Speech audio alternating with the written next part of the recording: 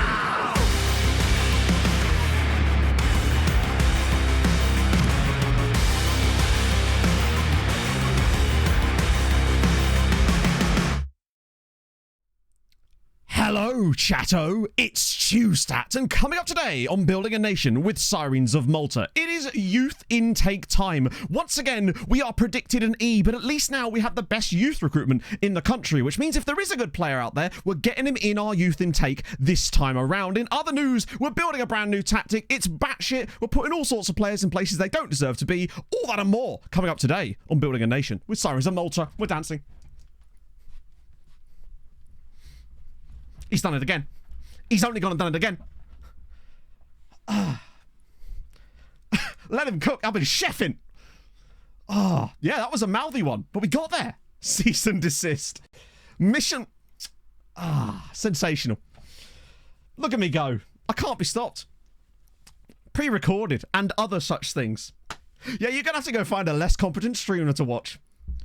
I just lightly toasted it. Served it up on a platter. Good reviews all round. If I can make it through the whole of January, I will start February with an absolute shitter. I won't even turn up. It'll just be an empty chair with Gideon sat in it or something. Yes. To quote Ryan Gosling's character in The Big Short, I'm pumped to the tits! And so on and so forth. Lovely. February do be coming. That's the thing. February be coming quick. Quicker than it should do, really. I believe that there should be some kind of law put in place that allows February to just take a little bit longer to get here, so I have more time to work on my video. But life goes on. How's it going, friends? This is my quad. Yeah. Jared likes me to pretend that I can't speak English. He thinks it makes me more mysterious. For your intros, well done, and you've got it today. But honestly, I will be serving all of my intros medium rare, because that is the correct way. Nah, I just basically go, right, we've got two topics probably. This is why I've got competent. Listen to me. Let me guide you through my brain, right? Before I do every intro, I go, right, it takes roughly 20 to 25 seconds to do an intro. We've got roughly, unless there's one massive thing, probably two topics. Today, those two topics were youth intake, tactical building. Most of the time, it's something to do with Europe, something to do with the league, or some mad other shit. Sometimes it's also transfers. And then just pull it on transfers, and that's it. You did, Pep, you did. Welcome in. You just missed yet another perfect intro. I know, look at that. I started actually planning them. To be fair, the problem before wasn't that I didn't plan them. I planned them. I would just fall over my own arse a lot of the time. Show us the script tape to the webcam, indeed. You mean... Oh. Well, I was going to say, you mean this one. But apparently webcams decided not to play today. So I guess we're not doing that. Dear. I'm excellent, Gollum. How are you, my friend? I'm in a terrific mood today. Went for a run. It was shit out there. But that's part of the point, isn't it? It's about showing up. But it's no longer the intro. We're now in the stalling period. We're in the holding pattern. This is the pre-game part where we full face cam now, baby. Ooh. Yeah, something to break. I reckon the one thing that's going to fuck me up on an intro between now and February before I can get the perfect month is a random camera freeze. That's the only thing that I think could shake me. And honestly, I reckon I could still pull it off. I reckon I would just push on through, even with a frozen camera. Landing in Dublin, Milan, and Malaga instead. Yes. Or apparently a plane left from other Dublin and then just ended up landing in Belfast because the winds were so bad yesterday in Ireland, especially. Out on loan yet? No, but I've got some theories on that, actually. I mean, I say we haven't found out. We have got 57 out on loan now, so it has gone up massively this year. However, I've got a theory, and I was looking at the dates of the times the players were loaned out. Let's get off on my big old face. So, we actually get to do both youth intake today and also football Christmas. Not that we're going to get anyone useful to sign in that. However, here's my theory. I noticed that those players that, you know, when we got that big batch of players out, it was right at the very start of the window, basically. The 14th, when it opened, we did our thing, loads of loans happened. The same thing happened in January, basically. Lavinio, thank you very much for the 100 bits. Cheer, Matt. Can I slice some potatoes? Okay, thanks.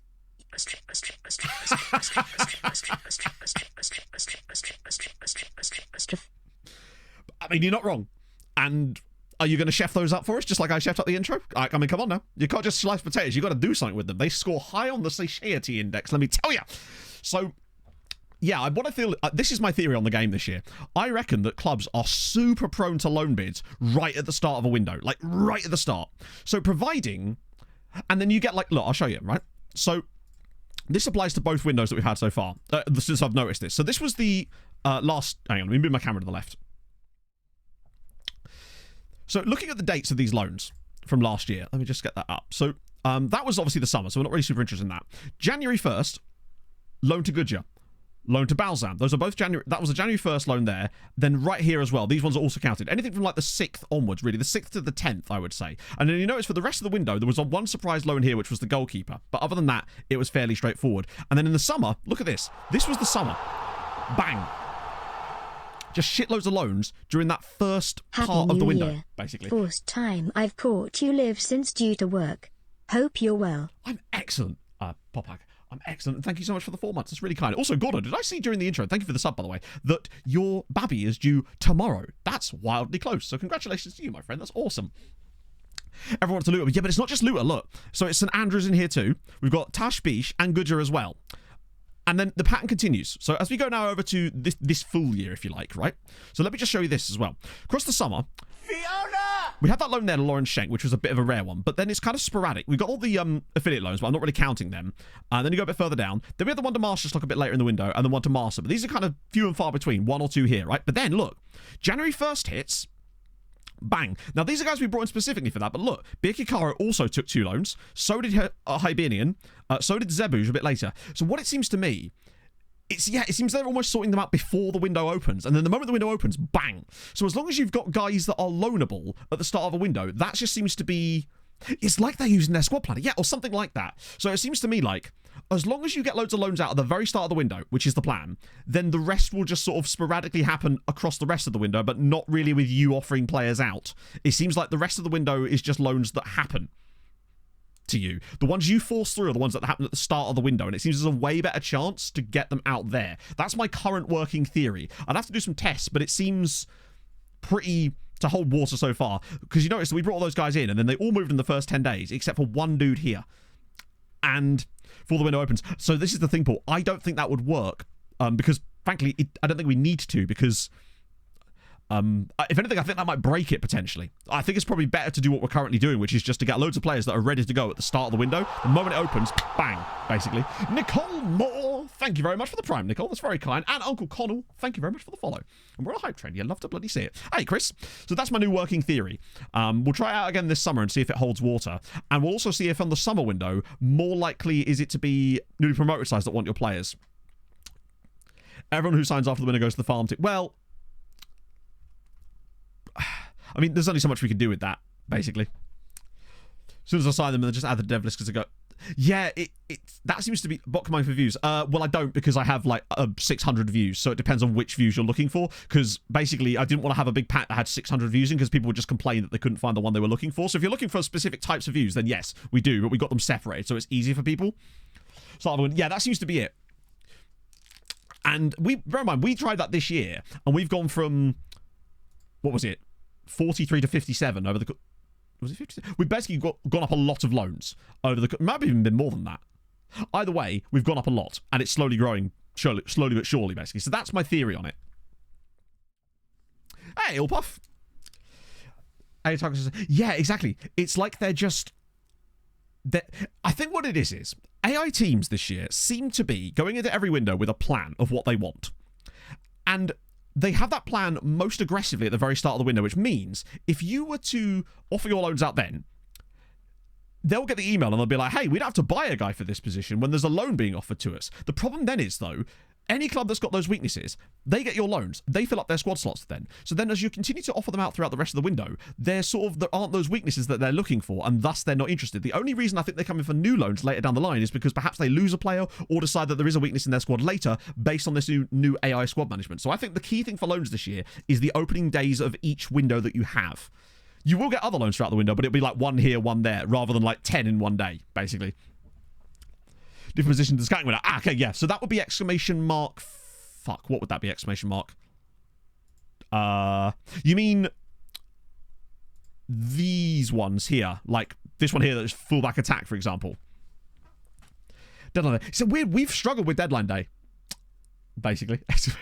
Yeah, so I can't remember what this one is. Yeah, it's not exclamation mark fuck. But maybe it should be. 17 again. Veggie, thank you for the 17 months. It is... Is it exclamation mark filters? It might just be exclamation mark filters, honestly. I know that's ironic considering they're not filters, they're roles. I think you can still pull it back, Coughlolly. You might have to just sign a few guys that are a bit worse. That's the one, I think.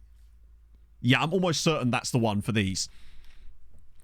Right, let me just move that back off of that, though. Back onto that one, because that's the one we actually use. So, yeah, that's my theory on that. So, also, with the whole tactic situation, we decided to mess around last stream, as you remember, and we made a weird tactic. Hadrian tested some stuff off stream, and I've brought a couple of the things that he tried into the tactic that I want to try today against Hamrun. Two things.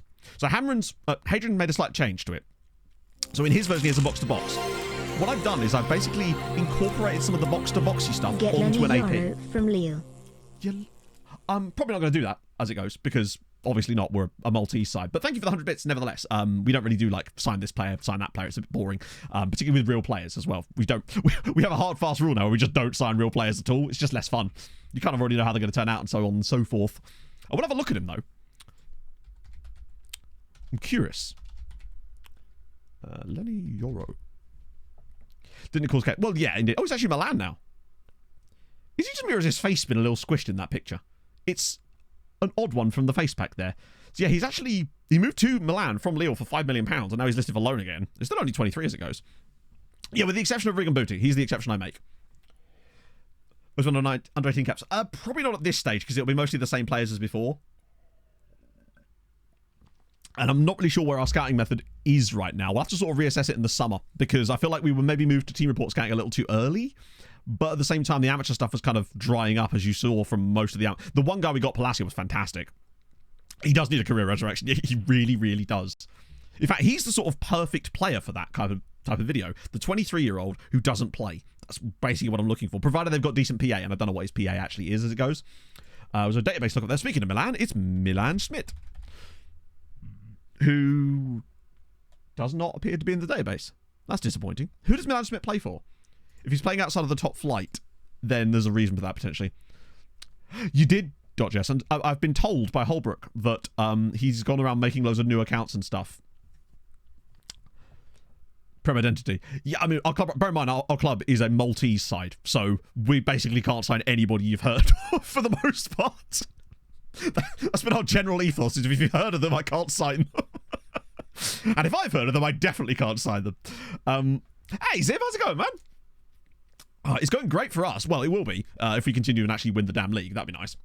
I was going to say, probably just a quiet song order. The levels, Spotify uses like an equalizer thing, but some songs are just a little bit weak. A little wee quiet. I would probably get Teddy Toomer on a free if potential. To do non-contract. The best thing you can do probably is just, instead of like building it, just type in exclamation mark Amdram and you'll get this filter. But this is what you're looking for, essentially, to find the amateur non-contract guys. But the game makes it really hard to do it using this screen here, because you can't put them both in this box, whereas you can if you build it like this. Game is weird, and so on. Sam Fogler, thank you for the 8 months. Hello. Nearly a Twitch puppy. Oh, Inky Mug, thank you very much for the 50 bits. The club, that's really kind of you, man. The club is Sirens. So they are a team based in the north of Malta, in a little place called St. Paul's Bay. They're sort of, well, they're doing crap in real life as it goes. And in Brazil, you do need a value, yes. In Brazil, remove the amateur stuff and just set the value to 0, and you'll find the same types of players. And the same thing does apply to other leagues, because maybe that's something we should look at. Malta, yes. Sirens in Malta. Which is, as you can imagine, a fair way down the league pyramid. Well, not the league pyramid, just the pyramid in general, frankly. Right, so the changes that I've made based on what Hadrian's did. There's two things from last stream. So the first thing is Hadrian uses a box-to-box midfielder. What I've done instead of that is I've changed our AP to use the more direct passing, and also added what the hell. Hello Matto and Chatto. Apparently I have some bits to use, so here you go. Haven't been around much recently, but have been keeping up with the VODs. Keep up the great work. All the best to you and Pug too. Holy shit, Johnster. Firstly, thank you very much for the 700 bits. Secondly, the least I can do is show you your Patreon regen, right? 1 second, I will do that in a minute, because your one's kind of interesting, actually. He's moved clubs from Grantham. It was Grantham he started at. I believe he was at Woking for a bit, but I think he might have been released again. So basically, we've added get further forward to try and give him a bit of box-to-boxy Savinho. If he's a real player, then we haven't signed him, as I said. But thank you again for the 300 bits. That's very kind of you. You don't need to do that, by the way, to chat and, like, you know, get me to look at stuff, of course. But like I said, I'm not signing players that we've heard of, basically, because they will not sign for us. We're a club in Malta. I cannot make this clear enough. We cannot sign players that you probably want us to recommend. Let's put it that way. But yeah, more direct passing and further forward. The other thing we've done, and this might be something I accidentally lucked into. Is it Girona? Yeah, we're not signing players from Girona. Oh my god, what's today? Hanger on now with the gifted subs as well. Bloody hell. Thank you so much, man. That's really, really kind of you. What's going on today? So bit heavy. I'm not used to this. Please sign it. Now that's a recommendation I would take under advisement. Junior NUFC, thank you very much for the 4 months as well. Oh. So this is the thing, right? Hadrian's recommendation is on Vidazinia to have aim cross at target forward, right? Now, we don't have a target forward, but it's going to put into the space where one would be. Now, if you recall, at the very start of the save, in my test version of the tactic, I did have a target forward, but then it didn't work very well when we actually came to play the save properly. So I removed him, but I kept that instruction on one of my wingers.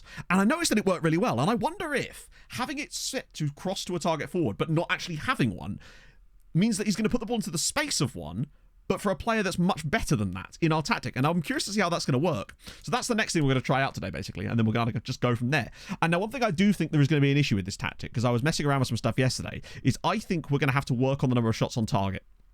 Because what I've noticed is that this tactic, no matter who you play it with, I did some tests yesterday with a couple of Premier League sides with it, and I noticed that it wins. It looks really good, and you do control the ball really nicely and get lots of shots and look pretty stable at the back, but it does seem that you get a lot of shots off target, and I haven't had a chance to figure out why, but I suspect what it is there's a player or two in this tactic that's shooting and they shouldn't be, meaning that once the games happen, if we see that happen again, we'll look at the shot stats and figure out who it is, and then we'll try and mitigate that with the next step. That's my next plan anyway. But for today, I'm obviously going to have to manage the fact that some of these players are going to get pissed at us because we've lost all the wingers now. Well, that's what I'm curious about, Hadrian, because I figured that I could sort of turn him into a box-to-box, but with more passing tendencies. To dangerous areas. Yeah, exactly, Belterob. That's the theory anyway. The libero was potentially shooting a lot. Good libero. Well, we have players. It's the best I can do. Let's try... That actually suits me perfectly. We'll put... Yeah. What's Lignon's passing like? 8 and 9. Jorgensen is 7 and 13. I wonder if the vision might help him a little bit there. Yeah, we can. Well, I think wing back right is definitely an option for us as well. Oh my god. So again, Banana Clip, thank you so much for the 100 bits. But once again, I cannot stress enough that I will not be signing any of these players. I don't know how much more clear I can be. I will not be signing any of these players. Hey, Uncle Connell. Thank you, friend. That's really kind of you, man. Welcome in. Foreign player. Oh, there isn't any Ramsroo, so that's the reason, basically. Matto and Chatto. Hope everyone is well on this not so fine Tuesday. Another month giving this silly little man get annoyed at silly little people on a screen. Ah well, same time next month it is. I think there's going to be less of that today, potentially. Also, apologies if I got a bit aggy on Sunday stream when we were trying to do the tactic stuff. I just tend to suffer from information overload sometimes, and when I'm being, like, pulled in about 80,000 different directions, my brain just doesn't know how to handle it, and it just gets a bit all over the shop, which is why I came in today with a plan, and we're going to just do one thing at a time, because this is how my brain usually works tactically. Like, I'll just go with the one thing, try it for a bit, see what it's like, look at some statistics if I've got an idea, and kind of just go from there. It's true, but it's difficult because I do want to please people, you know? You want to have people have a good time, but I can't listen to everybody all at once, you know? Oh, to know how nonene. I'm not sure what that means, Banana Clip, my friend. So there's plans. I know, I'm a new man. So I've been really working on building good habits this year. It's just true. Like, I've been using this app called Dailyo, and I've been finding it fucking amazing, frankly, for just keeping me on track. It sort of gamifies making good decisions, which is something I've really needed in my life. And it doesn't appear that Came for Love is here yet, but he will be. I promise you, he will be. AlphaTauri. I can't believe they've gone with that name, by the way. What the hell are they thinking? How known? As in, you mean how known? If they're a real player that you can type in chat, wow. I will not be signing them, basically. It's been a pleasure, Smile. I now have 90 loans with Sirens. Thanks for the tips. One tip for you. Sign Mbappe and Pulisic. Hang on, Liam, I need to know your ways. How did you get 90 loans? Is it just doing what we're doing? You just further ahead? Because if so, good. That's awesome. Thank you for the 12 months, though, man. That's very kind of you. Says, these want to run FM well. I'm terrible with PC specs for FM because I was telling this to my mate yesterday. FM will basically run on a car radio. Next year, maybe not. But this is a good song. What is this? Oh, it's already a song on the playlist. I thought this was a recommendation. Thank you, Bernard. That's very kind of you again. Thank you so much for the 100 bits. Please don't feel the need to give bits every time you want to chat, please. Thank you, though. That's very kind. Bear in mind, Bananicas, we do have a player lookup system, which is like a channel point redeem if you want to look up players. Please don't feel the need to pay me to do so, is all I'm saying. I might have accidentally created that expectation by looking up the player initially. Venomous Val, thank you for the follow. I had a neighbour once called Val. Hey Matt and chat, been busy for a while, just got back from the Hague on holiday. Started couch 25k the gym regularly and therapy. How are you and Pog Matt? Love you all chat, you're all worth it. Mate, that is an extremely healthy approach to everything there. Hague on holiday, interesting one. Are you sure it was a holiday and you're not there for war crimes? I'm just saying. But no, Couch 5k, fair play, that's fucking sick. Well played. I would highly recommend it, even though I've never done it myself. I'm really, really good, honestly. What did you do? What did you do? But yeah, as for like a good lap, I don't really know. I wish I could give a more... I'm sure someone in chat will have way more knowledge than I will about this thing, because when I'm building a PC or whatever, I'm not looking at it solely for FM anymore. I'm looking at it for more like the content side of things, which means it has to have a high, really, really good CPU for rendering. Ideally, a good GPU, which is not a situation we're in because of the encoding situation. Limited to FM, sadly. That's fine. We've all been there. Believe me, we're about to commit a war crime of the tactical variety today. Like Shallow and John. So both Shallow and John, they were both recruitment focuses, I think. They were both exclamation mark RF. I think both of them, we paid for both, didn't we? Or was John free? No, I think they both were recruitment focuses. Shallow definitely was. We had, I should say, a set of recruitment focuses that we used, and I might crack those back out again, actually, come towards the summer to give them a bit of time to regenerate some new players for us all. Lazar Samartic, again, this is the thought process. If real player, no. As in, I'm not signing anyone who is an existing player that exists in real life. That's the simple fact of the matter. And we don't do recommendations from chat anyway because it's kind of boring in terms of player signings, because we want our scouts to find them. So, sorry for the sound once again. I was capturing the final bits of footage for Premier League years yesterday. Let me just turn that off. And good. Wait, hang on. Did I not have that set to... God damn it. Wait, yeah, that's fine. Run over players because it's boring. But also, like, there's no reason. But who are we going to sign? Any real player right now would be like 22 years old, which means they wouldn't count as homegrown. Exactly, because I'm the one playing the game. Like, fair enough. I'm not saying you don't have to. Anyway, we'll move on. Feel free to sign real players yourself. I'm just not going to. Because I prefer to play with regens, because then you don't immediately know if they're any good or not, right? It's just more fun that way. It's more fun for me anyway, especially at the lower levels, right? Like, a real player is going to have... Yeah, this is going to be really interesting, actually. If we survive this game against Hamrun, I'll be really curious. Them's the rules, yeah. It's not even a rule, it's just a thing I like doing, right? I just find playing with the same players all the time boring, so with regens, you don't have that problem. This is an interesting start from us here. It's true. So basically, Pentagon, Sky have a show which is like a recap, like a season review basically that they do. That used to be much better, but the ones from like the early noughties and 90s are amazing. They've sort of got a bit more truncated in the current year, I believe. But basically what they do is they recap an entire Premier League season, telling the story of the year, but telling the story of every single club that are sort of relevant to it in the process. They mix it along with like punditry stuff, jokey things, lots of music as well. That sort of, it's basically just like a giant season review. It's hard to explain unless you've seen it, but trust me, it's really, really cool. God. Hamrun look a bit alright here, actually, you know? It would be so cool if you could actually do that, Pulse, where they weren't just the same players, but with different names. It'd be so cool if you could actually do that. Oh, Christ. Good save, Burn. Okay. Hamrun are probably one of the tougher tests we're going to face trying this, in fairness. Only transfer listed places. That's quite an interesting idea, actually. Particularly as it's kind of dynamic, so it's going to move around all the time. I do wonder if we've maybe had a language barrier issue there with regards to the player situation, basically. But, yeah, that's just the way we play it. Okay. Well, I mean, mate, you're welcome to continue giving me money. I'm still not going to sign them. But please, again, understand that I'm not going to sign these players. So please don't feel the need to give me money for me to not sign any players, because that's not what we're doing here.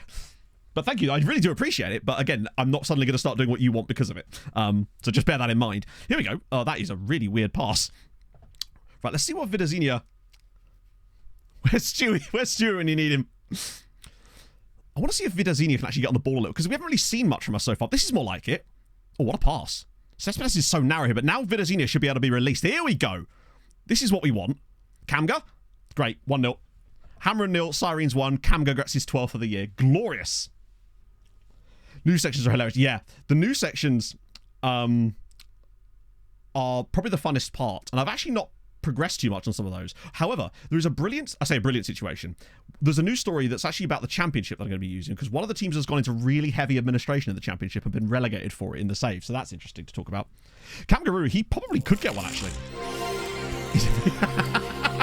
You don't like that he moved the free kick? Don't sign Ivan Toney. He's a big cheaty face.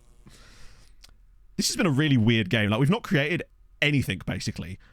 And they've arguably been the better side, but we are at least winning. Oh, that's a good pass. Go on, get a bot. Good save again. Yes, Kamga is the Cameroonian that initially wouldn't sign for us, but then we... Don't say that, Danny, just in case. Because I still won't do it. And... Yeah, for some reason... I think it's what happened was we progressed around in Europe, and all of a sudden, oh, that's a really nice goal as well. And it's our former player as well. I say heavy admin. They got a 12-point deduction, basically, is the situation. It's so much better, though, isn't it? Caught you. Like, as much as you will waste a lot of money on dross, as we have shown many times in this save already, it's just more fun to not know what's going on. Okay. So that's... not amazing so far, but we work, right? We work on it. Vidazinia has been good again. Kamga's been good. Shallow's been a little bit isolated today, but it could just be the quality of opposition. This is not the ideal game for us to be testing. Well, it is, because it's a good game. It's a good team. We want to find out about that. But it's not the sort of game where we're going to have lots of shots and therefore figure out the sort of shots on target situation. But we'll figure it out. We'll have a much easier opponent next time around, because we played in the first game. Was it... We battered Tarshin, and then... Was it 2-0 in the end? Because we actually... Oh, go on. Ah! Not quite. Not quite. Have I missed any lookups here?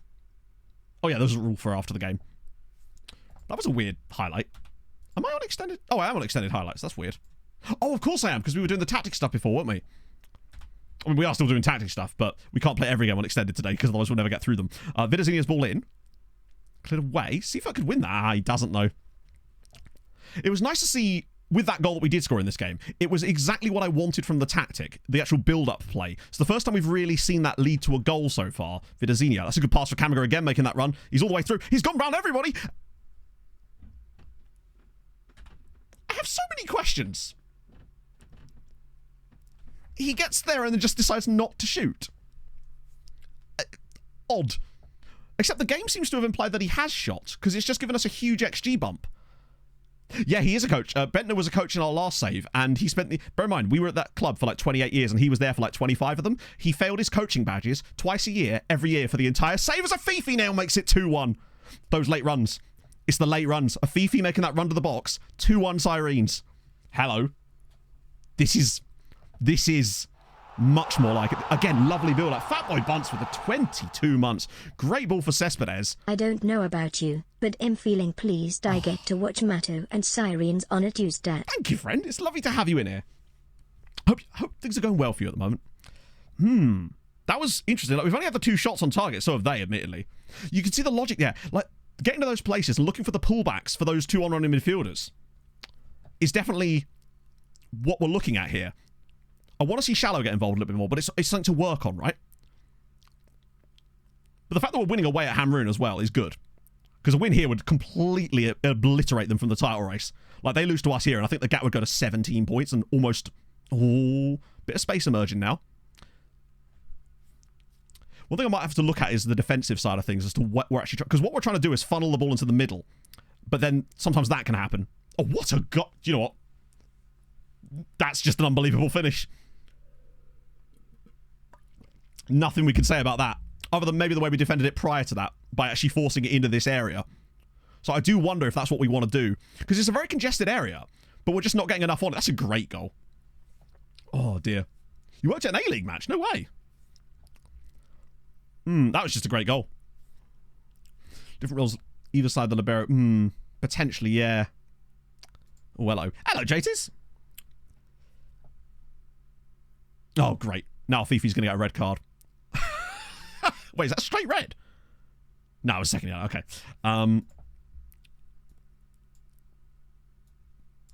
tempted to just move the winger back in there. Just go with a really narrow sort of setup and bring Longello into that role instead for the moment. We've got to make some subs anyway. Guerrero for a bit. Seifert struggled slightly. We'll get Khalifa on because he's left-footed. And Gareen's actually struggled, but weirdly, for once, we don't have any TMs. How unlike us. He did the thing. He did the thing. Isn't there Mes anymore, isn't he? Oh, yeah. That's weird. Hang on. Did I accidentally touch that, or did the game just randomly change that? I'm sure I must have accidentally clicked the wrong button there. So it's been a particularly poor game in general. The fact that it's 2-2 is actually kind of astounding. But a bit of space for Dick out wide, right? Where's that run? That's what we want. Oh, go on, Drew. Taking a few players out of the game. Just the ability of a player in that position to take 1 or 2 guys out is really, really useful. But now he's got to get back. And Dick's very narrow here, but that's lovely. Stepping out of the defence there from Lignon is what I want. Longello. That's so poor. But I guess they've only really got Guerrero to aim for now. But again, that's good. Longello.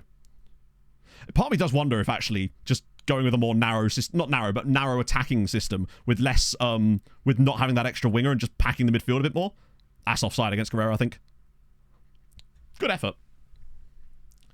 That is the risk, I suppose, yeah. That's really weird. I've not noticed that, Viva. I wonder how many times I've accidentally been playing the wrong role because of that. Camger again. Oh, I love the idea. That was a lovely idea, but he's just not quite pulled it off. It feels like we've actually got better since going down to 10 men and moving to a slightly more narrow... Whoa, Camger, buddy. Don't get a red card today. I'm not in the mood for that. Right, now they've actually broken through the lines, though. Vidazinia's pushing back. We are definitely going to need cover for Vidazinia because he's going to get tired playing that role. Oh, Christ, it's 3-2, isn't it? Oh, it's over the bar. Wingbacks do be looking good, yes. The DM dropped between... DLP, we don't have a DM. We're using a halfback. In the DM role is just a halfback, and the player in front is an AP now because we messed around with things a little bit. Oh, God, he's going to get beaten at the back post, isn't he? Wow, that was close. We're definitely going to need another, yeah, as you say, another athletic monster. It's weird. The game's really opened up since the 10 men. Curious about DM. I don't know, actually. Maybe? It's hard to tell, because we haven't played with the DM and a DLP in the system before. Oh, he's on side. Longello's in. Oh, go on. Good first touch. Longello pulls. Oh, no, and now Guerrero's down injured as well. And we've not really pushed that at all. Right, we need to get a body across here. Right, just get a foot in. Oh, God, he's gone round him. Fuck me. We should have defended that much better. Hamrun 3, Sirens 2 in the 96th minute. Ah. That was our own fault at the back there. Because I thought Lignon had that covered. Someone should be coming to take that header. But once he gets here, like, Lignon gets goal side there. And then just sort of gets too close to him. That's poor. That's just bad defending. Garen's been really poor today. The 10 men has not really made... Oh, and now Guerrero's gone off injured as well. Right. Not the ideal start. Third striker of the game. Nucky, thank you for the 26 months. Going into the 98th minute there. So we do lose. But it is to Hamrun. And it was, a fair defeat. The red card did not help, though. Like, okay. It's hard to get a proper set of data from that game. Because there wasn't enough shots from us. And we had 10 men. Well, we're actually still 11 points clear, even with a loss. Yeah, we'll be fine. There's only 7 matches left. We'll be fine. Not every game is going to be that. Guerrero's out for a little while, which is annoying. Afifi just... Yeah, now he's going to be missing for the next game. It might need tweaking, but it might just be... I think it's going to need tweaking in general. We'll see. Derek Ladd, thank you very much for the 5 months. Right, now I'll do some lookups. Oh, and Vidazini is going to be suspended. Oof, that's going to be an interesting one. Because this might not be it, but, you don't know unless you try. It's the beautiful thing. We may end up going back to the 4-4-2 if we just find that we're just surrendering too much towards the end of the season, right? But you don't know unless you try, and we're going to have these end of season periods where we'll be able to test things like this each time until we settle on something that suits us and works really nicely. That's the plan, anyway. Because I feel like there is something there. He'll get some rest now. At the very least, he will definitely get some rest. We're going to need some high work rate. I really like the wingback, though. I do wonder if having wingbacks on both sides. On the side, it's not a bad. Honestly, Jim, fuck it, why not? Right? Which side do you reckon? Comparable to the old tactic. I don't know, but we can find out easily enough. Let me just do these lookups. So we can have a look at both of those things. Well, we might have a look at the stats from the Tarshin game as well, actually. Just because I can see who's shooting. The wingback's fun. I wonder if wingbacks on both sides that are both doing the same thing, i.e. crossing to the target forward that doesn't exist part. That's true, yeah. Maybe behind the mez. So it's slightly offset. I'm thinking Wanderer's Guard. I don't know if I want to persist with it. That might be a change to make later. Just get rid of the winger. Because I want to keep... I would like to find a way to keep a winger in the system, but I don't know if we're going to be able to. Basically. But we'll see. So yeah, there's old Tromsø alumni Phil Foden. Sorry, Phil Foden. Good old Real player. This is probably going to bring up some clubs. Or Regan Slater. I've definitely signed him on a save before. I can't remember which save it was, but I have definitely signed Regan Slater. I just love a Regan, apparently. Malik. Weirdly, Malik Mothersbill's not in there. Because I know that was a misspelling, but like, I'm surprised. Wasn't he at Chelsea? Maybe he's been released and is at a different club now. I'm sorry about that. I thought Malik Mothersbill would be in there. He was definitely in the last save. Tony Sunday at Carno Pillars. Are we still scouting him? We must be. Yeah, we are. Okay. We will get him through eventually, because I thought he looked kind of decent, to be fair. So that'll be intriguing. He's the one day of the week player that I'm thinking might actually be good enough for us. Pewing on the left and attacking mid... Yeah. Oh, nice. Actually, yeah, that's not a bad idea. Noted. So, they won't get each other's... But will he then get in the way of the on-running AP in that role? Because I really like that late cutback. 7 million a week. Okay, that even by Saudi standards in FM, that is insane. An AM instead of a DM. I feel like we'd be surely too open at the back in that situation. Oh, yes, Johnson. Sorry, I was going to look that up, wasn't I? That's Bournemouth squad. My bad. So, Iriola's still there. And they have played in Europe this year. I mean, and have done well. Like, they beat Roma. The only games they've lost have been to PSV and Celtic. They did very, very well in the group stage of the Europa League. I mean, 5th is fucking excellent for Bournemouth. But how do they get in there? Is my question. Did they win something? No? Must have just been through league finish then. Damn, Iriola's worked magic. Wait, hang on. Oh, that's the EFL trophy, yeah. Strange. Need more round doors. Always.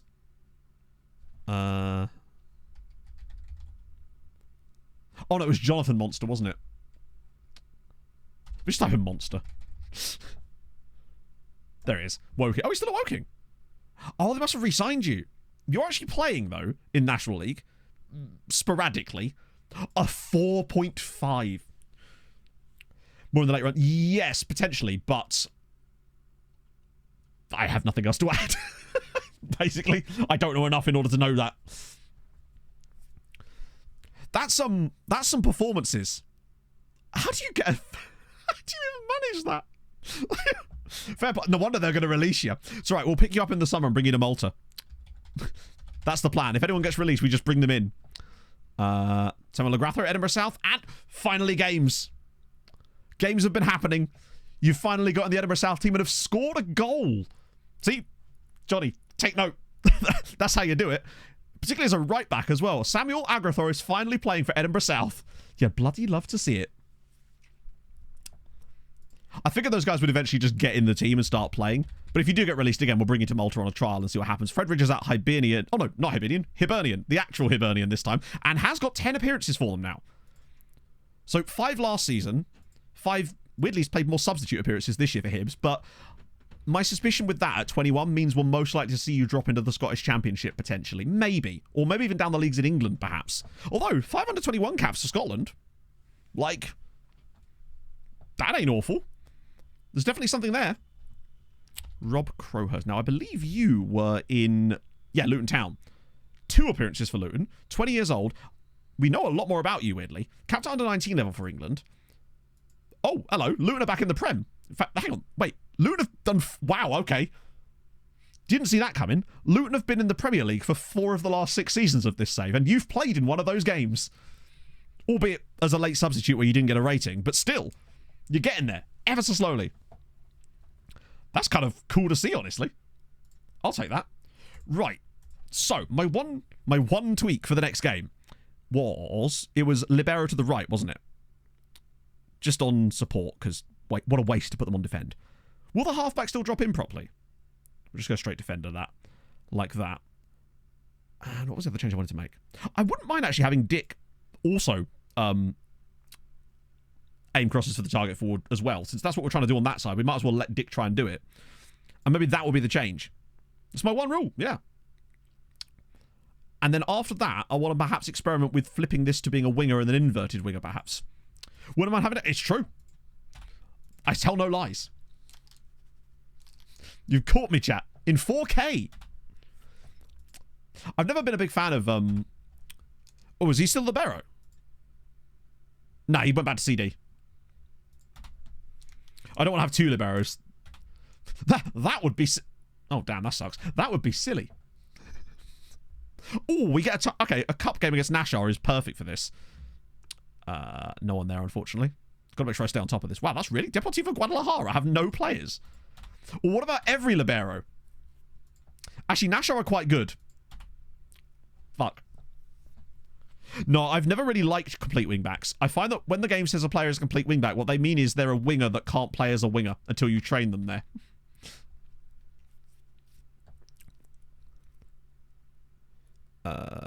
Right, that's a week off there. Friendly be interesting, actually. Naxxar, Matete's on target. Good shit. No! I forget who you are, but no! Booty's keen to... That's fine, bud. We'll do what we did last time. To be fair...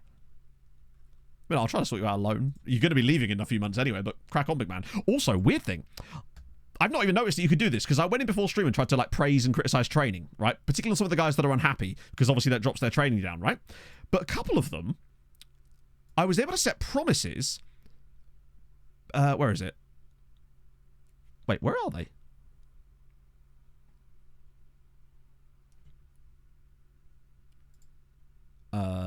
Okay. Oh, targets. You're right. Yeah, they're targets. Sorry. I was able to set targets, basically, that if they improved their training rating, they might get a bit more in the squad. And bear in mind, these guys are training appallingly because they're pissed off. So it means that we could potentially get them to, and they have to take like, nearly 3 months to do it. So we get them off of our back for 3 months. They might train a lot better as well, which means they improve. And at the end of it, if they actually are training well, there might be a space in the squad for them after that. So yeah, sorry, you're right. It was targets. So yeah, I'm curious about that. I want to try this out with some people that are... And you can set some quite high targets of like an 8. Bear in mind, Diaz is trying to like a 5.3 going into this. So bro's got a lot of work to do. So that's an idea I'm toying around with. Because I went through training again earlier just to make sure everyone's still training the right stuff. Ooh, okay, Luis Fernandez. Probably way too good for us, but you never know. A guy can dream. Loads of goals. Wow. Okay, that's interesting. I suppose you just need a guy that's got really good attacking attributes and just hope that your defenders can cover.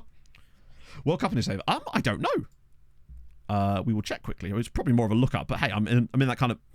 So, England won the World Cup, because of course they did.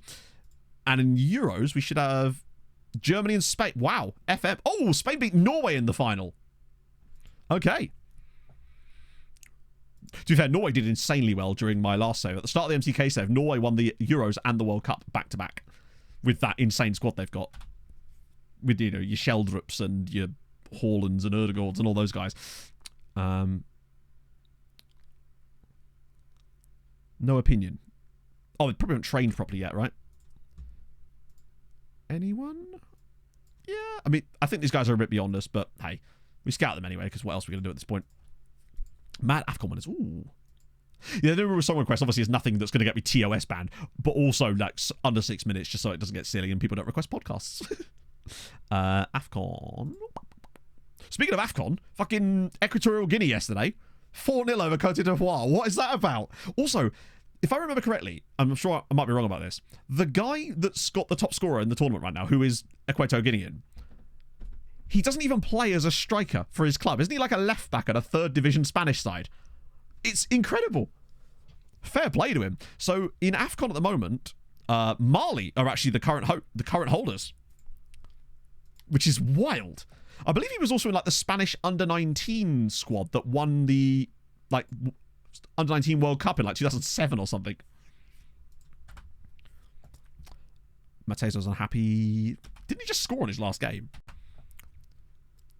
I suspect part of that.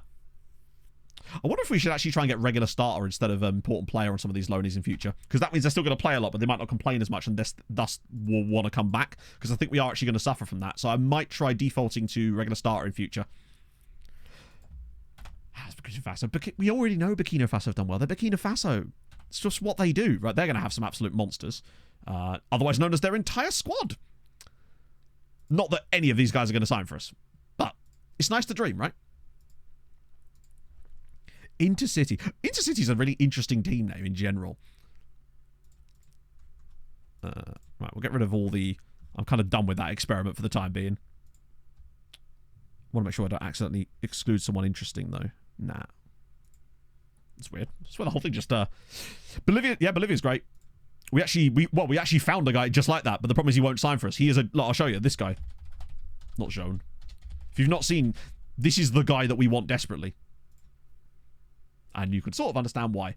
He's got 15 caps for Bolivia now at 19. We found him when he was 17, but he won't talk to us because PSG are now interested as well. And he's absolutely insane. Narco babies. He's probably one of the best Bolivian players I've seen since my Evo Pachuri back on my Unial save. He's goated. But we're just not at a level where we can sign him yet, and it makes me sad. Did Ghana throw it away as well? Bloody hell. AFCON is always a vibe, innit? Boccia. Okay. Oh, Fofana. Hang on. He was the guy we were interested in, wasn't he? Now we haven't fully scouted. These guys won't talk to us, but we'll just acknowledge so that we can scout them again next year, potentially. But it's Sekou Fofana. Yes. Sekou Fofana of Afad Plateau. Oh, wait, no. Wasn't he the guy that said he wouldn't talk to us because of the contract situation? But now it said he had a... I'm curious. I swear before it was because he'd only just signed a new contract, but now he might be far enough along that he'll talk to us. Get rid of that. I'd pay it. If he'll actually... Because he's very excellent.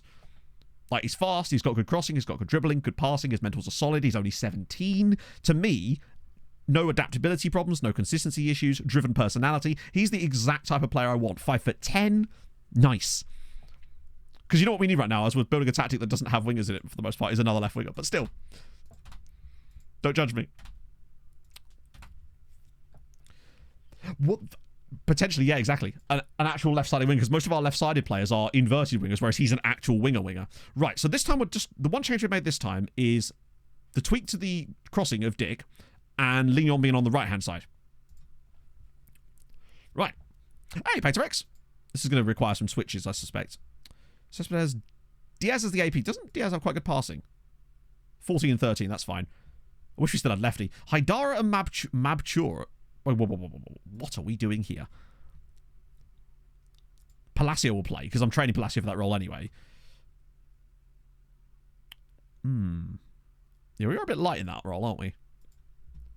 We're lucky he can kind of do the job, but not particularly well, and he's going to have to today. What's his work rate like? He does have good work rate, and stamina's okay. Natural fitness is high, so that's at least something. He's not the quickest, but at the very least, I might just start training him there, so we got him covering the role.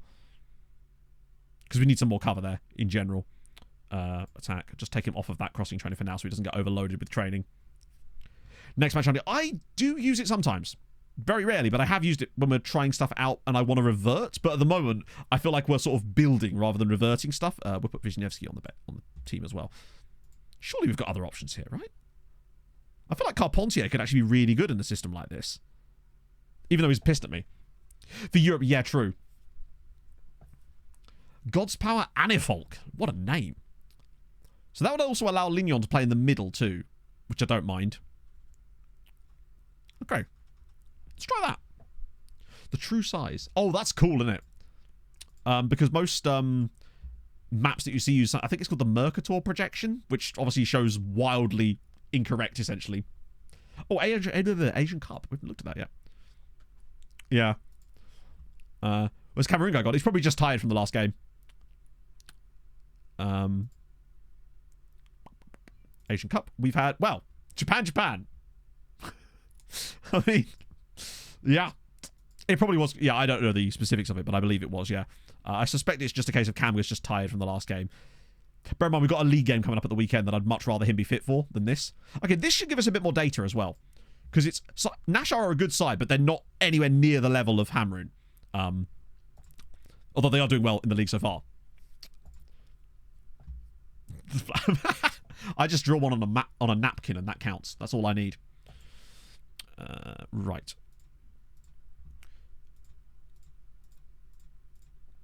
I suspect we're still going to have the issue with the shooting a lot from poor positions, but we can, if we get good data from this game, then we can actually at least rectify that a little bit. Oh, Ollie Cherry's in the team. Nice to see. Right. Okay. This one's a bit more of an interesting one as far as why is that there? Oh, it's the cup. Moron.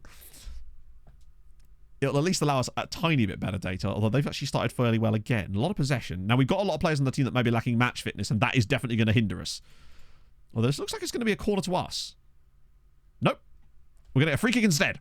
Cespedes' ball in. Seifert! Flick to... Wow, that was a really good chance. And it's a free kick, apparently. Okay, weird. But it's an opportunity, albeit a set-piece one.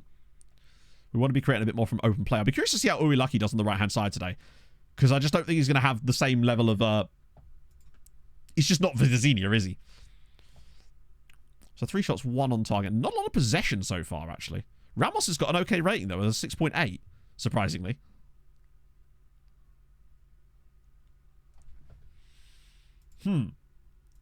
Palacios really struggled on the left-hand side. Uilaki's not done amazingly as well. I think what we've really lacked here is... Wow, that's a shocking first half. Didn't do anything, neither did they. And the wing-backs are really suffering.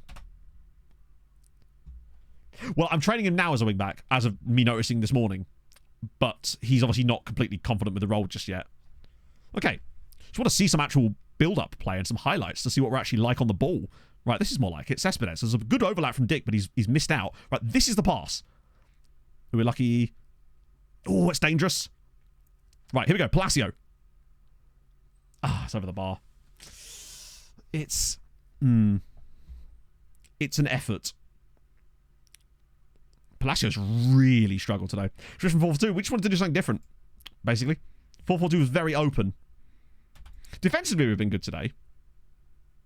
But Palacios really struggled. We'll bring Haidara on left wing back rather, because he can play there. And he's actually competent there. The only reason he wasn't in from the start is because the game put him in on the right. Try Jar Jar for a bit. Midfield's a bit lacking in options that we can bring on there, really. It's mostly strikers, and I want to kind of keep Ramos on for a little bit. Yeah, I wonder if he could maybe pass into space. Just as an exercise for the last 20 minutes of this game, just to see if it opens things up a little bit. But I always worry with passing to space that you just give up the ball way too easily, but we'll see. Okay. Defensively, it's been solid. But creativity's been utterly absent from this one. And we've got to be careful with the cup. Oh, that's better from Lignon. Those headers there are so damn important. Him constantly doing that is really, really useful. So Carpentier's... It's a shame for Carpentier, really, because he's not really the halfback type of player. He's more of a creative player. Seifert's driven right into the midfield there. Longello. Oh, we're lucky. This is what we want. Finally. Pull it across. Oh, it's in. Victor Ramos 1-0. When it works, it works. Like, when we actually create the sort of chances that we're trying to create, it does work. Good pass. Good goal. Naxxar 0, Sirens 1. Once we played through the lines there and opened the space up a little bit, I do wonder if this was just a case of Uilaki not really knowing what to do when he's in that role, and it's really held us back. Bit fortunate with the deflection, but we do lead. Okay. It's a lead, at least. Bit more aggro. I don't think we can really make them any more aggro. They're already... Well, he's already a wing-back on attack. I'm not really sure what we could do other than complete wing-back, and I just really don't like the role. Because they're just defensively derelict a lot of the time. Oh, now there's a bit of space opening up. Oh, he's missed it. Seifert came out to try and collect that, and he's utterly messed that up. Oh, as if. Dootherson Clervaux. What a name.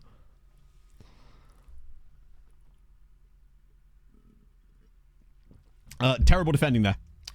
Firstly, Safer missing that, but secondly, I think it was also him that misses the header. It is one of the names of all time. But, like, how on earth is he missing that? Really powerful header, actually. We've got extra time here. We've just conceded to a French detective. We truly have. Okay defense. Yeah, I mean, okay is very much the word. Oh, we go straight to extra time. We go straight to pens. I'll just leave it. I mean, yeah. I've never really found much good can come of these penalty shootout pre-match talks. They don't really seem to respond in any way. A little bit better. Right. Well, we'll just wait. So, Calfax. I forget where we were. We did Black Welsh. I don't remember doing a blue-grey. Should we do a blue-grey? I think we'll do a blue-grey. Blue-grey. I'll show you the picture afterwards. Don't worry. This breed is a cross between the whip-bred shorthorn and the black Galloway. Or have we done the blue-grey? No, I feel like we have done the blue-grey. British Bazadaisy. Now we're talking. The Bazadaisy, pronounced Bazaday, okay, never mind, originated in southwest France in the Middle Ages by crossing of a Marini, a small local grey cow with breeds brought in from Spain by the Moors. The Bazadays is able to work in extreme conditions from the lowlands to the Hautes Pyrenees, a mountainous landscape bordering France and Spain. An exceptionally tough and vigorous animal, it will graze in both extreme cold and the high alpine meadows and in the heat of the Spanish border region. In France, the Bazaday has achieved the coveted label rouge, a confirmation of its quality. Farm mechanization and war led to a decline in numbers. There's a cow. Looks like we're going out. That's yeah, we fucked it. Good. I'm glad I missed the pens. It didn't sound good. I think I was the lucky one there, not having to witness whatever the hell just happened there. Ooh. Yeah, just missed 3 penalties in a row. Don't worry. Don't worry about that. Concede a 91st minute equaliser, then go out on pens. Yeah, that's a shitter. But I guess it means less games. Not that we need it. Hamrun had better win the cup now. The board are probably going to be... Oh, they accepted it. Wait, will he... Oh, he is. Nice. Cool. Well, at least that will... I don't know about FM'd hard. It was an annoying goal to concede. We missed out on a few different situations there, but it's fine. We'll take a bit of that. We'll cheer ourselves up with signing of Fofana. Not doing that, though. Particularly as I can give him a 6-year contract. Board being extra delightful. Oh, and I can. I just need to offer him actual good stuff. Did you just take out the relegation release clause? Come on. There we go. Right, 6-year deal. Nice. We will keep you here. He could be very good. Improved deal for Ramos. Bro, I mean, no. Oh, come on. Oh, wow. Wow, normally in those situations, you're just kind of screwed. But, okay, we take that. We got lucky there. Right. Okay, next up, who is it? It's Floriana, who are bad. But then so are we. I'm not sure I like the... It could just be because of Vidazinia, to be fair. I want to try one with a central AM instead. Not sure what exactly. Potentially a Trequartista? I mean, I'm just saying. It's a Trequartista. Like, it would be rude not to try it once now, wouldn't it? Be silly of us not to put a Trequartista in for one time. Other wingback. Yeah, I wonder if we have just go attack on both wingbacks now. And maybe move him to support, but still with the gets further forward bit on him. Want a wide track, because now we're trying a narrow track. We were lucky, yeah, the assist still came the way we wanted. Luckily it was a preferred one, so we're alright. Hopefully the players shouldn't be complaining about that, I don't think. It was the league they were pissed about before, wasn't it? We did, but yeah, but we were also massively overpowered with it last year, in fairness. So that was the reason. I believe it was something like that. It was like, I think it might have been 8-6. The Realms might still get doited. You never know, because this is probably going to be crap too. Must be called from low. No. You're staying there, buddy. It was 7-6 against Giamot. You're right, yeah. Floriana. Okay. We're at home as well, which will give us that little bit of an extra advantage that we might need. Is this guy a wingback by any chance? Yeah, he kind of is. I mean, On very few wages on a fringe player. Oh, it said £800 a week. What are you doing? You know what? I've got an idea. 1 year deal.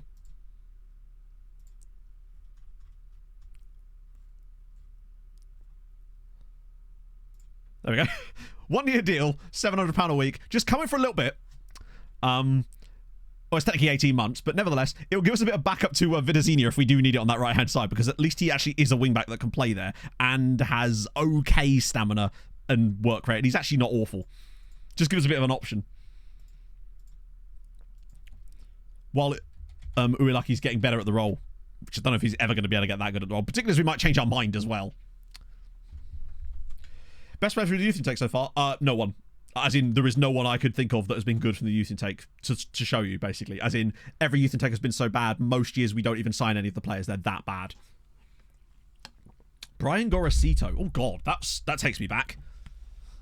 Coefficient looking. Coefficient is good. We've moved up to 20... I think it's either 29th or 30th place. He's very good on the coefficients, because we can't get any more points this year, obviously. But unless Moldova do a business... we should be okay.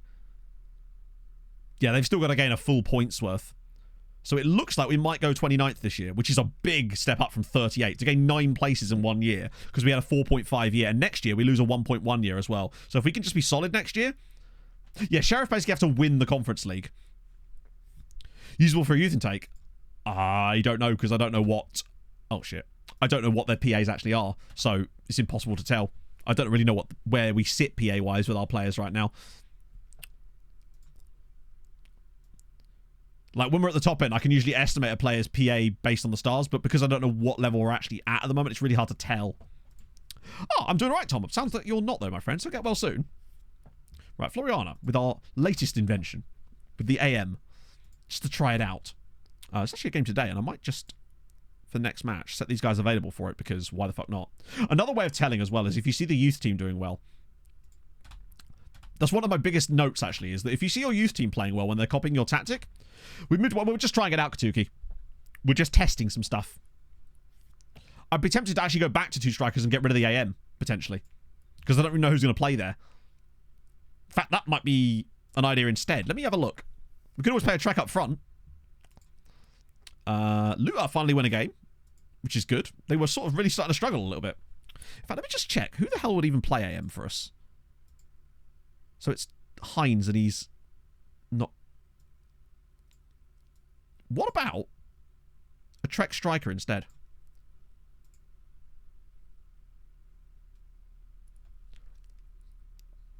Second striker, keep a striker in there, make him a Trek instead. Make it Shallow. Get Shallow back in the team. Obviously, Watsmajigi's injured.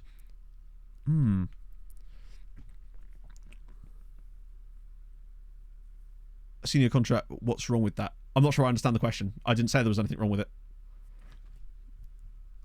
He's 23 as well, so I wouldn't expect him to want a youth one. What skin? I use Sads 24, which you will find in chat there. Shallow does love an assist, exactly, yeah. So what I am going to do, though, is move the libero back to the centre. Because I wasn't super a fan of it last time. Now, it's obviously only 1 game, but I'm just not hugely... I want to try to keep some kind of symmetry. He said whilst building this, but I do like that little interchange there. And I think that perhaps him being out wide, the halfback was having to run a lot further to actually cover 18-year-old players. Oh! Well, it's the fact that they're asking for a higher squad status, basically, which suggests... usually when a player wants fringe player, it means they generally want larger wages that come with it. They also will tend to be harder to get on lower terms, basically. And I found that they're just harder to loan out. Double libero. You're right, I do have a double libero. We don't want that. That would be silly. Just position changing. Yes, that's the whole point. We're just doing it for the fun. You know what? Yep, it might do. But, you know, or we could just bore ourselves to death playing a 4-4. I don't know. It's nice to just try stuff out, isn't it? It's part of the fun of FM. Yeah, we'll try that. We'll try that. It's a lot of attacking roles on our midfielder. That's where I think we're going to do with our wingers. Well, at the moment, nothing. But, you know, one thing at a time, eh? Where's John? He's injured. Also, why is Rodriguez back in goal again? Stop putting Rodriguez in goal. This is a league game. What about liberos on both sides? Just want to make sure I've not forgotten anywhere. I think that's probably our strongest lineup right now anyway, other than maybe George. Not George, John, but he's obviously injured. Right, okay, Floriana. Oh, look. Hey, look, a 4-4-2. Watch us get beaten by a 4-4-2 now really easily. How is Haidara for this role, actually? It's not horrendous. Oh, he lacks the work rate. But other than that, he would be quite nice for an inverted wingback if we tried that out. Still was at the back. Well, yeah, well, essentially just to be 3 at the back, right? Cool. Let's try it. I mean, part of what I said when I actually wanted to try this back 5 was that I kind of did want to keep the 2 strikers, but I couldn't figure out the methods to actually go about doing so. This might be it. Although that does obviously cause us issues with the wingers. And the fact that we have them. But if we end up stumbling on something that works amazingly, then we'll just sell them all. It'd be sad, but... Or retrain if they actually have the aptitude for it. Right, okay. Ooh, insta highlight from the kickoff is always a scary one. Particularly when it's their kickoff. But at least this is going to allow a bit more space for those runs down the left. And it's going to... Well, I mean, look at that. Haidara straight in there. He's just straight into that space. Oh, that's poor. But now this is where we could get caught. Because now they're going to be pushed up the pitch. But at least he's got back in. And I wonder if it's... Looking at the actual defensive instructions we have set up as well, the way we're choosing to defend could potentially play a role in this too. So now they've got the 2 runners either side. Ramos is through. Oh, it's a save. Yeah, a winger's just a wing-back that hasn't learned to defend yet. We're still in time. Yeah, it kind of would, but it'd also still be kind of fun though, wouldn't it? Oh, God.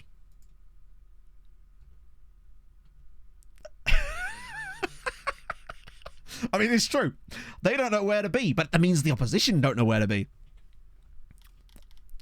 I like the 3 at the back, but yeah, I know what you mean. We could always bring some of the more fancy positional stuff into the 4-4-2. I'm just not sure quite what I'd want to do with that. It's not an easy system to do that with, other than having a... No. Imagine a libero in a 2. Not sure how well that would go down. Vidazinia's ball in. All the way through, and it's a penalty. Right, well, I mean, it's not how we were hoping to score goals, but at least it gives us a lead to hang on to, potentially, if we can score the penalty. I believe it will be a Fifi that takes it, or will it, actually? Might be Ramos. Yeah, it is Ramos. He of the definitely scored a penalty last time. Right, 1-0 Sirens. Victor Ramos scores. Nice, okay. Oh, and a little knee slap right into the corner flag. That's brave. Why not have them all be liberos? A libero within, but yeah, but I'm worried that we'd lose a lot of that. Actually, the wing on the right-hand side could potentially work. Yeah, I suppose you could have, like, the right back be an inverted fullback, so he just steps across while the libero moves into midfield. You're going to catch up with that, Khalifa. There we go, bud. Oh, that's a really nice pass into midfield. See, this is the difference. Now, we've just got that one extra body for these attacking plays, and it's one more player to aim for Vidazinia, too, for these positions, which he's getting to that position so well. Oh, that's a good slap again. Okay, that's better. No intake yet. We're not. That won't happen till March. Although the great thing about it this year is that we will have. We will pretty much be guaranteed the best prospect if there is one, because we actually now have 20 youth recruitment, which means that yeah, we will get the first pick of the bunch basically. Inverted wingers in front, could do. But this is actually, I mean, obviously the penalties accounting for a lot of it, but we're creating openings in this game a lot more. Nobody's looking poor so far, which is a good sign. We're still getting the aerial wins, and Shallow's there to get that ball down now. We've actually got someone that's going to link the play up front rather than just be the sole source of goals. Afifi, there he goes, finds Vidazinia again. Right, ball across that dangerous area. Yeah, go. Kamga's in the spot. Oh, it's 2. 2-0 to Sirens. Okay. We are in February at the moment. That's 2. 15 minutes in, we're 2 up now. I'm not saying that this is working quite well, but it's certainly looking a bit more fruitful. I like the link-up play. Like, Afifi's finding a bit more space. We've got an extra player to aim for in the box, and it's dragging them back. Good finish, though, from Ramos. Okay. Yeah, Shallow as the Trek is looking really nice. And it's nice to see a striker actually score both goals for us today. Admittedly, one of them's a penalty. But look at the XG so far in the first 20 minutes. 2.37 in 20 minutes. Now, that might fade off as the game wears on. But also, the shots on target to shots overall ratio is higher than it was before. Like, we were having games with 15 shots, but only 3 on target. Still winning, but that's a high ratio. Whereas now we're at, like, I want to try and keep it around 50% or higher if we can do. And it feels like maybe one of the positions that was... Oh, now Shallow's into that spot. Oh, it's 3. It's 3. 3-0. Ramos with the hat-trick and Shallow with the assist as the trek because he's making that run into the channel. But he's not in... Ooh. Okay. 3-0 now. This is brilliant from Ronnie Shallow. Like, just keeps on going. And Vidazinia sees that and just hangs back slightly. And Ramos is making these lovely runs across. I wonder if it was. Remind me after the game, Hadrian, to go and look at the stats for the Tarshin game, because I want to find out where all those shots were coming from.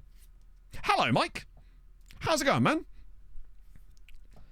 Yeah, this is much more like it. Bear in mind, Floriana are not doing well in the league this year, but they're actually predicted to do better than they are.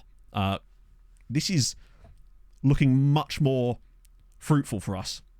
Like, Afifi again with space, and now he's got Shallow. Before, the option would have been over here, and I don't know if that would have worked so well with the way we were playing. Whereas Shallow's now got it. He's got an overlap option with Vidazinia, but he's going again into the channel. Can he do it another time? Oh, nearly. He played the wrong pass there. That was really on him. And he's offside now. But now we've got players trying to get back. We look very, very dangerous almost every time we go forward now. Right, Garin, got to be careful here, bud. Oh, that's so nice. The interchange between the lines is really, really nice. Bit choppy. I've not dropped any frames today, so it should be okay. Right, Camga's sat almost on the front line there, and he's gone straight past him. Oh, okay. I'm excellent, Mike. I'm really pleased with myself yesterday just for getting what I need to get done. I've basically prepped all the matches for you. I'm just finishing the notes file that I'm going to be sending to each of you. For little Premier League update chat, I've got the confirmations of the third-party commentators, which is nice. Mike is obviously one of them. And I've already packaged up the matches. I just need to finish off the notes that I'm going to be providing with each people, as well as links to the save file and stuff like that. Yeah, Frank, Mr. Bessala has got himself a squad place now, which is nice. Also, notice how strong defensively this has been so far. Pass completion's decent, we're not giving up chances, and we're creating loads. Which is really, really nice. Where was the rest of the team there? That was so strange how deep we went. It's Mehdi Ghajnsielem. This will be their random goal. Bloody hell, that was a good bit of blocking. I was very productive yesterday, Mike. I was really happy with it. No Guy Mowbray. Jonathan Pearson. Well, I had to sort of... I've got 5 people doing it, basically. A couple are getting a little bit more than others, just so I could spread it around a little bit. But I've kind of spread the games across everyone as fairly as I can, basically. I gave Mike a load of Arsenal matches. And not all ones that are good for him. Hope you enjoy commentating on their 5-0 loss to Southampton. Oh, yeah. But bear in mind, this is what I'm saying, though. Floriana are not a bad side. They're just not an amazing side. So I want to persist with it for another game, is what I'm saying. What a goal. Fair play. That's just an unbelievable strike from Grusic. Oh, trust me, that's not relevant. That was a joke. That's not actually, like, relevant to it in any way.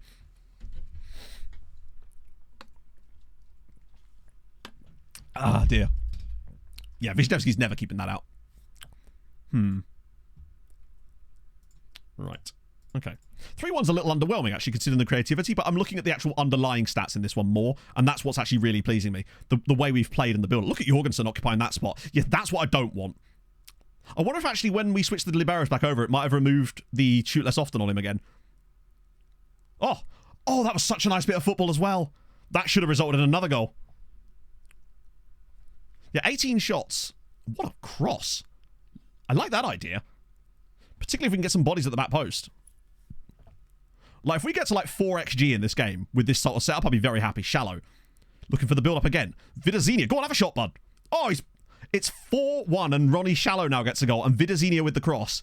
4-1 Sirens. But look at the quality of the goals we're scoring. They're tap-ins, but we're creating opportunities for tap-ins, which means we're getting really high-quality chances. It's not just a big... We're not getting, like, a high volume of low-quality chances. We're getting a decent volume of really high-quality chances. YouTube video. Yes, it is, Gaff, yes. It's the video I've been working on for the whole of January, basically. I'm hoping February 9th for a tentative release date, potentially. The only reason it will be as late as that is because I'll have to submit stuff for the copyright claims that will inevitably come on it and get that sorted out with the rights holders, because it will be licensed, it's going to get claimed and then released, basically. Julius Sannat, fuck it, why not? That's not where I expected to see him, but we'll take it. Yeah, this is cooking. This is cooking. We need to sort of resell out the bench makeup at the moment. Also, what we need to look at is which of these guys could potentially be retrained to play in the middle, if that's something we want to go down, because we're lacking a bit of, like, bench options. I'm going to get Dick on for a bit. But the rest are kind of players that can't really, other than Guy Sanchez. Actually, to be fair, we'll get We're going to roll plat on for a bit.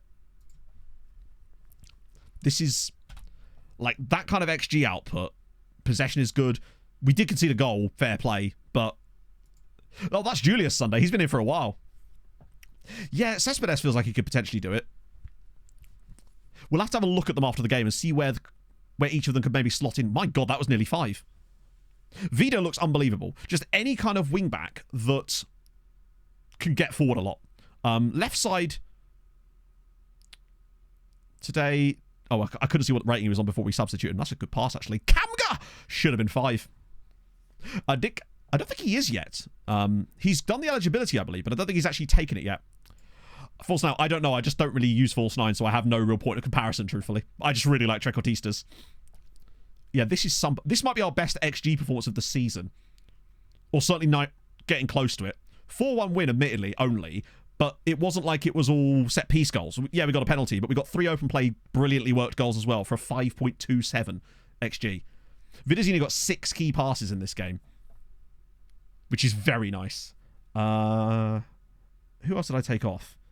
It was... Who came off for Dick? Haidara. And Haidara got 3 as well and was on a 7. So Haidara was actually contributing as well. Bottom of the table side. No, but again... You can only beat what's in front of you. Like, yes, they're bottom of the table, but statistically they're not. Like, their XG is much higher than this. They were actually predicted to be like 6th. So it's not like we're playing a complete bottom dweller. These guys were in Europe last year, and their squad's better than it was then. So they are just playing very weirdly, admittedly, though. But yeah, you're right. It's only one game, but it's a game we have won and look very good in. Shifty, thank you for the follow. No, I like Trex. Yeah, I think now that I've got something I like, now I play it for multiple games and start to see how it performs over time against other opposition, right? Right, thank you, Paul. Let's have a look at Tarshin. Was it Tarshin? Yeah, it was Tarshin. This one here, the 2-0. This was the first one we played. You can see we had this is the difference. We had a good amount of XG in this game at 20 shots, 5 on target, right? Whereas in the current game we just played, it was a similar amount of shots, right? It was 23 and 8. So it's actually not too dissimilar. We can certainly work on that. But we can figure out why. Then we can try and cut that down a little bit, even if it means less shots. So what I want to see is who was having those shots. So let's have a look at the player statistics for a start. Just go to attacking. Shooting. So Lignon had 4, and he was playing as the... Now that might potentially be corners. It's hard to see actually who was where. No, Jorgensen was the libero, wasn't he? Because he's showing up further up here. You can see there's a lot of shots coming from centre-backs. Shallow had... I see somebody had 2, actually, as it goes. Lots of target. Yeah, so he was 50%. You'll notice that all of these were 0%. But I don't know how many of these were headers. We can actually see that information as well, though, can't we? If we look at shots. Get rid of those. We'll be able to see, because it'll actually tell you the information. So, hang on, let me think about it. So, Lignon is number 4. So, that's a shot off target. Shot off target. Shot block. Wait, does it actually tell you if it's a header or not?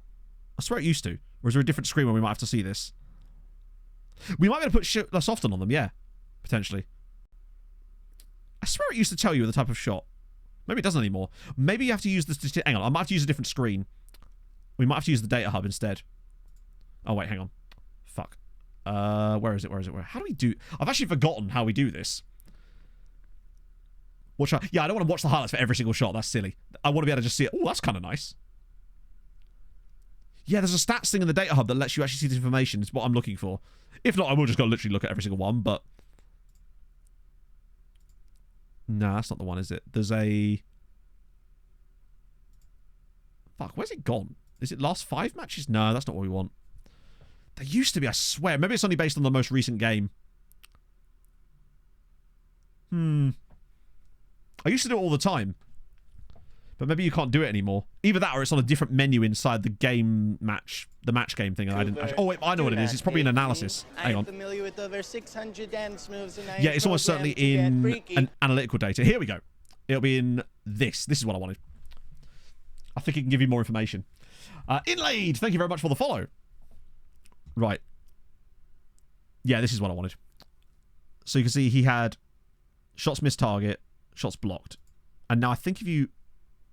Fuck, it still doesn't do it. Because these are all headers. There's no way these are not headers. Because he's a centre-back and he's in the 6-yard box, basically. That one probably is. Oh, hang on. That one's most likely not. What about Khalifa? Those are headers. And Jorgensen. Ah! So, him doing that is not what we want. Because these are definitely not headers from our libero. So, libero on shoot less often. I think they might have accidentally come off of him. So, that's one thing to immediately change. Vidazinia had a shot from there, but that's fine. That's going to happen sometimes. Although, actually, do we even want him shooting? We'd rather him pass, right? So I might be put shoot less often on the wing-back too. So we'll look for that key pass. Longello is fine him shooting, particularly from there. Then Shallow and... what about Assas? So he scored a goal in that game. Had a shot from there. And... Wait. Oh, his shot on target is also the goal. Okay. Shallow had some shots, which is fine. Kamga had another one from a good spot. Longello had another one from a good spot. There's a couple of block shots here as well. Yeah, I think basically libero on shoot less often, obviously, and maybe the wingbacks also on shoot less often, so they look for the passes instead. How do you reach your screen? So if you go to the match that you're in, if you hit down at the bottom, if you're using this skin especially, if you hit analytical data and then go to teams or players in this case, then you can get this sort of data. This is what I was actually looking for in the first place. I might just quickly look at us doing actual tactical stuff. By the way, chat, who even am I? Let's have a look at the Floriana stats, see if there's any notable differences, perhaps. Oh, look. That's really interesting. Look at the sheer lack of shots that we just obviously didn't create. Our defenders are big boys, yeah. We do score a decent amount from corners. So the thing is, that shows you how good our performance was against Floriana when you look at how few shots our defenders had, because we just didn't create enough set pieces in this game for them to actually have an impact. But if they had, it shows that a lot of our good quality play was pure open playness, which is really nice. Jorgensen, who was playing as libero, still having shots from silly positions, so that's something we can definitely work on. Vida only had one shot, and it's that from that same point of the angle. Haidara, those I think might be headers, because Haidara's quite tall, is he not? He's only 5. He's got 13 jumping reach, though, to be fair. Kanga with 3 off. Yeah. Shots missed, but they're actually from reasonable areas. These are in the box. If he was shooting from here, I'd be worried, but I'll put that... See, these are the ones that was ironically on target. Might have been a free kick, in fairness. That's the same shot. And then you had one there as well. Cross and Balzan. I believe they automatically have that attached to them when they are in that role already, and you can't change it. So 3 goals for Ramos. He had 4 shots on target in this game. Look at his positioning for these shots as well. They're right around, other than that one on the penalty spot, which was the penalty, and that's sort of the off-target. That's right in the first minute. Afifi had a couple. I wonder if you're on Afifi as well, maybe. Because what we're trying to create is the best quality of chance rather than the quantity. Now, against bigger teams, that might not work as well. So, what I'm thinking, firstly, let me just make sure I've got this on. I do have that on, so he's just going to do that sometimes, I think. That's passing risks, and I don't believe I can really do much other than that. Like, other than maybe train him on a shoot less often kind of thing. But, unfortunately, Merrick's got 5 long shots, so... That might be something we just have to put up with from sometimes in the game. The 2 striker and one of them being a Trek is definitely looking good for me. See you later, Nicole. But I think Vidazinia on shoot less often, just as part of his build-up, works for me. And then, yeah, you'll see that the byline is pretty much part of the role itself. Could train his long shots. It's not going to improve by any noticeable amount. He's not going to go from having 5 long shots to having an amount of long shots that means he's actually going to be good at long shots. So it wouldn't matter. Plus, that's a waste of his abilities. Like, if he's a libero, really, we should be probably training his passing. Since I feel like that's actually more important for the role that he's in. Because his heading's solid now. I'd rather get him working on his passing, actually. Get the actual base pass stat up a little bit. What we missed, we're just sort of experimenting with some tactical stuff, and we might have actually hit on something, potentially. So they're on that as well. I'm tempted to put Afifi on shoot. Oh, he's already on it. Okay, so that's actually interesting. Kamga, I don't really want to shoot less often because he gets into good positions. Is Vida on it? Yeah. So they're both on it. That's fine. Cool. That's next game. Particularly as we're playing Naxxar. Next up. The team we just lost to in the cup. Oh, yeah. Cespedes. Yeah, see what they can be retrained as. So Cespedes... He's got shocking tackling to the point where there's absolutely zero way I would ever play him as a wing-back. What would he be like as a centre mid? No tackling ability, obviously, but that's fine. What would he be like as a mez, basically? Or the Trek? He could be the Trek, actually, but his passing's not very great. Inside forward. Well, he'll have a job playing an inside forward in this system, given that we don't use them. Off the ball is 12. Yeah. Striker, but I worry the composure would let him down and his finishing ability. Unless it's a Trek striker. Let's just have a look at his actual attributes for a Trek. Let's go to the other screen that lets you show it properly. So attacking role, Trek or T-stir attack. Other than his composure, and his passing's not amazing, he's not actually awful for that. And it would at least allow us to keep him around, because I really do like him. Low PA over... Well, you say low PA, but he's also, like, maxed out. He's also very good, which means that he's just going to fluctuate. And also, low PA, he's already this good.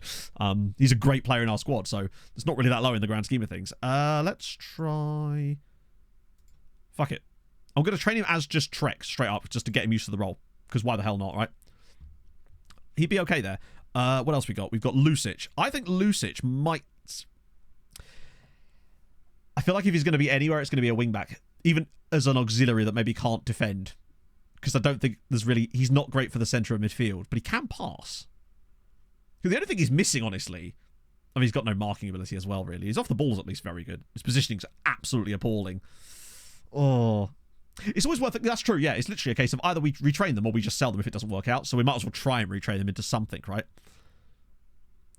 Because otherwise they're just going to get sold anyway. If we do persist with this and it actually looks good for us. Because that might change.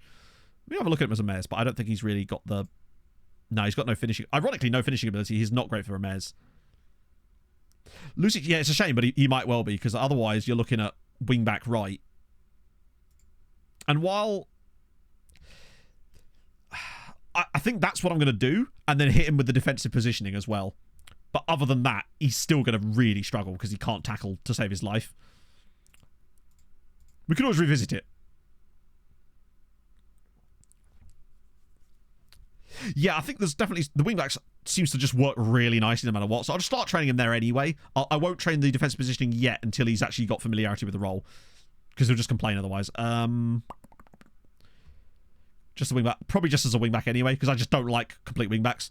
Particularly not in the way that... I mean, maybe we would, but maybe we'd have like a personalised instruction so when he's in the team, he plays as a complete wingback. He did score a bunch, yeah, but like he shouldn't be, which suggests to me that perhaps over time he won't be as useful there. El Asas. Now, he's a bit more interesting. He wouldn't be good for the Trek because he's got no finishing ability. I know that that's not the be-all and end-all, but you still want it. He might be more of a Mez. With the no tackling, but that's not a really big deal because he's not going to be asked to do much of that. I wonder if he could actually do Mez. Other than his finishing, but I think him as the Mez is okay. I don't hate that. Again, we'll do the same thing as the others, so we'll just make him Mez attack, take off the final third training for the moment, although that will help him with Mez anyway. We could definitely do that, yeah. Maybe advanced playmaker. Don't think his passing was good enough. And he's the problem with wingers, right? I wouldn't want to turn them into playmakers unless they've got really good passing and vision already, because they're so mobile, and I wouldn't want to lose that mobility that they've got by making them play in another position. Unless it's a Mezzala, which is a very mobile position as it is. Jar Jar, he's actually got to... Jar Jar is a nailed-on left wing-back. He can actually tackle. He can actually mark. His positioning's gash. Actually, it's not even that bad. Jar Jar might be the best of the bunch, honestly. He might be actually genuinely passable as a wingback.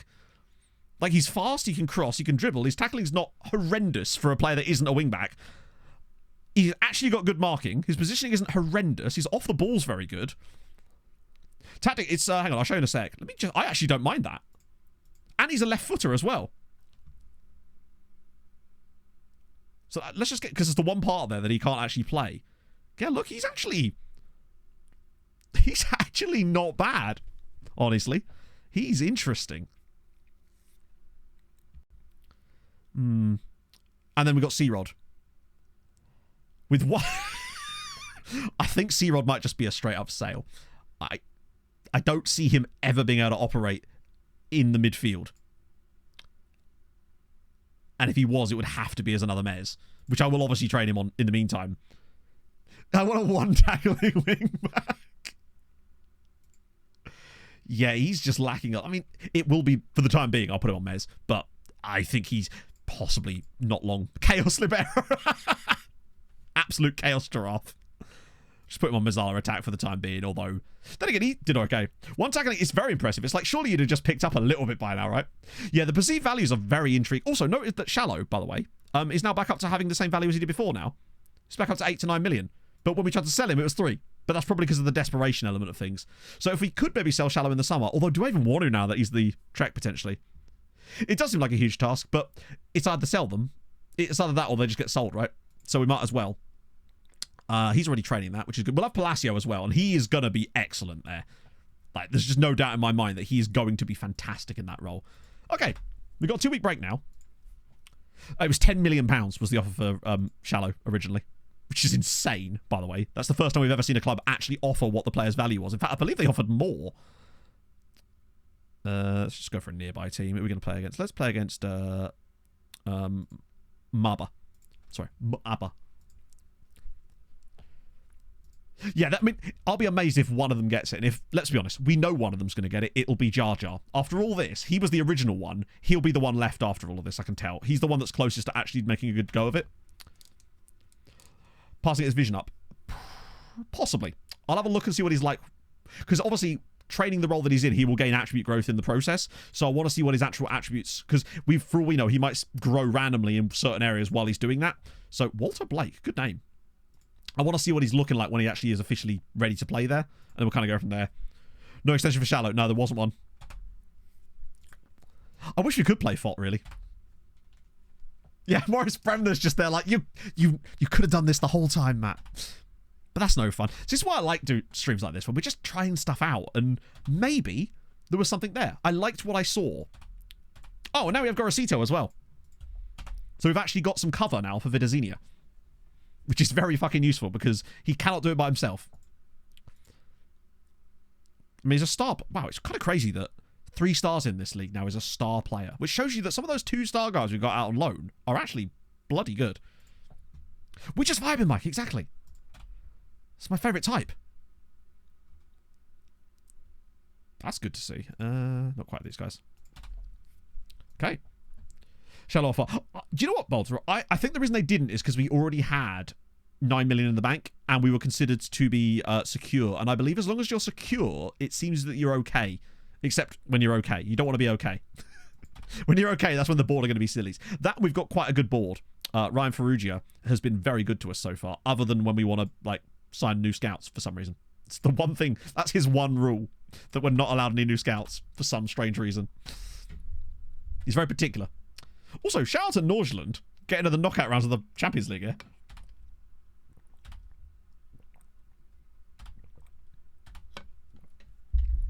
Like, also, it's worth pointing out that Floriana played that 4-4-2, and it might have just been that we worked really well against the 4-4-2 type of shape, right?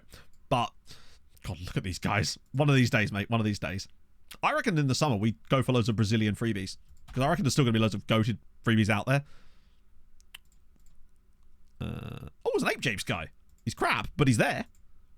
Oh. Baba Tunde. Hello. I know he's 20, but bugger me. You might be on the verge of being a real player. Not quite, but you've also lost the potential thing. I might just leave these guys in there, actually. Not you, though. Get rid of these guys. There's lots of Estonians coming through. Get rid of those guys. Baba Tunde is very interesting, though. That still leaves us with a couple to look at. Anyone willing to talk to us? No. There's an A-star. I've got to look at the A-plus guy, right? Maleka. Oh, he's a Trekotista. Chat, he's a natural Trek. When you're okay, you aren't okay. It's true. If it's one thing my Kamakarumas has taught me is that I'm not okay, alright? 20 flair. What a boy. We can't sign him. Like, he won't talk to us yet. But, well, maybe he will. Let's have a look. Nah. Development one. Alright. That might be the... Wait till he's 18. So, May. Chat, I'm about to be a pervy newspaper again. Right. What was it? The 19th of May? Yeah, I'm going to say sing now, but I'll know what I mean.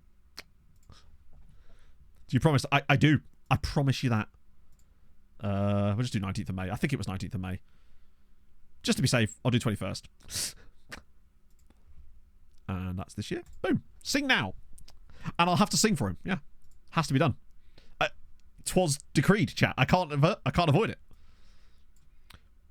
I'll crack out a bit of what was it? Oh, there was that guy we had, Undie, and I always used to sing Whitney Houston when he scored. The note. Do you know what? I've got way more use out of the notes tab this year than I normally would do. I was like proper put off by it when I was fairly convinced that it broke part of my Treaty United save. So it's just someone else on the train. It'd be a sad time. It would. No, I think it can be really useful. I've got several notes that we have on a yearly basis, like the one that reminds me to do the loans and stuff. Oh no, Camger. Wow, you are struggling, bud. Yeah, it fully did break, didn't it? Because I had a note on an agent basically called Jackson Mills. And the moment that I took the note off after like 10 years, he disappeared from the game and all of his clients disappeared with him. It was the weirdest thing. And I suspect that the gamer just got utterly confused because I must have put the note on the wrong day, or I don't know. FM do be weird like that as per. Bit of Zimmer, nice. It's the flu. Yeah, he's just been on a mad shagging session. Okay, so Arbor. Be curious to see how we do in this game. Retiring me.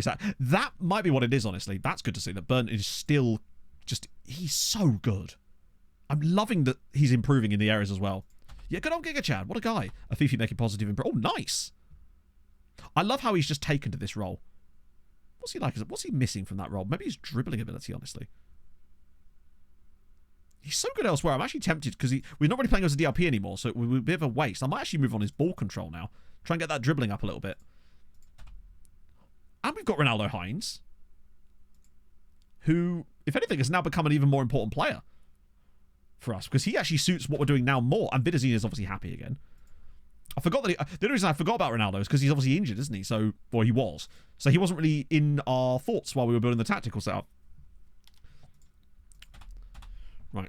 This should be an absolute destruction, in fairness. And then Naxxar away is what I'm really curious about. Yeah, now that we've kept Vida happy, and that'll also please the squad who I promised I would play him with, I think. Although maybe there was a time frame on that we haven't quite expired yet. God. We're so close, I feel like, to actually being able to get... Seriously, the moment we actually get to the Champions League groups one year, then that's it, all these guys. The Catholic daddies are going down. Jackson Mills. Be funny if he was. No, not quite. Let me just check my promises on that to make sure. That's an album, Daz. First team football, attempts to loan him out, succeeded in there. Oh, so that's fine. They've all dropped it. Pleased at being promised a loan. Bro, it's February. What am I going to do? I guess I'll just... I mean, actually, you know what, right? I will just offer him out for loan because maybe a Ukrainian side will take him. Just on a default loan or something. I refunded your points, Dash. So you might have to submit it again to actually trigger the bot properly. 7-2. Okay, interesting that we conceded a couple of late goals in that one. 26 shots. Wow, that's not bad off that sort of shot. Ramos another hat-trick, by the way. So the goal scorers in that game were both midfielders. Leon would have got one from a corner, but the fact that was there assists for the... Oh, we had Bonkeo alongside him, so it's not really a fair fight. What did we? Or was it Hoopschman? Oh, Hoopschman, look at that. 3 assists from Hoopschman. Where did Hoopschman start? Where the fuck did you play in that game? I've got to know.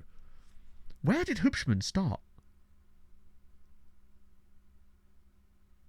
Because he got 3 assists in this match.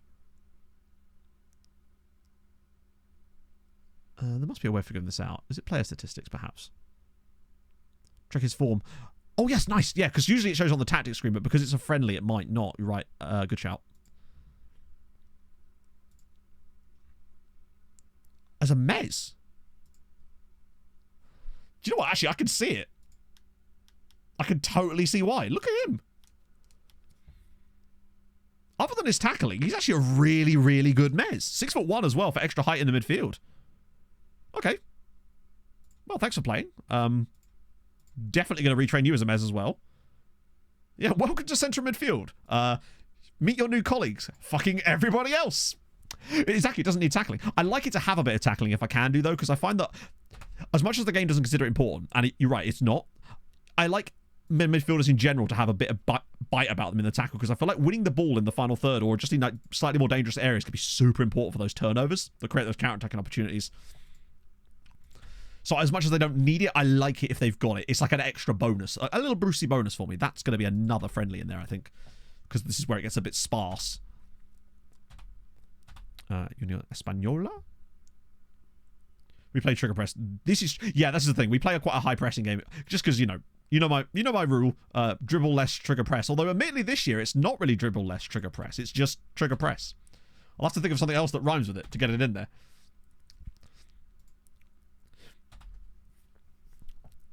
Yeah, I don't want them to have to be carried out of possession, basically. But it's not horrendous. Like 6 is passable. If it's below 5, then I'm like, oh. If it's Christian Rodriguez, I'm like, oh. No stress, trigger press. Now we're talking. Disappointed. With his current training average rating, feels he's unlikely to reach his target. Well, that's your fault. Train harder. Like,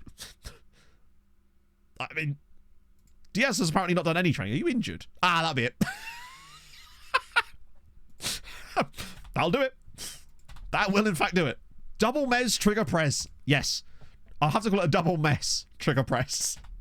I'm playing those new Messalas. I might just start calling them that. It's our messy midfield. It's the Catholic dad. Well, yes. That will happen. That's the kind of stuff you're getting from the Catholic daddies, as per. The double mess would make messes. I swear we played a double mess tactic once. And it actually kind of... Oh, no, it was double CMs, wasn't it? Like double CMAs. Back when CMAs were just like everything. Newcastle progressing well in the Champions League, by the way. El Nacional. Oh, he's 22. Right, that's gonna... Whew, I about shat myself there. Although there is a Ronaldo in Ecuador here. Yeah, he's a bit alright. Some very solid names. Right. Anyone who's well above... Oh, no, Babatunde's still in there. Cool. Get rid of all these randos, unless there's anyone that's really good. Nope. Cool. Madison Julio is solid. That is an aggressively excellent name. Strikers right. Yeah, no, it's amazing. Let's have a look, actually. Oh, you got... Oh, that's amazing. The fact that he's also called Jar Jar. Maybe Jar Jars are just... Right. Oh, there we go. Maybe Jar Jars are just predisposed to be able to be really good at retrained. Because... So he started as a striker, but you train... The fact that... I mean, yeah, the fact... When you saw 12 tackling, surely you're... Imagine having a striker with 12 tackling. That's a... Most of my defenders don't have 12 tackling. Love that. If I remember, Jim. Basically. If I remember, then I do. If I don't, then I won't, for the most part. Right.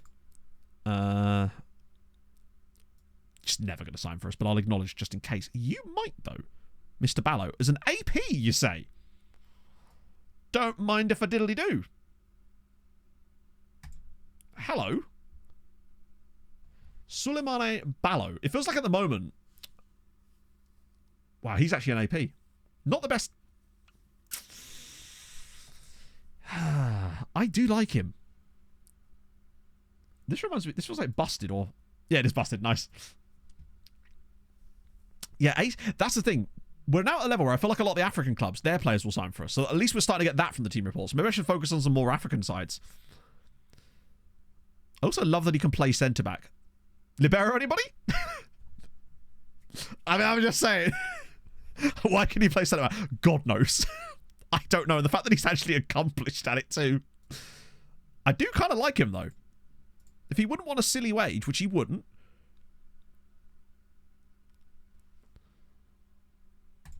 I was hoping I could drop the playing time down a little bit further. Let's just see. Because we've got cash. And these are the kind of players that I'd be willing to spend it on. Even at, particularly as it's going to be like 150 grand. I'm fine with that. These are the kind of players I'm really happy to drop money on. Has some reservations. Does he really?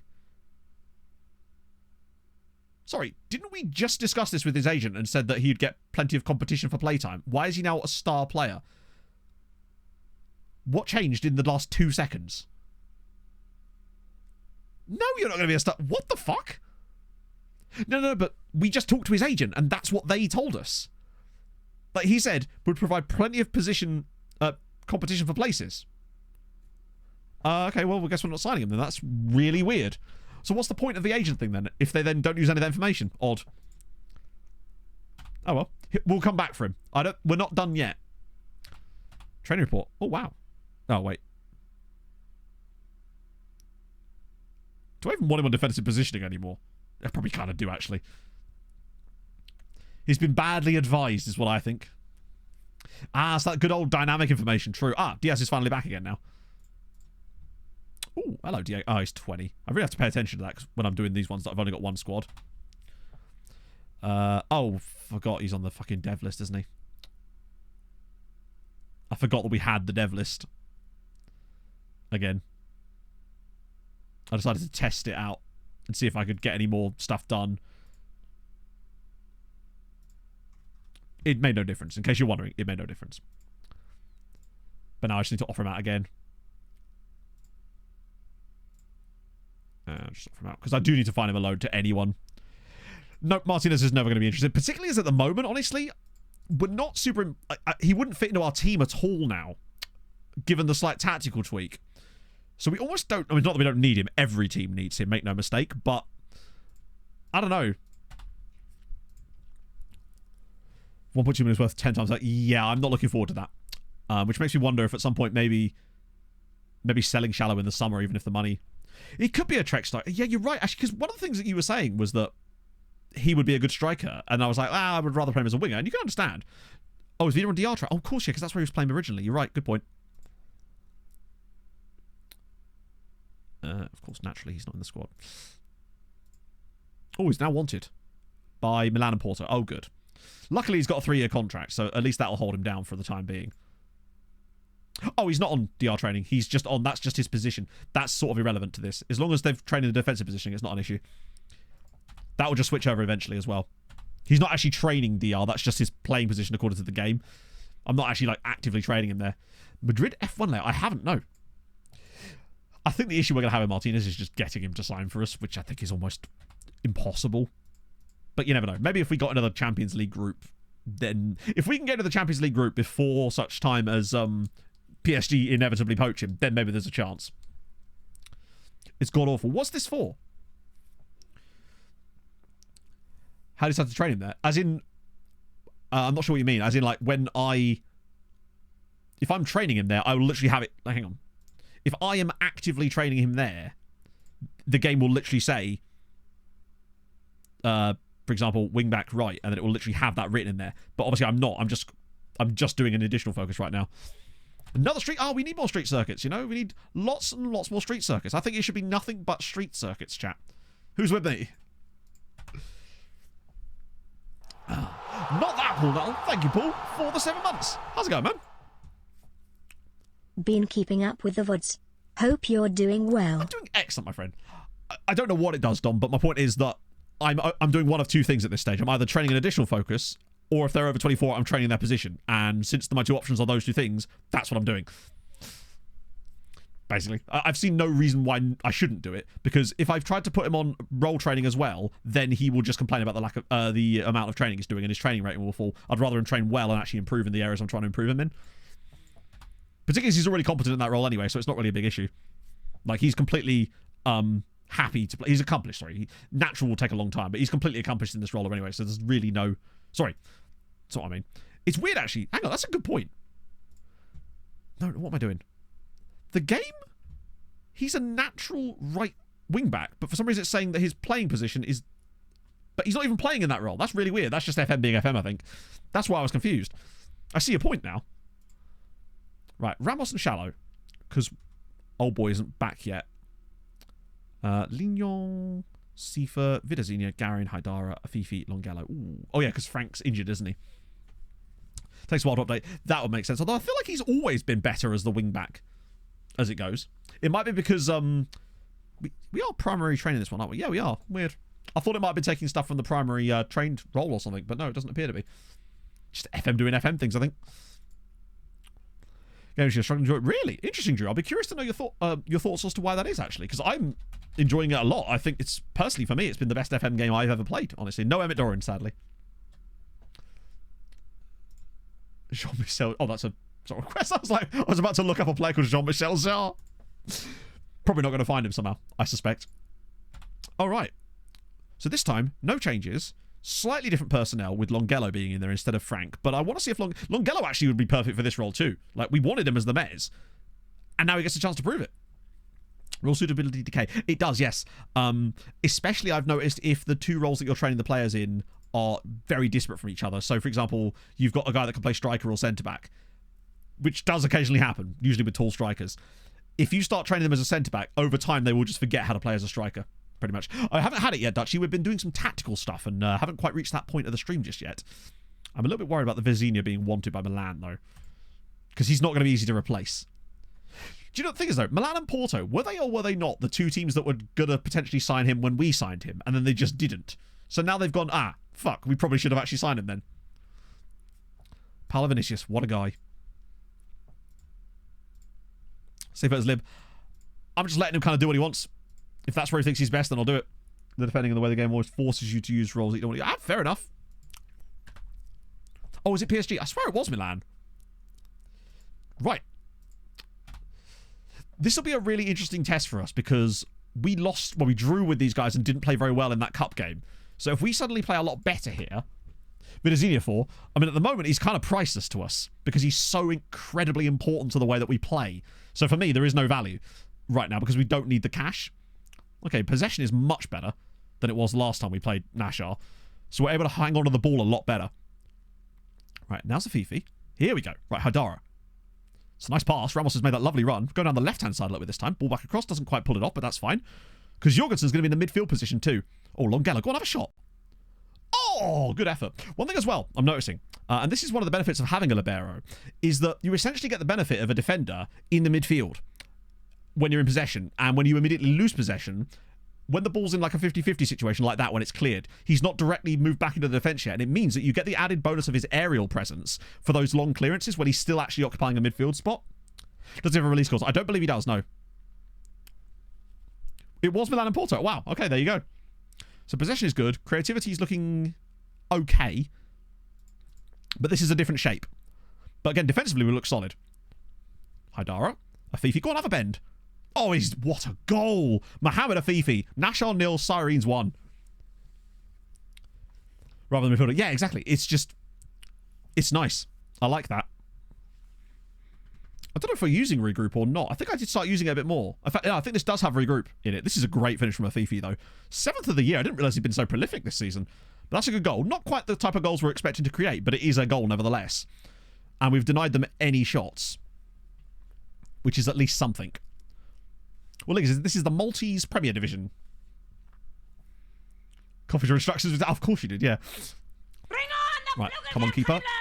Oh, go on, Longelo. Go on, Longelo. Yes, that's nice. And now he's got Ronnie on the ball.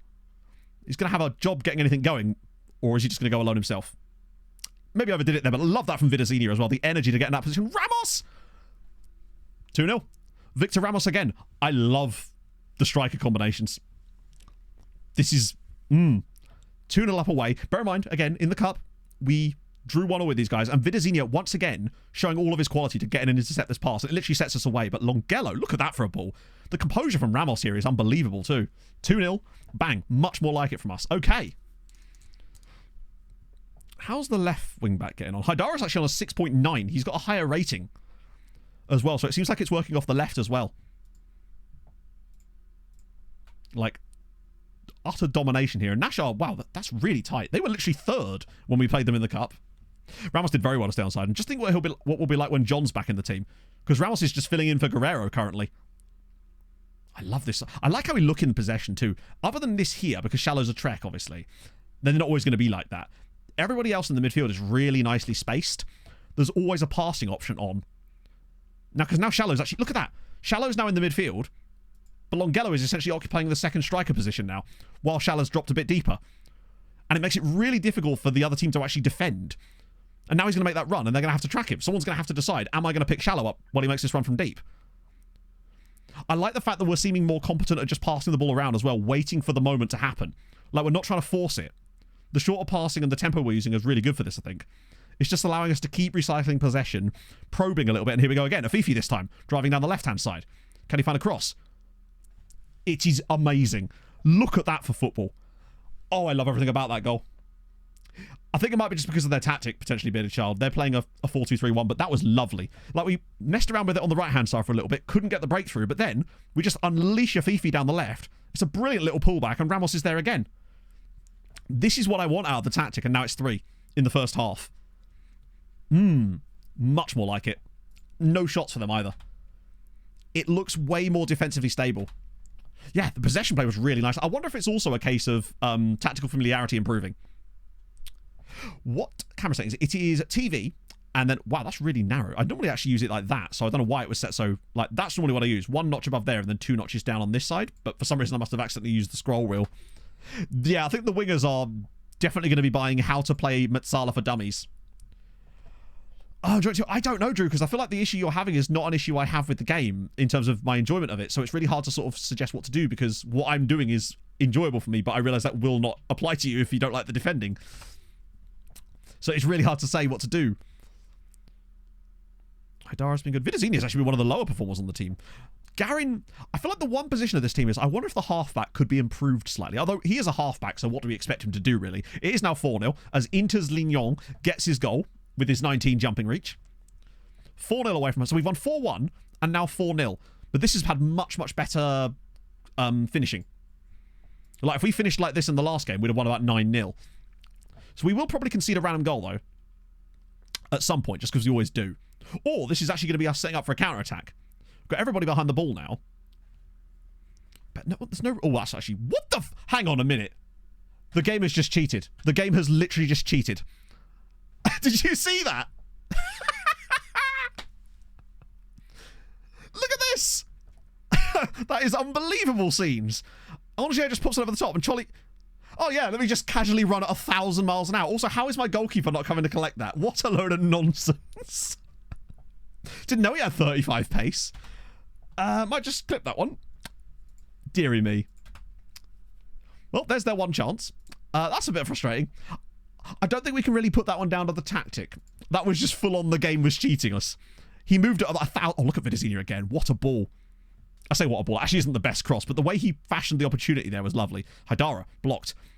Oh, so many spaces. Now Vidazini, have a better go at it this time. One more attempt, maybe. Oh, a Fifi? Oh, wait. As if that's a penalty. As if that's a penalty. There is no way in a billion years that's a pen. Ramos from the spot. It's another hat-trick for Victor Ramos. The poacher slash... Not poacher, technically. The second striker role in this tactic is flourishing. Because that's now back-to-back hat-tricks for Ramos. 5-1, we'll take it. That did even out a little bit. You're right, yeah. Is that hat-tricks? Oh, no, it wasn't hat-tricks. Oh, no, yeah, it was. Yep. Yeah, literally, it's only Haidara and Garin. And even they're having okay ratings. It's not like they're on 6.5s or something, you know? This was like the performance that we wanted in the last game in front of goal, whereas the stats are actually slightly... It shows that we can do it against better sides too. Naxxar are not a bad side by any means, and we've still come here and scored 5 goals against them. We've managed to do it whilst creating a bit less as well. Maybe that's because the types of chances we're creating is slightly different. Oh. Getting hatties. Well, I mean, bear in mind, if he's getting hatties, what's John going to do when he comes... Oh, sorry, I see your point. Sorry, I thought you meant, like, what's he going to do as a player? But no, you're right. If he's going to get hatties in this team, then you're right. John should be... Maybe he won't work, for all we know. Maybe he's not set up for this. Maybe Ramos is the guy. Fifi, again, look at the space for Haidara now. Right, this has to be an assist or a shot. Ah, it's unfortunate there. I think he probably should have tried to cross that, but you know what? We'll let him have that one. We're 5-1 up. Really nice play again in the midfield. Like... We need to try and find... I mean, the thing is, Vidazini is such a rare player to find at all. Like, we couldn't believe our luck when we signed him initially. And now that we've ended up making him into this monster, it's hard to know where we go from here. But that's certainly going to be a priority in the summer. So, we've won 4-1 and 5-1 since we've switched over to this. And it's both games have featured hat-tricks from Victor Ramos. Meatloaf. Good work. Yeah, key passes. Vidazini actually only had the one key pass in this game. But he did get an assist. So did Haidara. They've both done really well there. Also, bear in mind, the Haidara, the Vidazini on the other side, I believe is Palacios. I believe he is that man. He's just not quite ready yet. Once he's capable of playing the role, I think he's the guy I want to actually start playing there. I think he could be him. So 5-1 now. That's much more like it. So much better. Yeah, Ollie Cherry apparently has way more speed than we could ever imagine. Adolfo Aquino. Okay, oh, there's an Almer on there. Albeit a 19-year-old Hamrun, but that's fine. Not Jar Jar. Long term, I still don't think Jar Jar's going to be it. The thing is, Palacios can defend as well. And bear in mind, we're going to need more than one players. The players in that role, because of the amount of work they have to get through, they get tired easier. So they're going to need more rests, and they're almost always going to be substituted in most games when we've not got a 2-week rest afterwards. So having 2 guys in that role is perfect. My God. He got 2 against Valletta, 3 against Floriana. Yeah, he's done okay. Is he like one of the top scorers in the league? Victor Ramos is literally the top scorer in the league for us this season, despite having only started 9 matches. He's got 12. I think Jar Jar's better at defending. Is he? I think Palacios got like 10 tackling, doesn't he? Also, Jar Jar's many years older than him too. So having both of them is what we want. Right. Oh, but imagine if he was there. We've got Juan Jaime. It's random as... True, yeah. Joshua Hambusher? When we're going to see the first massive move? Oh, by the way, Alba Redondo has actually moved. It happened in the bit off stream. God damn. You, I think, are still the highest paid player. Wonder Kid. Hey, look at that. Actual Wonder Kid. England caps, surely. It's the physicals. The value, man, yeah. Like, insane player. Playing in presumably the Premier League. Yeah. This season actually playing matches for Palace in the Premier League at 20. So, bright future there for Joshua Hambusher, for sure. Let me grab a friendly for us again before we play against Balzan. So far, so good. We've played... That's the wrong day, Matt. You moron. Wait. Cheers, I definitely wanted to scroll up the entire screen. That's exactly what I was planning to do. Right. Must have not clicked the button. There we go. Should get more teams now. Let's play against Auror. Nice. What was I going to say? Yeah, so we've played a poor side that should be better and a team that are actually solid and clapped them both and looked very strong at the back. Admittedly, like, yeah, we considered the goal in the last game, but, you know, that was literal just FM nonsense. I don't think there's anything we could have done about that. Oh, that's not ideal. We got a lot of flu. I suppose it's February. Be curious to see how we do against... Damn. Bloody hell. Whoever we're playing next. Which actually is Balzan, isn't it? Which is going to be another, in theory, quite winnable matches. We did clap them. Like, 5-1. Although we played better in the 4-1 win. Oh, this isn't where I parked my car. But I suspect that part of it is just... Oh, now we can actually have a look at Palacio. Yeah, actually he only has 8 tackling, so it's only slightly better than Jar Jar. And he does have worse marking as well. But where I think he's really going to flourish is that he's younger. He's younger. He's unflappable as well. Good on both feet. I think he's just going to develop to be better than Jar Jar. And I want to make sure that he gets the opportunity to do so. But you're right. It's going to be between Jar Jar, him, and Haidara, which is great to have 3 players to rotate around those roles. The mentals too, yeah. I think he isn't there yet, but he can be. Has Inferno played for Chelsea yet? No, he hasn't. In fact, you seem to have stalled out massively. Yeah, Jar Jar had like 7 defending. Or was it 9? By the way, he was decent. But I want to make sure there's room in the team for Palacio because I think he can be excellent. We just have to give him the opportunity to do so. And I like what we've got, but it's no harm. We need to find another right-sided player anyway because I don't think Gorosito is the long-term successor to Vidazini. He's actually older than him, isn't he? Yes, doesn't play for Chelsea. God, he needs a loan so bad. Right. But that's definitely going to be the priority in the summer. It's just tough to find players that will come straight into the team because, yeah. Dick should be Maltese now, or at least... But we should have had a notification about it, so maybe he's not actually chosen that yet. I'll have to see. Wow. Oh, wait, hang on. Nah, they're all... Oh, no, this guy's potentially Jorge Maciel. Let's just have a look. Oh, no, I have to do it from the squad. If I type in Dick, nothing comes up. The search bar is completely erectile dysfunctional. Dicky. Wow, he's a long way down. He can't be that far down, can he? How far down is Dick? Oh my god, Dick has got so low, chat. Still just Brazil. Awaiting paperwork. Hey, there you go. Dick's getting his paperwork, baby. Love to see it. I reckon if he does choose to be Maltese, he's straight into the multinational team. There just can't be. He can't not be. He's got to be right on that level. He's getting there. He's going to be the first one. I'm excited for him. Wow, Peru not giving out at all. Lordy. You can tell waiting payment for 14 years? That's a bit excessive. Babatunde. That's a different Babatunde, right? Yes, sorry. It was a double Babatunde, and I got confused. But no, we don't want the 25-year-old Babatunde. The game nearly done me there. What we want is this chap here, potentially. Actually, I don't know how much I do want him now. Now that, I mean, he's got great physicals. Still only reasonable. I'll use that as a way of saying, hey, we'll sky him again. Anyone worthwhile in there? Apparently not. Right, cool. Lots and lots and lots of minimals on this one. Damn. Okay. Yeah, I'll probably just use a dodgy courier. So there's this guy here, Prince. Finances check. Finances are totally fine. Like, we got 9 million in the bank thanks to our Europa League run. Well, we actually won matches. That's the key thing. Like, we managed to get 2 wins and 2 draws in the Europa League this year. And you get like 500,000 for those each, which is amazing. 2 Babatundes don't make it right. It's true. Some of these, I mean, most of these guys won't talk to us, but Prince might. Striker. Oh, I'm not sure he's one of those players you just look at and go, you're not quite it. And were it to be a situation where he's a bit cheaper, I might just say loan farm, but we're just not sure how that really works at the moment. Duik.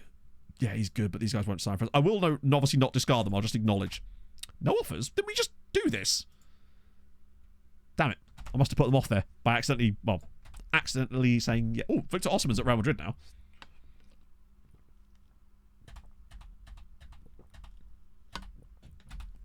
Bournemouth's still in the Europa League, by the way. We did not get through. We were very close to getting through. I'll show you. This was the situation in the Europa League in the end. We came 26th. We got 8 points in the end and only lost out on goal difference. Because we got wins against Braga and Trabzonspor away from home. We also drew with FC Copenhagen and Farrell. We should have beaten Farrell. We were 2-0 up in that game and dominating them, and then they just scored a couple of lucky late goals. We also lost to Slovan Bratislava, Man United, Reims, and Aruka. Now, Slovan Bratislava, we should have got a draw. Man United, we actually played really well in that game, but 3-1's totally fair. We scored against them for crying out loud. Reims were just way better than us, and Aruka, that was probably a bit unlucky as well. But we were lucky to beat Braga as well, so it kind of balances out, but I think we were probably good for another point. We're really nearly there. We're so close to being there, basically. I reckon if we can get into it... Why is it... Doesn't it know what I want? I think if we're in the Europa League next year, we've got what it takes to qualify, especially if we're liking the new tactic. Chris Akabusi's come. I have no idea, actually. Gust, show business. Thank you very much for the 4 months. Hope you're well. I appreciate that. So yeah, there's Vladislav shit. He's been out on loan for like 4 years now, hasn't he? And he's been weirdly okay. Like, he always gets goals, always gets assists for Sengleia. And bear in mind, Sengleia are almost always near the top of the league. At the moment, it's looking like Marsa and Gajira. Now, I think part of the reason that Marsa were doing so well is because we loaned them Jason Donovanson. Now, he has now, admittedly, gone down injured for 3 months. His catchphrase. Oh, you're thinking of a Wooga. And wasn't that John Fashanu? Come on, Malta. He could be, yeah, potentially. Unfortunately, he is much like his name, not the best player. And thus, he probably wouldn't get any caps for Malta. Unlike Dick. Oh, if he stays there long enough, yeah, they can't get onto it, can they? I think you can get at max, like, favoured personnel or something. That's what we noticed in the last save anyway. Which is a shame. But also makes complete sense. Because when's the guy ever going to be on loan? Not the best national. It isn't, but it's also not that bad. That's FC Awuga to you. That's true. My apologies. Sorry for the disrespect. Yeah, Peru has not been it. Maybe we just haven't had a Peruvian youth intake for a little while. The shit state. I mean, you'd hope so, wouldn't it? So they can only get favoured personnel, I see. Because we definitely had a few, like Haris Zivkovic last year became favoured personnel and stuff like that. Okay, finally, Peru given out. Unfortunately, with the club like Desportivo, University, we're just not going to be able to sign him in it. Did he? Oh, he did. Oh, wait. I was like, wow, he's really good, but that's as a player. I'm not sure where it went, but we'll send him on a coaching course anyway. I'm not sure exactly where those attribute points went, but We'll give him the benefit of the doubt. Oh, youth facilities are upgraded. Fuck it. Fancy some more? Oh, no, maybe not. No, they're not having it. Wouldn't care if it's true, but like when on earth would a lone player be at a club for 15 years? I think it's more that's the silly part, less the other side of things. Exras, thank you very much for the follow. They've rejected it, but that's fine. They'll usually, yeah, I thought as per. The only thing I can't convince him on is 8-0, nice. And Ramos scores another 4 goals. Lots of 13 key passes from Vidazinha in that game. 13. And Haidara got 5 and an assist. Tell you what, that right attacking that right wing back is an absolute monster. To be fair, the facilities actually don't dictate the quality of the youth intakes. It's more to do with what happens to the players when you get them in. But what we do have is the best chance. Now we've got 20 youth recruitment. If there is a Maltese wonder kid, we will get it. So your tactics, I will show you when we get to the next game, because we're going to be there in like a week in match anyway, because we're going to be... Actually, we're not going to be changing anything, because we're kind of... I'm weirdly content with what we've done here. Showing police in progress. Surely he's not already getting... God, look at him go. Bro is just like... He's makeshift, but I would make him shift. The aim for the target forward thing is... Yeah, and I did that accidentally when I first set up the tactic for this save, and I think it was actually working, and I took it off because I thought it was going to be silly, but it works. Because I suppose what you're telling the game is not that you're aiming for the target forward specifically, you're aiming for the area they would occupy. And it seems to be that even when it doesn't go directly to a player, it seems to cause chaos that the second ball can fall to people too. Which is really cool. We should be getting really close to a youth intake. Like, it should be here, like, real fast. Jose Salmon. Love it. Great name. Also, fair play to Uruguay. What is this? No problem at all. Don't cross, only cut it back. Yeah, no, exactly. Okay, that's annoying. Oh, Barcelona just knocked out Real Madrid on pens. So it's now my birthday in game. But still no youth intake yet. Bloody hell. Okay, Caracas are cooking. Some delicious. Cool. Right. Oh, that's another scout report. He is at least completely unattached. So if nothing else, I will trial him just so that other Maltese sides might potentially pick him up. Unlikely. Thank you, chat. Thank you, chat. Thank you very much. I appreciate that. In-game me really appreciates that. God, it would be cool if you could hit delete and then it would delete the scout report. How sick would that be? Just a thought. Right. Get rid of you lot. Get rid of you lots. I thought his name was Johnny Vegas for a second there. Team scout method. Oh, okay. If you just do ! team report, Hubble Courgette, I have an entire video that explains the exact thing we're doing in great detail. Because for me, it is the most effective way to do scouting once you reach a point where you can actually scout worldwide and get... Trust me, it's the shit. We're not quite at a stage where it's actually working for us yet because we can't sign the players we're scouting currently for the most part. A few of them we can, but most of them we can't. Wow, there was almost no one in that one. Oh, let's have a look at Matt Carl. I hope I actually get in before I didn't give him the right birthday. And he's just got some random birthday.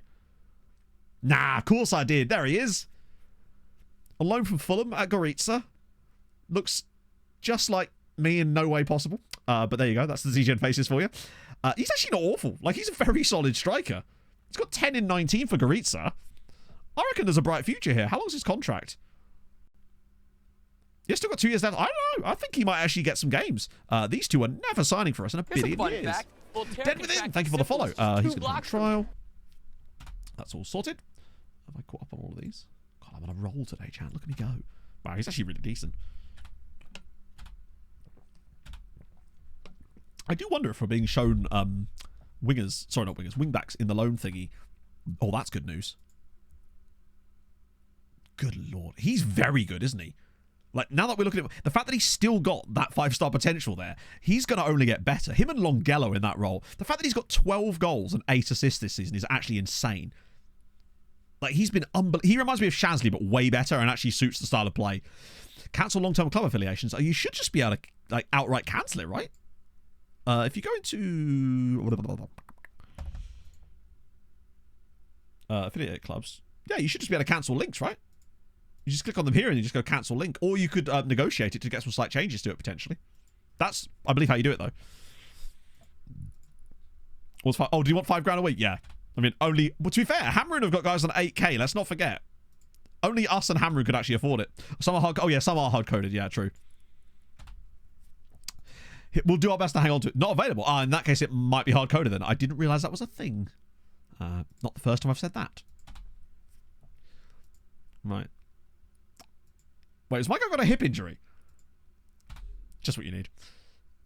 Wow, the Greek derby there in the Conference League.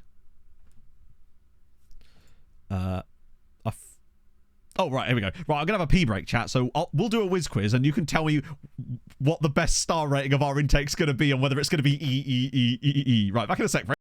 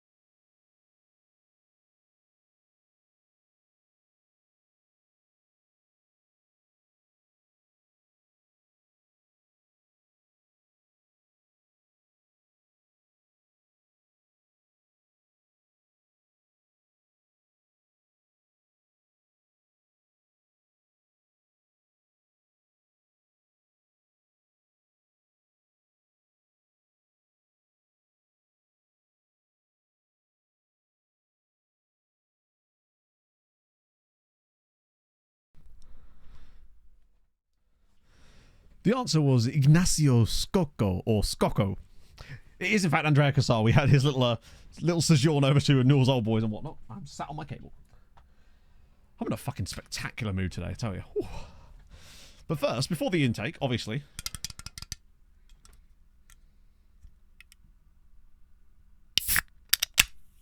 Ooh, that one had a bit of a sploosh on it.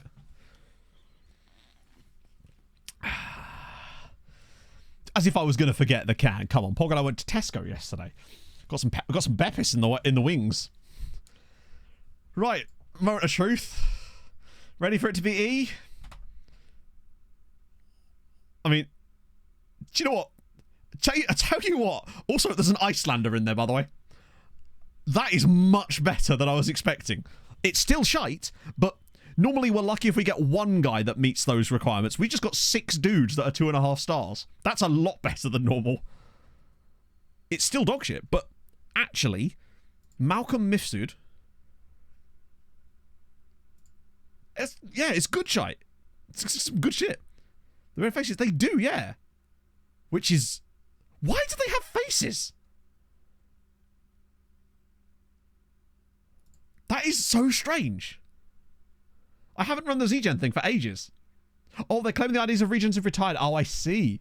Yeah, it's like E+, exactly, yeah. Have they fucked it again, then? There's Dale Agius, who's actually... Oh my god, he can actually cross and tackle and be very slow and moody. We've also got this guy, Christian Herman Hjalmarsson, who's... Oh, no, I'm going to be using Z-Gens for the Prem video, yeah. Although, to be fair, it won't matter because you're not really going to see the players' faces anyway. Because most of the videos are going to be done... You know how a Premier League year's video... like an actual Premier League year's works through, like... It's mostly done through highlights and, like, punditry and stuff. So you won't really see the players' faces anyway. But I will be doing that just in case. Little update on that. I'm now up to the point where I've got all the matches sorted.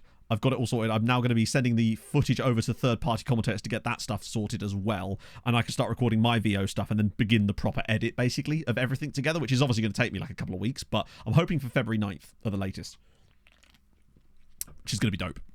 Obviously, the patrons will probably get it slightly earlier than that, depending on how quickly I can resolve the copyright claim bit.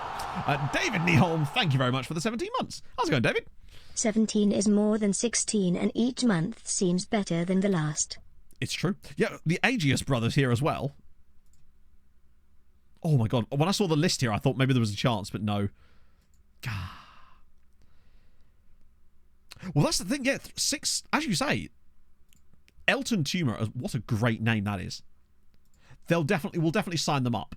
I think those guys will get signed up properly, which is nice. But this is what happens when you actually get the best youth intake set up in the country. You get the cream of the crop, which is what we just got. Before, we were not getting that.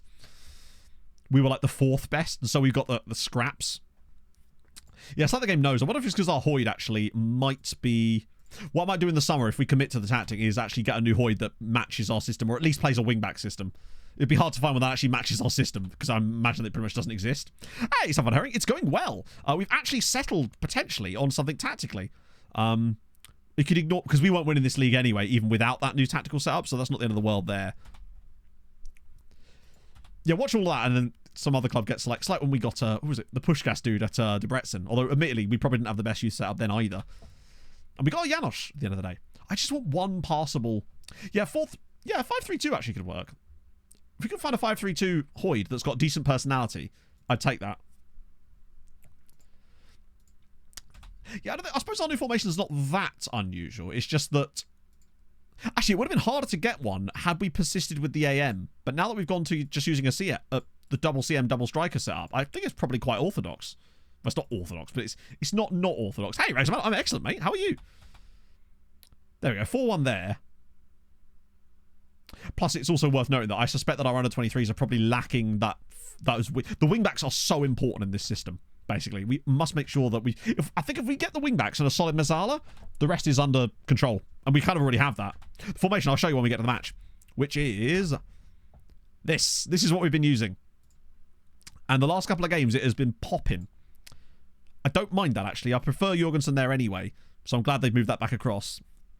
I'm the Pope. Yeah, there'll be a random Italian knocking about with that. You're right, yeah. Oh, Bully! Thank you for the follow. And is that the team I want? Yeah, it is. Ramos, Shallow, because John's not going to be fully back yet. Although, I feel like actually this might be a good game to try John in. I wonder if the fact that he's not on his he'll be on his right foot instead of his left could affect him there. So we'll have to look at that potentially. But he does need to get some football, and Balzan's a good game for that. The midfield is what I want. I'm going to put Palacio on the bench, because I want to give him a bit of opportunities to do... Good lord. Oh, he's injured. Never mind. I'm not going to do that. What I am going to do, though, is put Hubschman on the bench. Because I liked what he did in that friendly. And honestly, Carpentier, too. Instead of... We don't need loads of extra wingers, really. Oh, welcome in, Bully. Wow. Thank you so much for joining us, man. That's very kind of you. Hope you're having a fantastic day. You joined us just as we were entirely ripping up the tactic book. As we do. Well, basically, Safan Herring, the wingbacks have been the key thing so right now. Yeah, just give him 60 minutes. He'll get tired faster anyway because his OPC... Actually, his OPC's fine. Probably not Coughlolly. The best thing you can do if you're playing a truly abstract system is just try to find a guy that hits most of the things. No, Booty's... He's just not good enough anymore, unfortunately. And he's going to be leaving in the summer anyway. Right, okay. Third time's the charm. Weaker side. He's troubled. Don't be. Macula can't hurt you. It's not... Yeah. He might try and suck your blood. So no, we're free from a premiership. Holy shit. 15... Oh, that's the dream, innit? We're back to the same team. That's amazing. That's like the ultimate move. You're the daddy at that point. There's nothing they can say. Face kicker! Thank you for the 39 months. How's it going, man? 6 stream more sumo wrestling stream. Tough life choices. Allow me to do both. Allow me to sumo wrestle with my own inner dialogue. How about that? I am losing. Actually, to be fair, lately I've not been losing. Lately I've been winning. Slowly, but surely. Getting on top of myself again. Getting the habits back on. Went for a run today. It was miserable outside, and I still had a bloody great time. Just vibing along, listening to football cliches. It was good times. Are we going to... Oh, here we go. Vidazia straight into that spot on the right. This guy doesn't know what's about to hit him. What a cross. Oh, and now we're going to have Haidara there for the return ball. This is great. Now he's got support as well, because all the midfield... Yeah, look at this. Jorgensen's now in there, and we can just go to Vidazinia again. Pull it across, perhaps? Oh, no, come on, buddy. You've got to do better than that. You have to square that. But there's nothing we can do about that. We've got everything on him we could possibly put that would make him actually square that. He's just chosen to silly because he got a slightly too close to goal, I think. If he rolls that across, it's a tap in for shallow. It's not a bad pass, actually. One of you make a tackle. Thank you. Surely need to have three strikers and no DM. That is aggressive. Have you got libero as well? Oh, it's great, face kicker. Pass rather than shoot for... Yeah, maybe. That's really the only thing that we've got left that we could do to potentially calm him down a little bit. Also, 84% possession. They have very much come to not play football against us, haven't they? 85% possession. If we lose to this team with 85%, this is one of these games I think we'll just tire them out. Like, we are just going to have to tire them out. And hope that the chances come as the game wears on, more than anything else. Hopefully they don't take the lead against us. Never mind. And it's Malamba. It's Sirens 0, Balzan Youth 1. Good. It's going very well, Soccer Scenarios, other than right now. Where we're losing to a team who we have 85% possession against. They have kind of second phased us a little bit there. Indeed, Facekick, it's lovely to have you back in here. I hope life is treating you well nevertheless, though. Wisniewski should have got that. I know we gave them too much. If we just had 90% of the ball, none of this would have happened. Nah, we're still getting an okay volume. But, oh, are they really? I'll have to check that. I think it might have been from something I was doing yesterday, potentially. Here we go. They are just sitting behind the ball and hoping for the best. But I feel like over time, we should just be able to eventually get through them. Like, the sheer amount of possession is actually kind of startling me. Like, we've occasionally hit towards 60 against some teams since we started playing like this, but 86 is quite a lot. Right, big header from Haidara here needed. Or not. Right, anyone? Anyone at all? Right, interception perhaps? Oh, God. As if. Too impatient, watch results now. Download a tactic, perhaps. Just find one that works and go with that way. You don't have to worry about it. Yeah, skim with instant result too, true. 83%. Okay. Intriguing. Vidazine is on a 6.3. Have we got work under the box on this tactic? We do. I'm going to turn that off for the second half. Just as an idea. It was actually still shit Manx shirts, but better than we've had so far. We actually got 6 guys that were 2.5 stars, which they were all in the top group. And normally we're lucky if we get 1. They're still not amazing, but it's better than what I was expecting. This might just be one of those games. Both wingbacks have actually struggled a little bit. Vidazinia especially has struggled. 6.2. God, that's the kind of finishing we don't need. And I still feel like we turn this around. It's just going to be a bit of a strange game for us. Which you're going to have, right? Not every game can be perfect. Oh, look at the runners here. Oh, it's glorious. And it's actually the other wingback, Haidara, that gets the equaliser. That was nice. Afifi with the assist. He must have had a mistake leading to a goal or something. We'll see if he improves as the game wears on, perhaps. That was nice. What I also feel is I feel like Afifi's now going to get way more assists in this system. Because before he was sort of not really... He was there and doing well, but he never actually got that many assists. But it feels like he's now actually being able to be a bit more of a playmaker. And I wonder if it's just because he's further up the pitch. So he's no longer getting hockey assists. He's getting the outright assist. Here we go. Vidazinia's ball in. That's a bit more like it from him. Haidara's looked good today, though. It's nice to have someone else do a bit of the work. Oh, and a great ball across that area again. Oh, go on, Afifi. Just ping it. Oh, my God. What a strike. 2-1 to Sirens. Mohamed Afifi. But to be fair, Guerrero's actually played well. He's on a 7, so it's not like he's lagging. What a hit, son. That was beautiful. Great work from Jorgensen as well to actually stretch the play there. Look at this. Just gets it out of his feet. Bang. Oh. Lovely goal. Right, 2-1. We're in front now. Glorious. Yeah, there was no pinging about that. That was just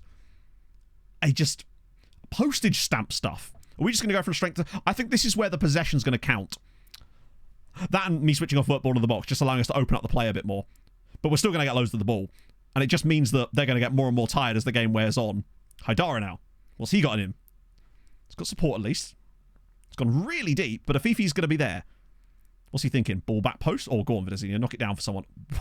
I love the diving headers. They're so silly. We just look so composed. Look at the space for Jorgensen now. That extra body in the midfield is so helpful there. It means they have to come and press him. Haidara now. Goes past two of them. Oh, he's gone for goal. Maybe don't do that, but at least we're getting into better positions. It's almost like we're getting into too good of a position, and it's actually forcing our wingbacks to shoot more than they really should be. Vidazina. Lignon over the bar as well. We've got better as the game's worn on. I'm tempted to keep Vidazina on for the moment, but Haidara has been really good. Afifi's been sensational. Yeah, it's that side netting behaviour that we used to see on like FM20. It's disappointing. There we go. Ronnie Shallow to cap off the victory, and he does it. 3-1. Beautiful. 20th of the season for Big Ronnie. Lovely work. Okay. You just got to have faith in the system. Although, admittedly, I did make that one tweak just to turn more. But that's something we've been doing for a while in games where we're struggling and yet have high possession. It's just to start to not piss about with the ball as much and just try to be a bit more aggressive. That was dreadful defending. Great first touch from Shallow, though. Is he wearing the captain's armband today as well? Nice finish. Good. 3-1. I think we've got more in this. Oh, we literally do. I was just about to make a couple of subs, but we'll wait until the highlight's over. Nah, you know what? We're not going. I'm going to get Longello on for a bit. Don't really have many options other than... At 3-1, I might actually give Uilaki a little run out here. We'll get Carpentier in too, because I want to start training there. Shadow replacement in the summer. I mean, that's the question.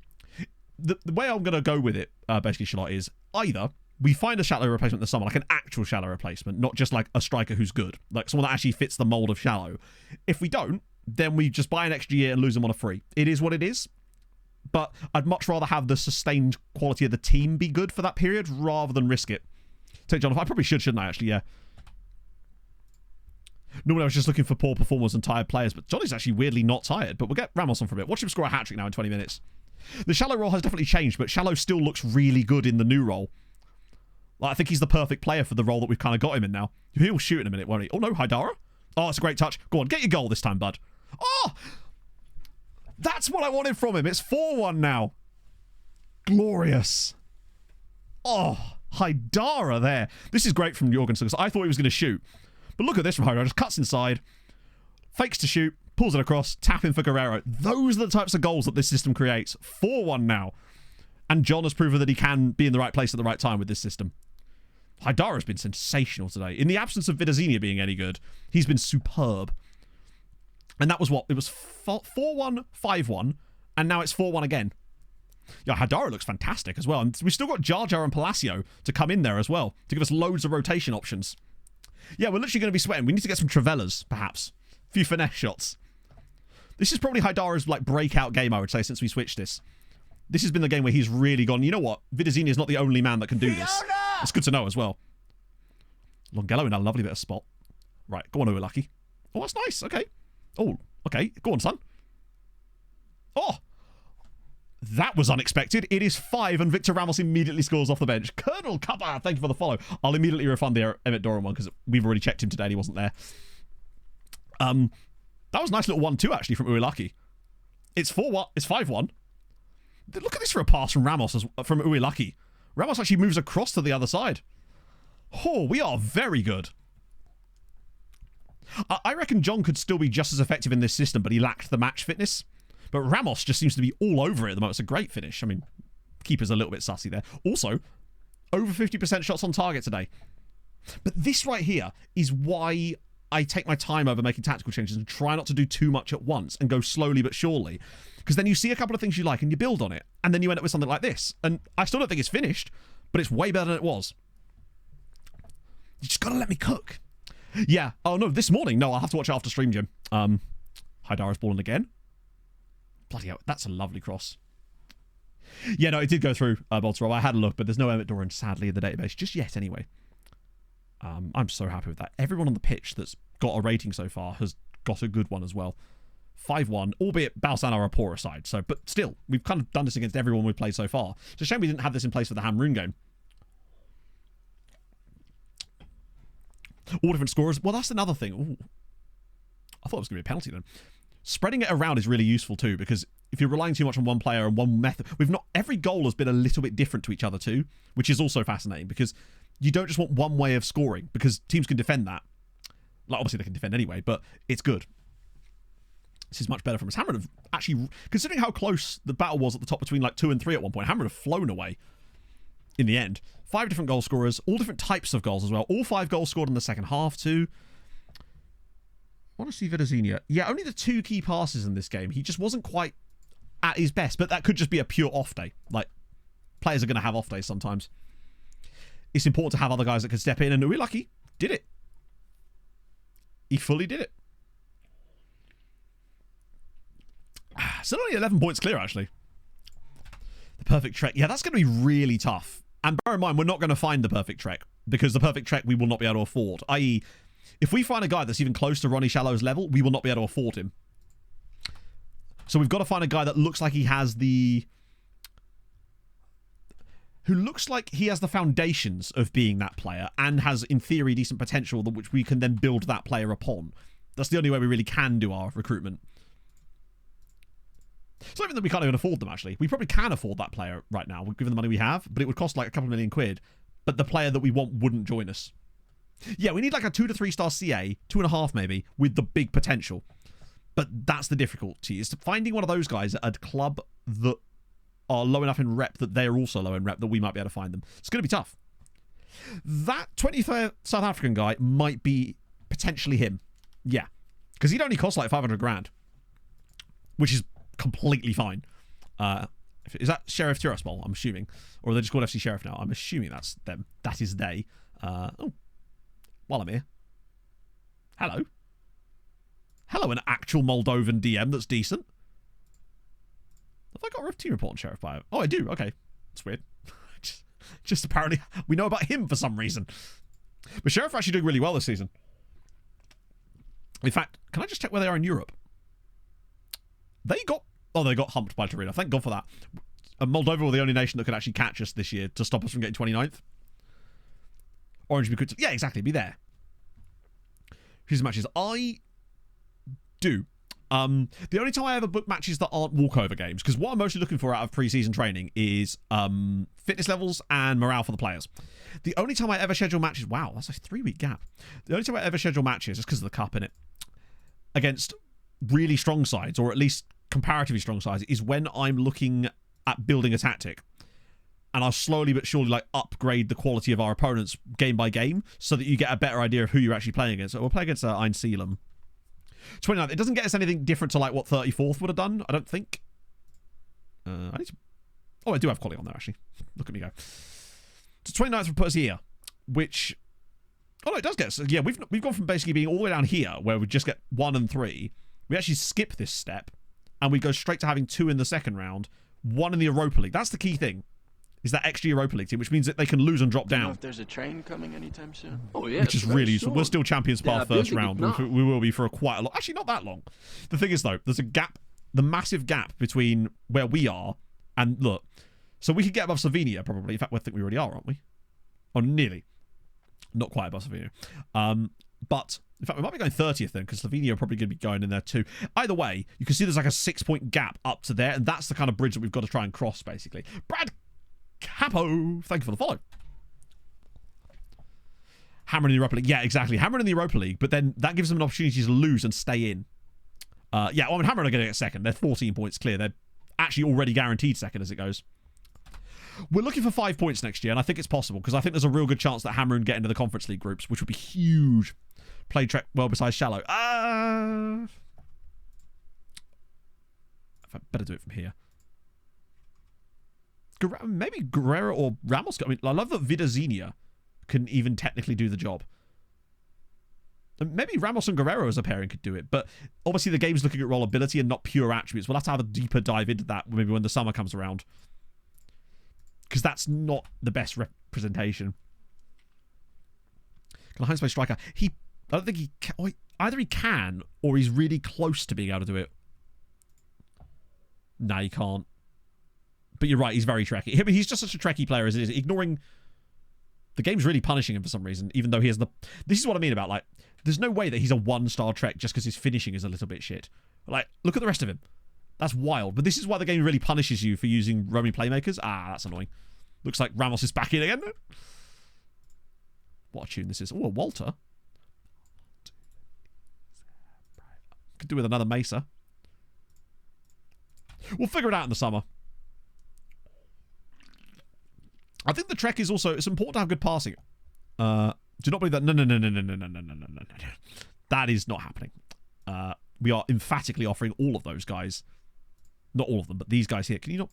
Oh, it's annoying. Wait, can I not ask my DOF to do it? Oh, God.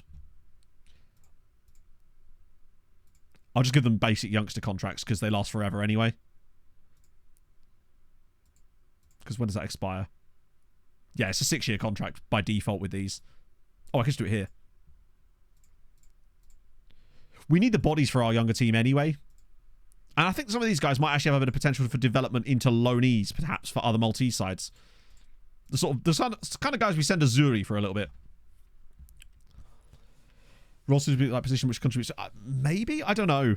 But there's certain roles that the game just doesn't like having poorer quality players in general. So roaming playmaker is another one. Qatar could probably do it too. Yeah, true. They're both disappointed. It's current training rating. But that's good, as long as they're not. Well, they could have trained harder. It's, yeah, this, if, say, for example, this intake came through first year, one of those guys would probably have been 4 stars, if not 5. Like, if it was first season. So we're definitely getting the cream of the crop. To be fair, even though they are training poorly, they're still training better than they were. Both of these guys were well into the 5s before, so we've at least managed to get slightly better training out of them. It really does, Jim, yeah. RPMs are notorious for that. Like, we were playing a guy on an RPM with MTK last year, and I thought his name was Tesco then. And it took so long for the game to actually consider him any good at it, even though every single attribute he had was well above what we needed for the level we were at for him to play that role. He was extremely well-rounded. I can't remember who it was, but he was so good. Might have actually been treating now, I think about it. Corinthian. I'm always sort of wasting my time scouting these guys, but it's good to have the knowledge anyway. Just in case we get some random luck and one of them actually will sign for us. You've got to put yourself... You've got to be in the position to score. Go down to there. Cool. Send those guys around again. So that's... Oh, it's a different... Joshua Thompson, another guy from Stellenbosch. Another... Yeah, we're going to build up all the Eltons. Hopefully one will be the Rocket Man. Oh, okay. A couple of them actually will talk to us, so we'll ignore the... Hang on. Sorry, I want to just look at him because he's A+ rated. Tell you what. Work rate's not amazing. Off the ball's... Oof. It's... His off the ball would concern me, but his physicals are fantastic. Tackling's decent. Dribbling is really bad, which is a concern, but that's something you would improve. Not that we could sign him, but it's just... I just want to have a look, you know? Because one day we might be able to. He's not bad, is he? These two here are potentially actual signings. Now, you're a goalkeeper, Luis Gamez. Oh, I saw blue and I got excited, but actually, no. Error reach is shit for what I'm looking at. Command of error is good. 1-on-1s is very good. Reflexes is okay. Yeah, he's just not the type of goalkeeper I want. And would be expensive. This guy's a ball-in midfielder. Walter Cabrera. I just feel like there are better ones out there that don't cost £1 million. Well, I mean, he'd cost less than that probably, but he's not actually amazing, and he doesn't even have the 5-star potential. And that's saying something considering who we are and who he is. He's just a bit... I mean, he's good, but he's not like, I want to spend £500,000 on good. He is going to be slapping fools. Precisely, yeah. Big win there. 4-0, okay. That's a nice, well-rounded performance. Some good players in that team, in fairness. Red adaptability. It feels like every Uruguayan we sign comes with red adaptability. Every single bastard one of them. Oh, no. Oh, he's got ages. We're all right, Flamengo. Yeah. Oh, my God. There's a 17-year-old here that's got 3.5-star CA. Oh my god, and he's professional and unflappable. Choose from distance. I don't like that. Not that we'd be able to sign him, but like, fuck me. He's not for the likes of us. I don't know, actually. I think it's just because we've got so many players on the scouting list, he hasn't come through yet.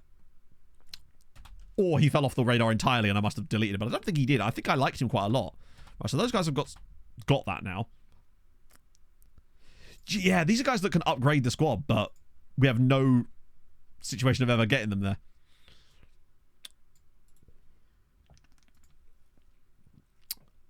Okay. La Salera. Cool. We already own him. Wait, do we? Wait, we already own Alfred. Is he a future transfer?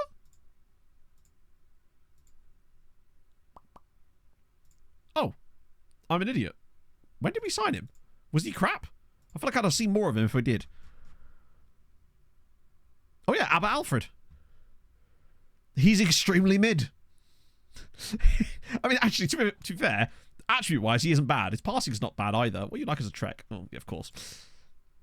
Again, he's not horrendous for it. He was just one of the loan farm guys that didn't get one. Plus, he was... I think we were just disappointed by his PA more than anything else. We were promised better results from that. Only 2-0 against Gudja is a little concerning, but the quality of the performance is still right there. Who were playing wingbacks in this game? It was Haidara and Vidazenia again. How did Vida do? 5 key passes, Haidara with 2. All right. As long as one of them plays well, it seems like we're okay. Train was a Trek. Maybe. I just don't think he's ever going to be good enough to play for as a Trek for us, because I just don't think he's got the ceiling. I think I'd rather find a new guy for that, potentially, or just train one of the guys that we have that's good already. Because the thing is, as he gets better, which he will... Hey, there we go! Dick is a Maltese citizen. I'm happy to confirm that Dick has gained Maltese citizenship after living in the country for 5 years, took up the nationality because he believes he's good enough to play for Malta. He can be called up immediately too, so there's no reason for any delays or unforeseen circumstances. Dick now has the Maltese flag on his profile. Come on. I want to see him in that Malta squad, damn it. I want to see Maltese Dick. Look at him go. Yeah, hammer them 2-0. They get a bit ahead of themselves, aren't they? Dinamo Minsk. Oh, okay. Wait. This must mean that we've gone back around the loop again. If I'm back to Dinamo Minsk. Or it's a couple of guys I added right at the very end. Oh, when's the next international? Oh, it's right here. Imagine if you got called up. Oh, it's like literally 1 week too late. If he'd got that like a week before, because the squads were already announced, weren't they? Oh, wow. Yeah, we've gone back around the loop again. We're back on Dinamo Zagreb again. Which means, I think before the summer, I'm going to go and add a load more teams. Where do you go? Oh, well, I mean, it's funny you asked that, Scott. It's the end of the month. Well, the end of next month, anyway. Which is the end of a month. End of February. Week of the 23rd. It's not that they can't fit it. Basically, it's because he didn't get the nationality until the squads for the latest international break had already been announced. So he couldn't have possibly been put in the squad. It's annoying. Because I don't know if there's another... Ooh, I don't know if there's another international break. Yeah, I think, Jim, it's because, remember, they come with the really long youth contracts. So that'd be the reason why. Oh, hello. Yeah, except all these guys we already know about. So with that, actually, I think for the time being, I'm just going to send them around again. Without actually scouting the players, because it's wasting our scouts' time. Do you have an international clause? Probably, but I don't think it's too much. I suspect that he probably does, because he's Brazilian. So I see no reason why I wouldn't have given him one. Let's put it that way.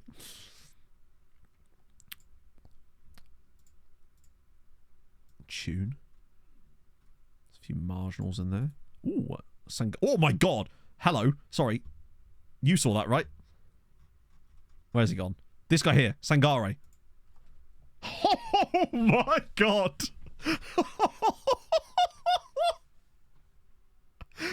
Oh my days.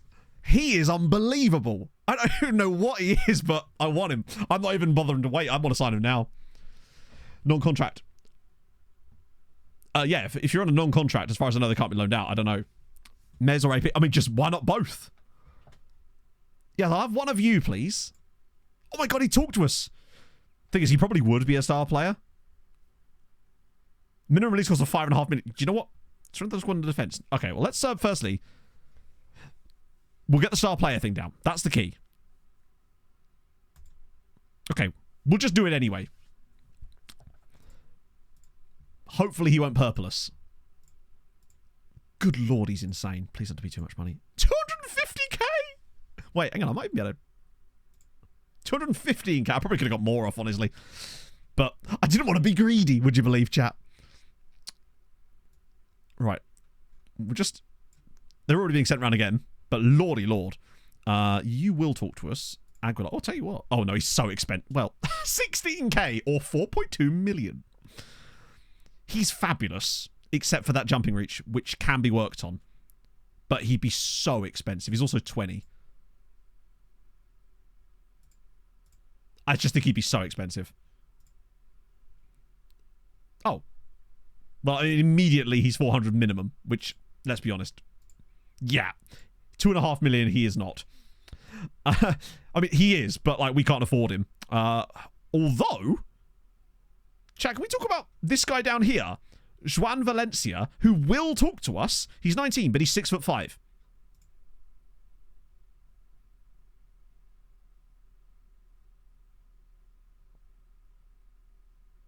Yeah, we actually had a wage demand on him. Doesn't mean he may not talk to us now. He's 6'5" and actually has reasonable pace. Can finish. He's no composure. Can't tackle for shit. Yeah, but you can work on composure. He's only 19.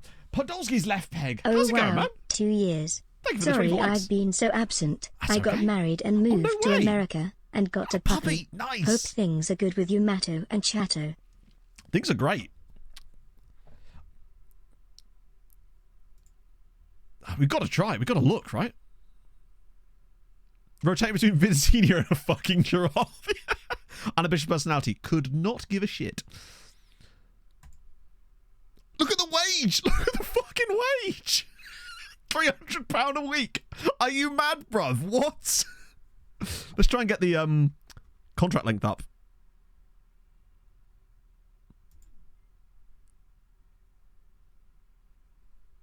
Shit. I just did it the wrong way. But doesn't matter. We'll get it. It's fine. I'm an idiot, but it's fine. New tactic. Yeah, well, no. I mean, we can make it work. He can actually be a Trek. I did indeed ask for a shorter deal there, so classic me. Now it does. This will just depend. Yeah, the agent will want a longer deal anyway, and so would we. Honestly, I still think he's worth the 1.3 million. Even at 1.3, I still think he's probably worth it. We've got the money. We have 3.6 million in transfer budget. This will be our first ever £1 million signing. And bear in mind, we sold Mark Leonard for 1.2 million earlier this season. The giraffe from Madagascar. Christ, I can't remember the giraffe's name. We could maybe, yeah, you're right.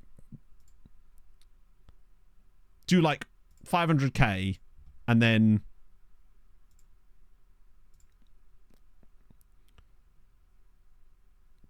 I know that you can even stagger it further than that, but do like 500k and then like... I'll give them like 300. I'll give them 400. Nelman, that's it, yeah. Nelman. There we go. I know that's actually paying more, but it's over time it's going to work out to less for us because we'll have more money by the time that comes around. The rest of these guys won't talk to us yet. The contract is going to be the key thing. Tropic Punk, thank you very much for the prime. That's very kind of you, friend. What a time to join. Should we just change his name to Melman? I want to call him Melman if he signs for us. Major reservations. Okay, this is going to be tough, but I would love to try and sign both. Out of interest, why is he so interested in joining us, by the way? Like, I don't know why he is so interested in us when he has no reason to. He plays for Colo Colo.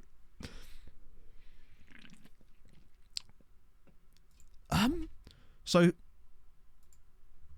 Okay, so he hasn't purpled us.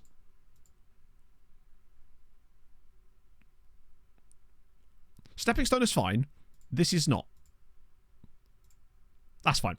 Important player because he would be. His agent has 0 patience though, so we've got to be careful with them. Right, so release clause. I know we could get rid of it, but it's £5.5 million, and honestly, it probably would get triggered, but I want to use the we're going to have to put some clauses in anyway. Like, to get rid of that. We'll get rid of that. It's a high enough release clause to the point where... What's our threshold? Is it like 3.4? Because I want a longer contract, which is what his assistant wanted. His agent anyway. We'll put relegation release clause on. If I could get him on that with a 1-year extension, just to not take the pit. Fuck it.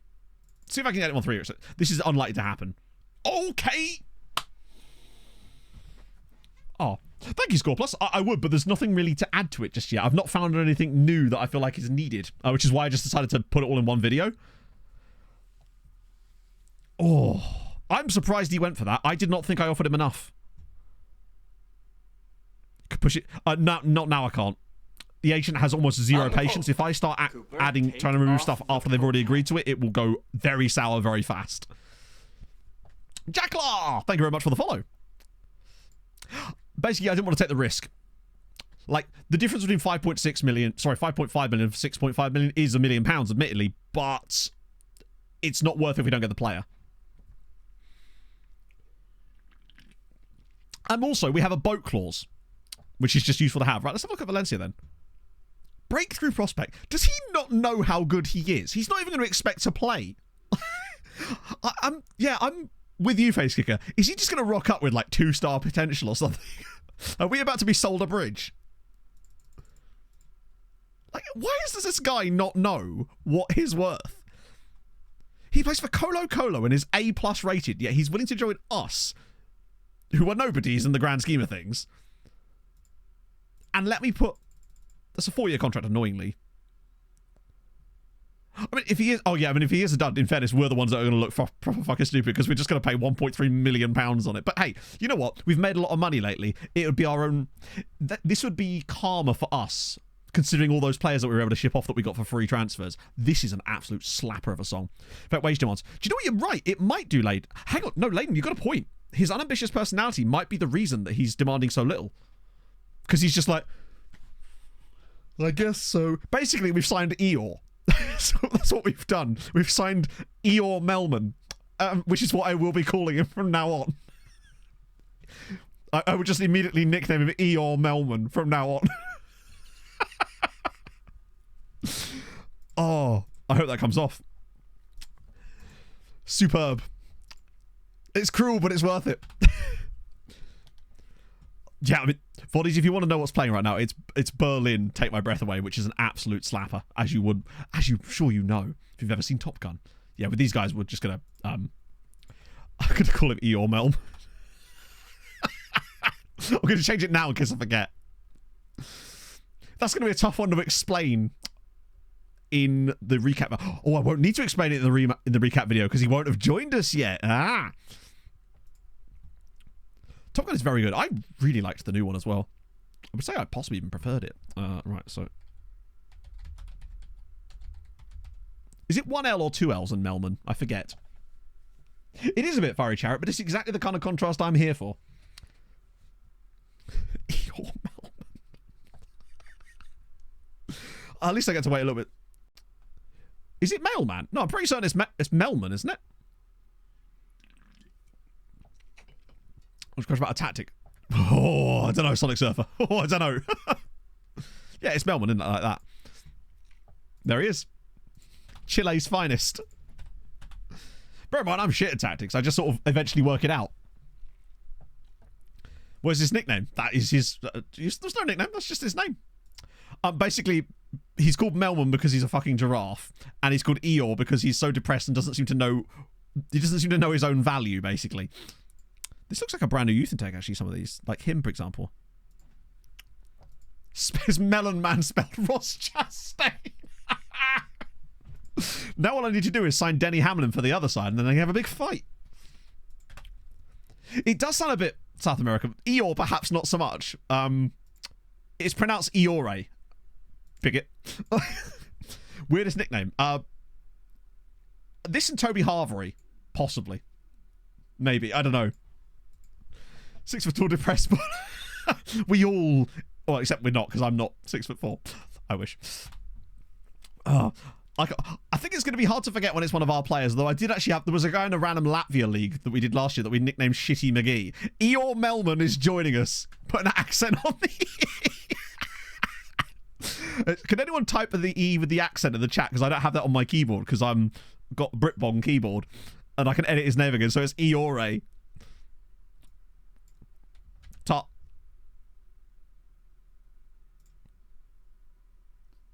Come on, game. It has to be on the end, right? That's the perfect place for it is Eore Melman. Oh, 130. Legend. So we're going to get Eore Melman. I've already forgotten his real name. Is it Juan Pog? Pog, we've just signed Eeyore, if that helps. Oh, good times. Told you I was in a good mood today. I'm just vibing it. Now he's real. I can't wait for all the questions. For people that weren't here today. Typing with A. I know. Just give me bangers and mash, damn it. Yeah, but Bob was really into that kind of stuff. Him and Blaney used to go to like Miss May I shows back in the day, all right? And speaking of things happening on the opposite end of the spectrum, Sulemane Sangare is here. Is this how you think? What? So instead of, hey, that's one way we could say we're getting A's if we just do it like that, right? Right, that's Osiek. For the time being, I'm just gonna. To be fair, if anyone's good in those reports, we'll still get them in our scout reports anyway. I spent a lot of money on Donkey because he's amazing. Or honestly, we're just not sure. Like the amount that he requested is very strange to me, which makes me think he might be crap. But we'll see.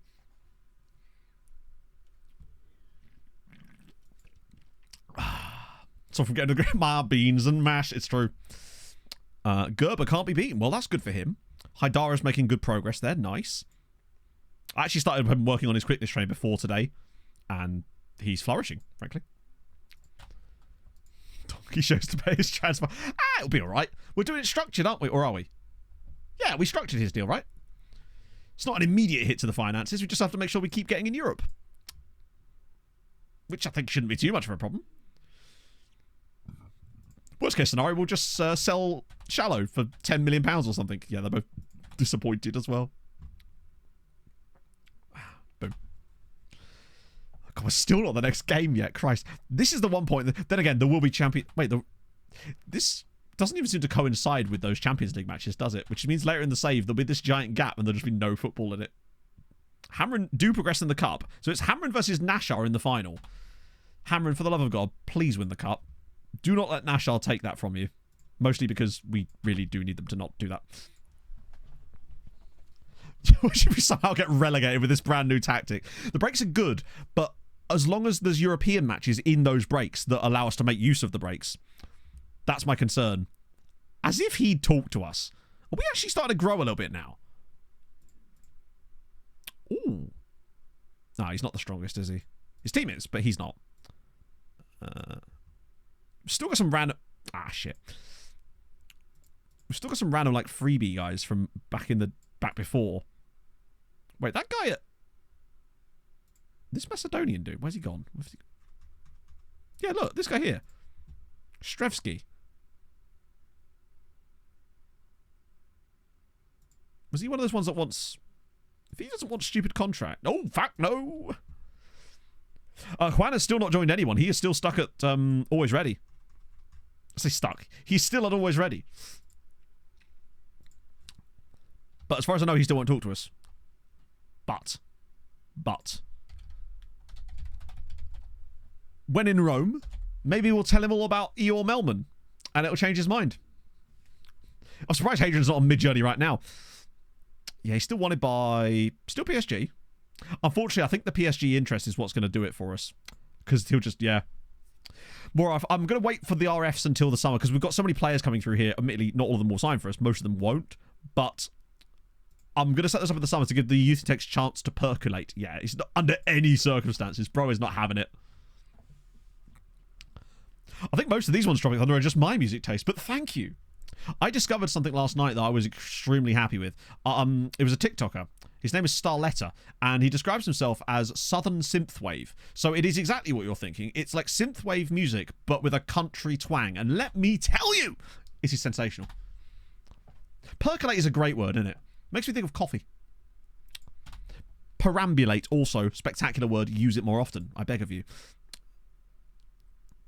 Yeah, anyone who's decent from these is being dumped straight into our scout reports anyway, because you could see the max day age of 0, which actually means that this method might even be faster. You might not even have to actually scout them manually.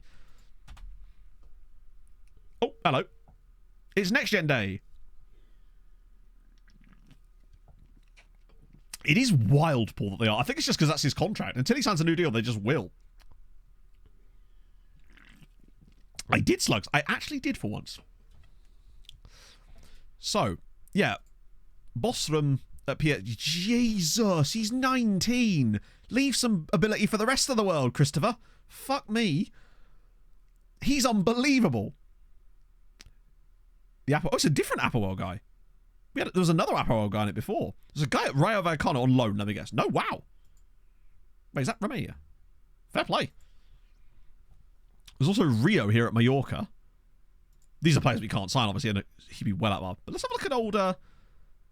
Oh, he's on loan from Inter. Boring. DeSantis. The Danish Donnarumma is curious to me. Nieto Batsi.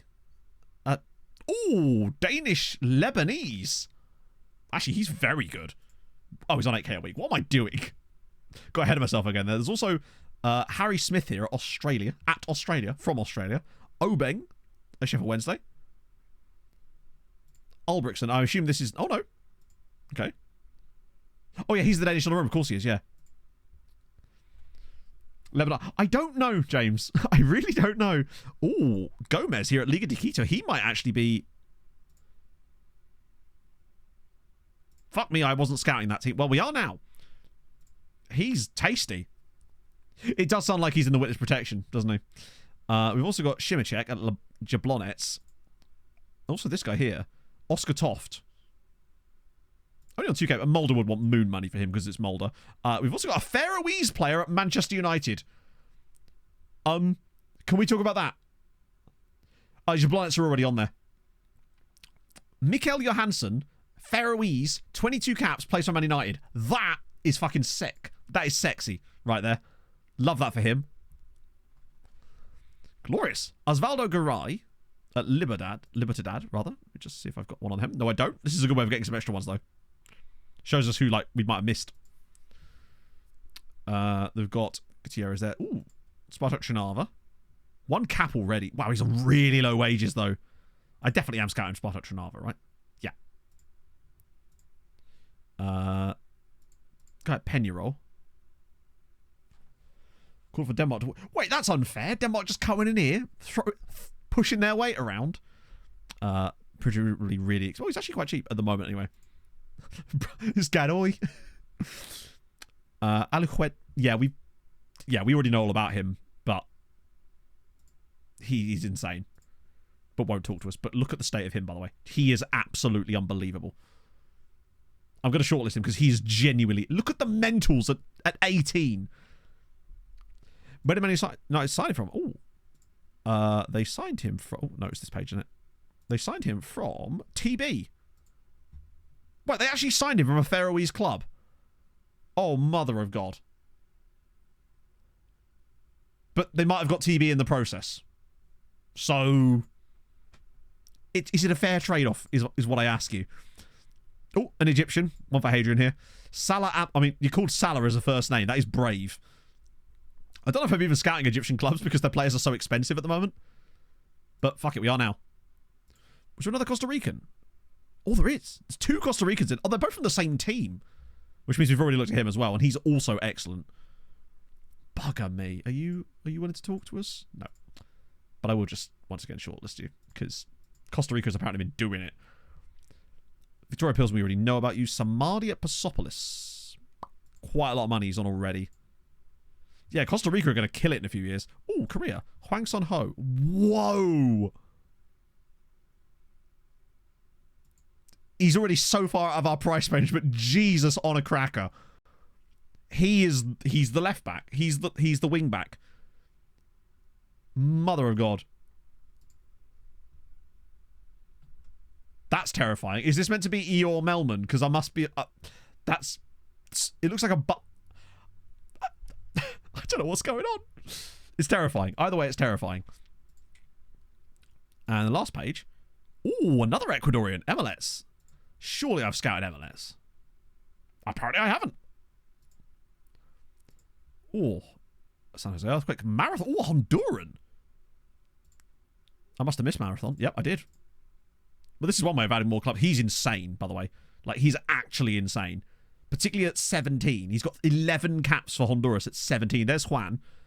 Tell you what, buddy, I would have scored him Miles Morales then. Miguel Morales looks to be genuinely insane. Or is this Melbourne? Just random Golden Gate Bridge in the background. Just ask his agent. We could do, I suppose. I suspect that because he's not 18, though.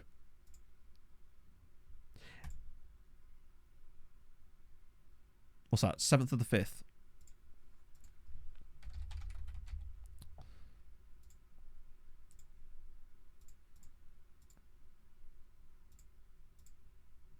He intrigues me.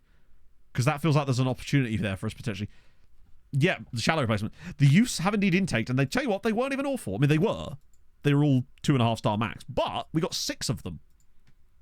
Which, by our standards, is very good. And one more Chinese at the end there. Nice. Ramos. Oh, that's kind of good too. And Jefferson. And contracts expiring this window. I am 100% okay with that. Because they'll probably just go to other clubs in our league anyway. And they've never been in the loan farm. Not an issue. That's fine. That's fine. That's fine. Cool. Have we actually got a game? No, it's just another friendly. Of course it is. Ah, dear. I'm all for pronouncing Emelec. I assume it's Emelec. But I don't know if they'd even say it that way in Serbia, right? Go on, Inferno. Enlighten me.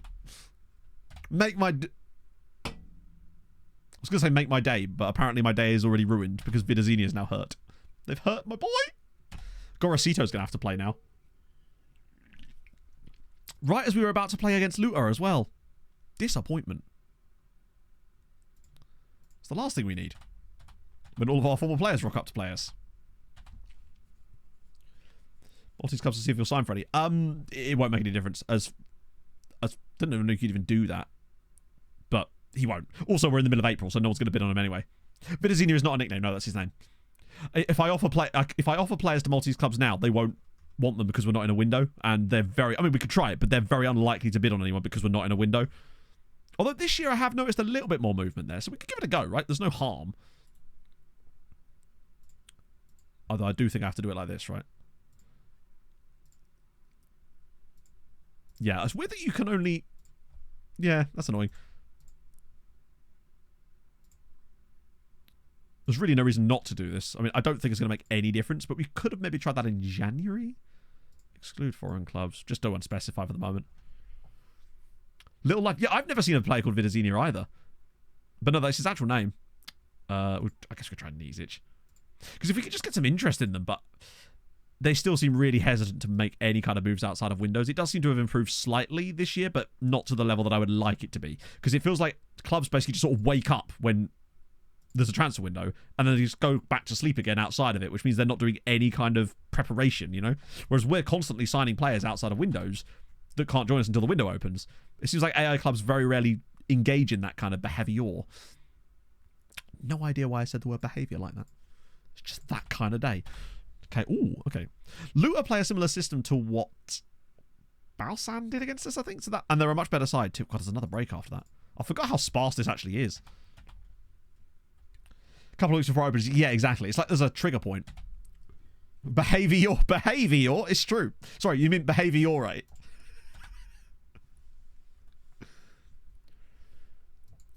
For Vida. Incorrectly for Vida. Doesn't little just... Isn't Enia just means little, doesn't it? Or is that Enio? Good point, actually. I don't know. I don't know enough about... Yeah, but you see players with Enia on the end of the name all the time. João Palinha, for example. Obviously, he's Portuguese. He's Portuguese, not Brazilian, but yeah.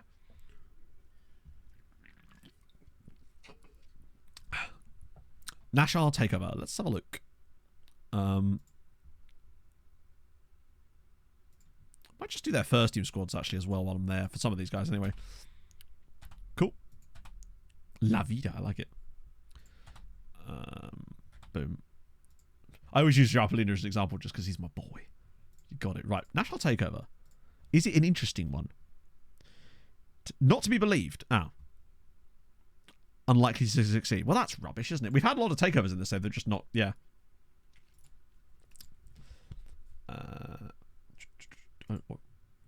Caterpillar Motor. Wait, is that a team? I can't believe I missed this.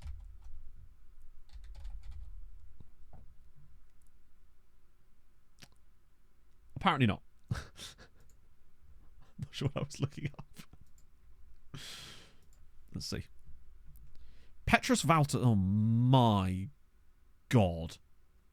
At least he's an expensive Belgian and not a free Belgian, right? Columbia team. Apparently not in my save, they're not. Unless they've got a different name. Jesus, he's good. 25 million. Yeah, that's about the right price for an expensive Belgian, I would say. They might be called something different in my save, potentially. Right, how close are we actually playing a game here? Batman is a good name. It's just a solid name in general. You see players with that name as well. True, they may not have loaded. It's weird having to think about that every time we do lookups now, because before that was never an issue, but I guess I'd actually settle for it given the increases in speed that we've seen in the game this year. Like, I feel losing a few random teams, although I do feel sorry for Guam, because most of our Guam fun has now completely fallen by the wayside, and that does make me extremely sad. Wow, we're really narrowing this down now. This is nice. Oh, wrong way. Wow, that's so many people. We're in the league with this game. I suspect so, and if we keep playing the way we are, then I think we possibly will do. Okay, so... I don't know if you can see. Yeah, you can. So there's another dude here.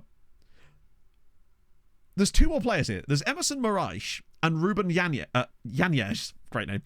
One from Catholic Daddies and one from Palmeiras, who both will talk to us. And I don't know why. So I'm just going to get rid of the others off the screen for the moment, because both of these two would be well expensive. So Emerson Moraes is not worth £2.1 million. We did sign Eeyore Melman, yes. Yeah, he's not happening. Low rep, I mean, I wouldn't say no lower than the others, perhaps. It's good that he'll talk to us. It means there's definitely some improvements going on there, but he's just not one for us. But what about a poacher from the Catholic Daddies? These guys usually produce some quality. Oh no, red injury prone. Like, I draw the line at red injury prone. Good adaptability and consistency. Dribbling's crap. He's certainly not amazing. Good on both feet. I think we can do better. But it's good to know that some of these guys actually will start to talk to us now. This is an excellent clue. Right. Did I see that Louvren was still in there? So Ibarra's finished his trial. No one went in for him either. Dino Batumi. One of these days, I feel like they're actually going to produce a proper monster for us. Which is why I'm going to start scouting their first teams too. Just in case they get pulled up. Non-contract. I didn't want to join you. Oh my god. Ross County are really good for that type of thing. A 6-month contract and maybe a, I don't know, just a Segunda Volante role just for the fun. He's absolutely outrageous. I love that he's got 15 caps for Scotland and he's on a non-contract. To be fair, Man City do want it for free. Why is it that Ross County randomly have loads of non-contract players? Is there a reason for it? Because I've noticed it in every save I do. No, exactly, Jim. Why? Is that a thing in real life? Like, it's always Ross County in Scotland that I find these players at. It's where we got Jordan Ross, ironically, from last time. And I don't know why. Because they're not like they're hard-coded. Or maybe they're hard-coded that way, but it's not like they're Queen of the South. Who even them, I don't think are anymore, are they? Whole team meeting? Absolutely not. Squad they must have. Yeah, but why just Ross County? Like, what is it about their squad that causes that? Yeah, no, it's in every FM. It happened last year too. We'd always see like random good players from Ross County. At the moment, Grant, I'm doing team reports, but we're probably going to move back to, in the summer, some recruitment focuses again. The James's ones, the RF ones on Expedition RF, and also some freebie Brazilian looking as well. I think my reports are they're almost certainly not, but they're about to be. In fact, just for the purposes of this, to keep on top of them, we'll scout all three.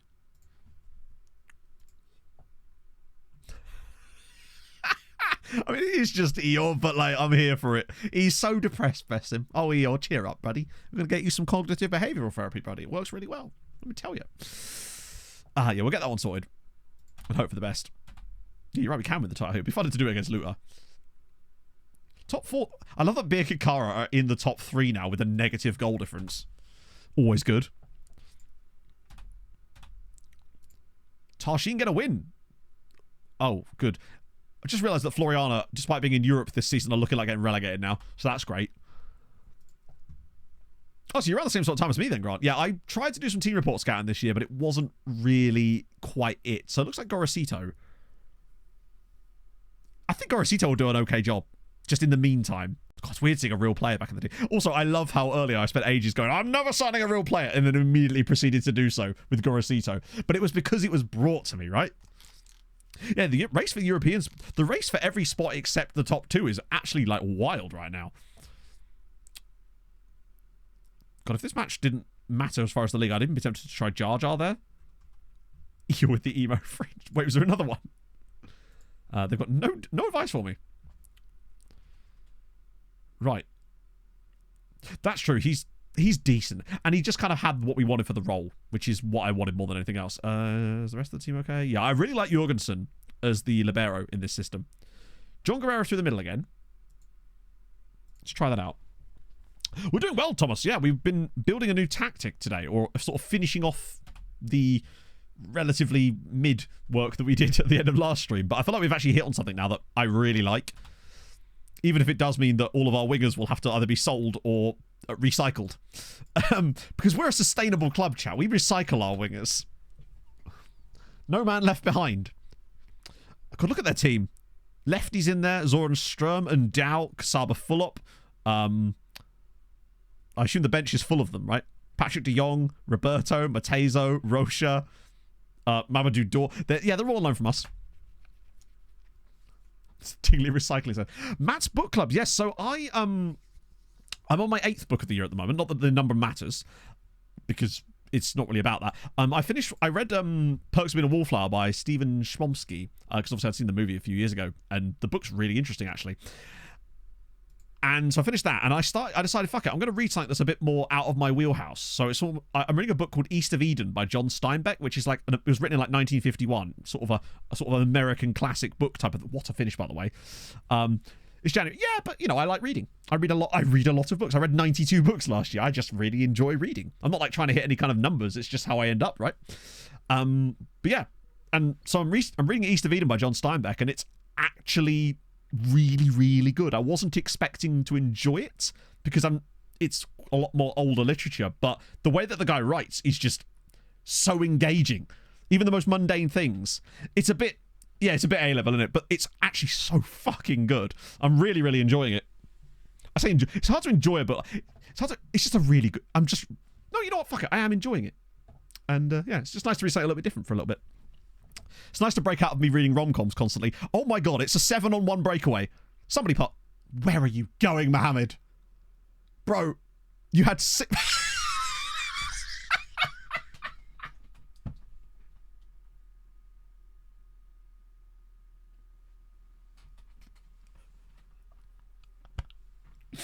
And the award for the worst counter-attack of all time goes to Mohammed Afifi.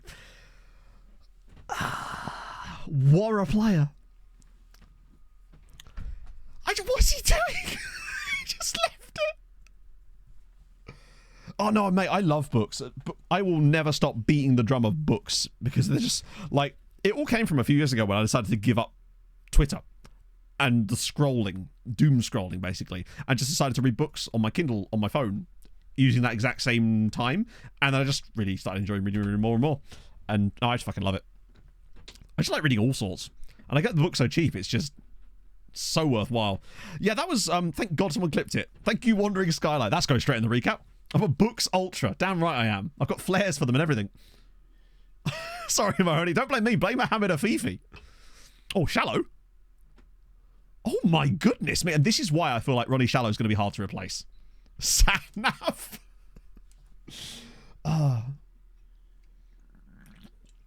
No, it just was like, well, not even that, because you think you're not reading one book in one sitting, are you? It depends on how. And some of those books were fucking long. Like there was many Brandon Sanderson novels in there, and if any of you know anything about Brandon Sanderson books, them be big. Particularly the Stormlight Archive. Mopave or Mope, thank you very much for the follow. I saw his face. That's the best one. That's the best one so far. You came in summer. in winter. Moscon Road, thank you for the follow. I've only read the first Stormlight book, but I did read the entire Mistborn series last year as well, and the Red Rice. I didn't finish reading Wheel of Time. I actually got, not lost interest, but did at the same time, as in I'll pick it back up again, but I got intrigued by another book that I wanted to read, and then I just started reading that and forgot to keep reading Wheel of Time, which is good. But I will get back to it, because I was enjoying what I read so far. But yeah, that's also fucking long, isn't it? Gorosito on the right-hand side. I really like this setup for us. It's now shallow. Oh, look at the runners. So many in there. Oh, my goodness me. They're learning the tactic now. The cohesion is going through the roof. That was, yeah, strange to it, but it is what it is, right? People have their own opinions. We're playing some gorgeous football. They're no longer... Like, I thought he would have shot there, but no. He looks for the pass. And not only that, but we go for another pass. Oh, it's a fun one. I don't know about brilliant. I think it is potentially brilliant. Like, we're 3-0 up in the first half here. To be fair, though, Ragnarok, it was after, like, 100 pages. Yeah, it's great. Like, just goals all round. Now, but I think that in Europe it might help us just because we're going to be more defensively stable. Guerrero's picked it up now. How's Guerrero got on in today's game? Still doing well. Look at the drive. But now he's got support. Oh, maybe not. Not on this occasion, perhaps. We found something good, and I really enjoy it.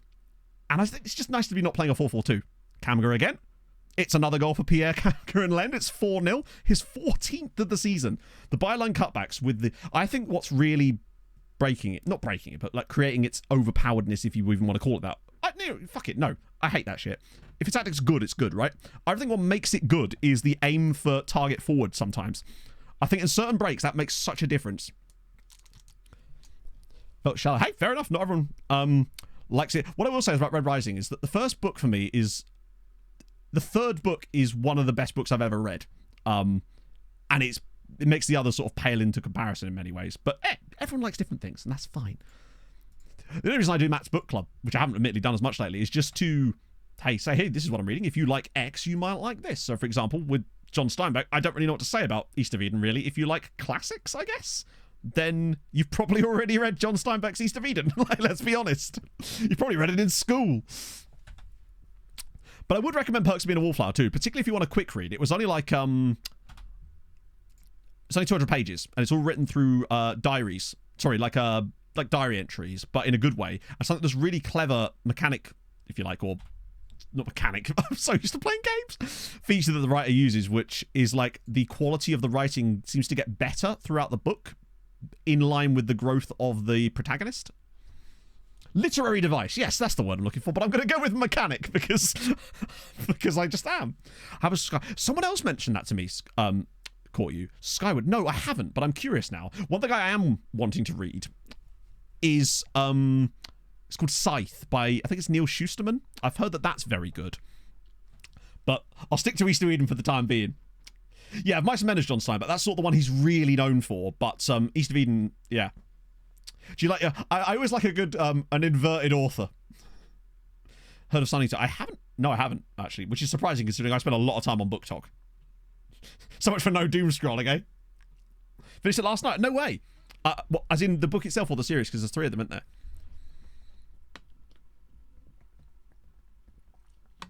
I can talk about books for age. This is great. This is one every time I see my sister, it's just like that because my sister's a writer. So this is like she gets to do that stuff. It's 4-1, which is just something that always happens, doesn't it? A libero. Oh, that's good shit.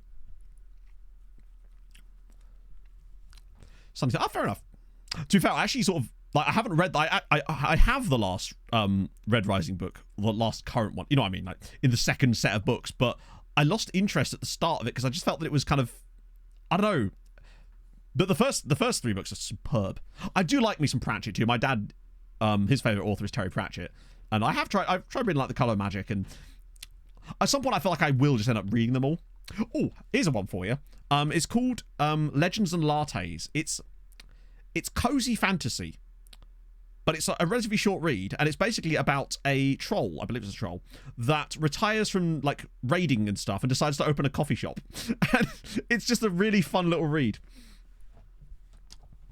The Pearl. I've never heard of The Pearl.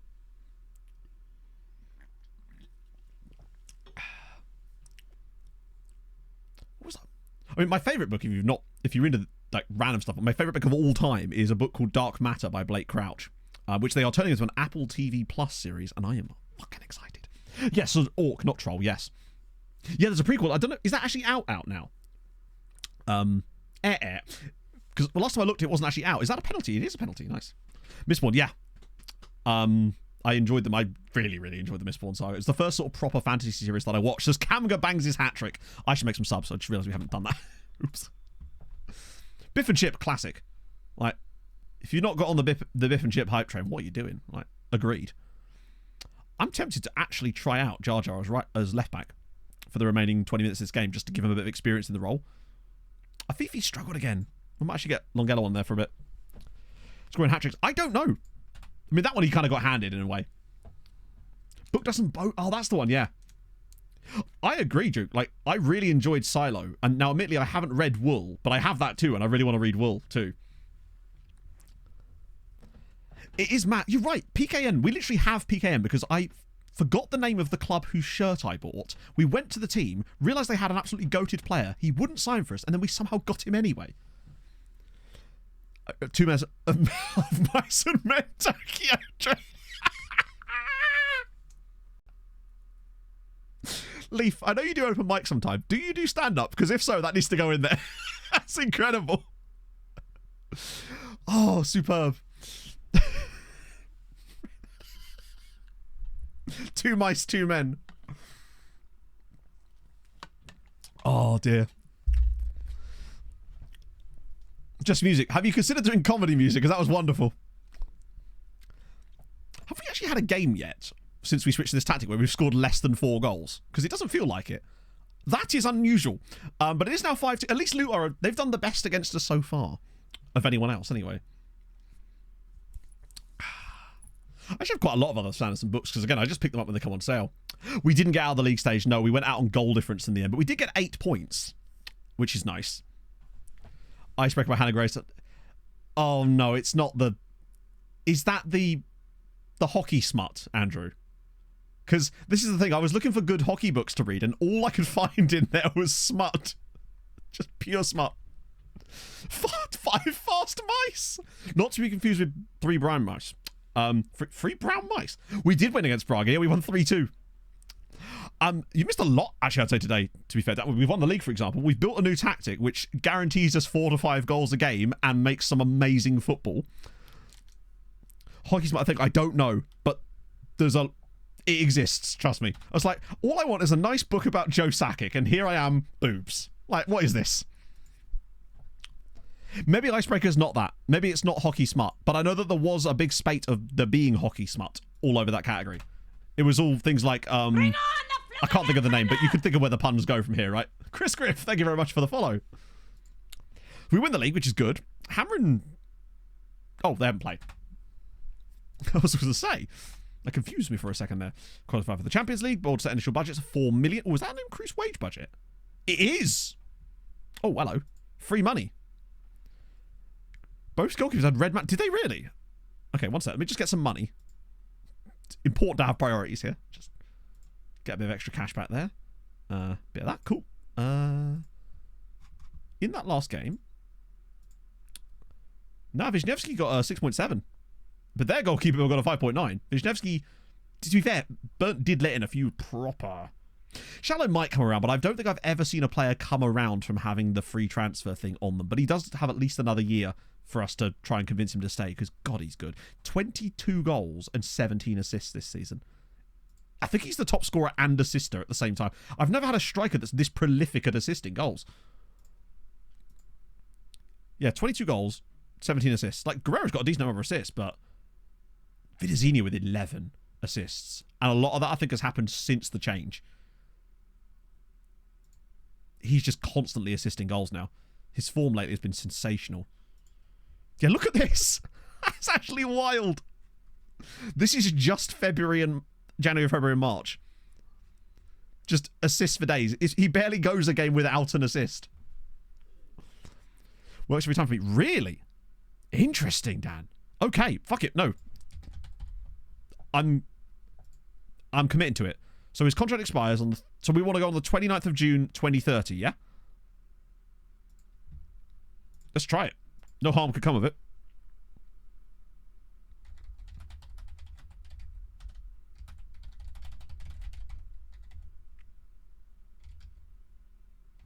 I don't know why I've written Contiwacti, but here we are. I started, so I'll finish. Yeah, true. He'll sign a pre-contract, though, won't he? That's the thing. He'll just sign a pre-contract with someone else way before that. It's probably because of the song, actually. Yeah, good point. Yeah, I mean, we'll try it, but I think that he'll just end up signing a pre-contract, won't he? We did play against Contiwacti Treaty, yeah. A pre-Contiwacti. Yeah, I suspect that he's just going to sign a pre-Contiwacti. But, you know, that's such an...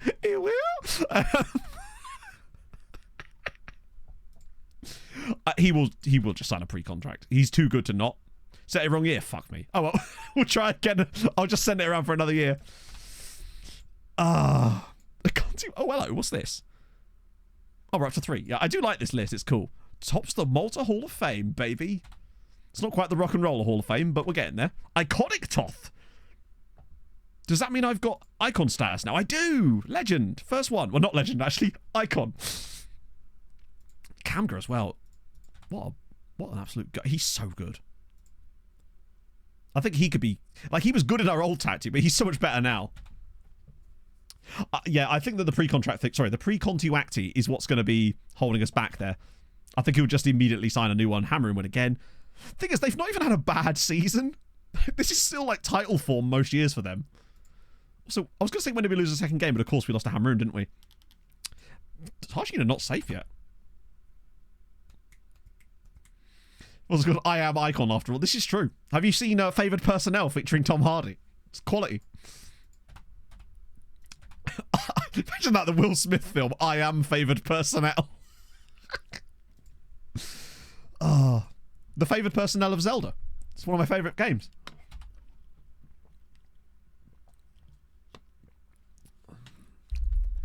Sabar with a big win. Valletta with a huge win.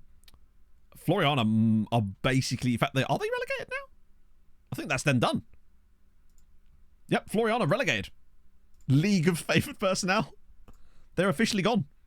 After a couple of years of yo-yoery, they have bitten the dust, which is really annoying. Because they're going to absolutely destroy the second tier next year. Speaking of the second tier, how's that cracking? Mars. Oh, Singlair are back in it. We might have a new team in the top flight this year. Or next year. Because Ghajnsielem look to have buggered it up. Also, they've got a guy from fucking East Timor. How did you manage that? That's amazing. Mario Quintao from East Timor. That's true, Floriana. Maybe that's how we do it. They just have to wait for them to get really bad, get down, come back up again, and then take all the loanees. In fairness, Senglair have been in the top flight before. Doesn't really count as much. Well, they can use them. They just use them really fucking slowly to the point where it's it's as if they're not using them, you know? It creates the illusion of them using them more than them actually using them. I don't know why I came across so, like, all presenty there. Sound like I was presenting Top Gear then. They have the worst youth intake in the world. And we move. Another one. Fucking hell, how many training schedules am I going to change in one day? One of these days, I always think, I'll just go through and do them all at once. But then the thing is, all it takes is one cup match to come in along and go, hang on a minute. No, let me reschedule these fixtures for you, bro. To look for memes. And what have we got? Hang on a minute. When was the... I swear, Hadrian, do you not remember looking at movies for a certain meme that we talked about many, not years ago, but many, many months ago? And I can't remember what it was. It was something to do with someone in a song was written about someone, and that person directed movies, and I can't remember who... Yeah, I've given you a lot to go on there, chat. I've given you a lot to go on there. Oh, more coaches. Yes, it was Supervet. But what was the song? And who was it by? I've actually forgotten. Yes, right. There you go. I think that's right. Now, I think we're there. Yeah. I believe it was that the person that wrote Toxic by Britney Spears was currently in a relationship with Noel, who is the Supervet. And that means that there's a likelihood that the song Toxic by Britney Spears was written about Noel the Supervet. That's what it was. Yeah. And we were looking at her other songs to see which also could have been written about Noel. Oh, that was some deep lore there. Because that's the sort of thing that we as adults and spend our times doing. What I will probably do next stream is we can get a load of new coaches. Because that's really nice that they've actually done that. Oh, they let us have a performance analyst too. Kathy Dennis, that's the one, yes. So yeah, we can actually... Wait. Yeah, I'll get a lot more coaches, which would be really good for the development side of things. Ooh, Ferenc Varos, baby. What are we saying? I agree, song. I didn't hear what the song said. That could have been filthy. Command the favourite personnel from Ron Burgundy. Can't get it out of my head. There you go. Definitely about Noel, for sure. Can't get it out of my vet. It works. Little did Kylie Minogue know. Anything she wrote before, yeah.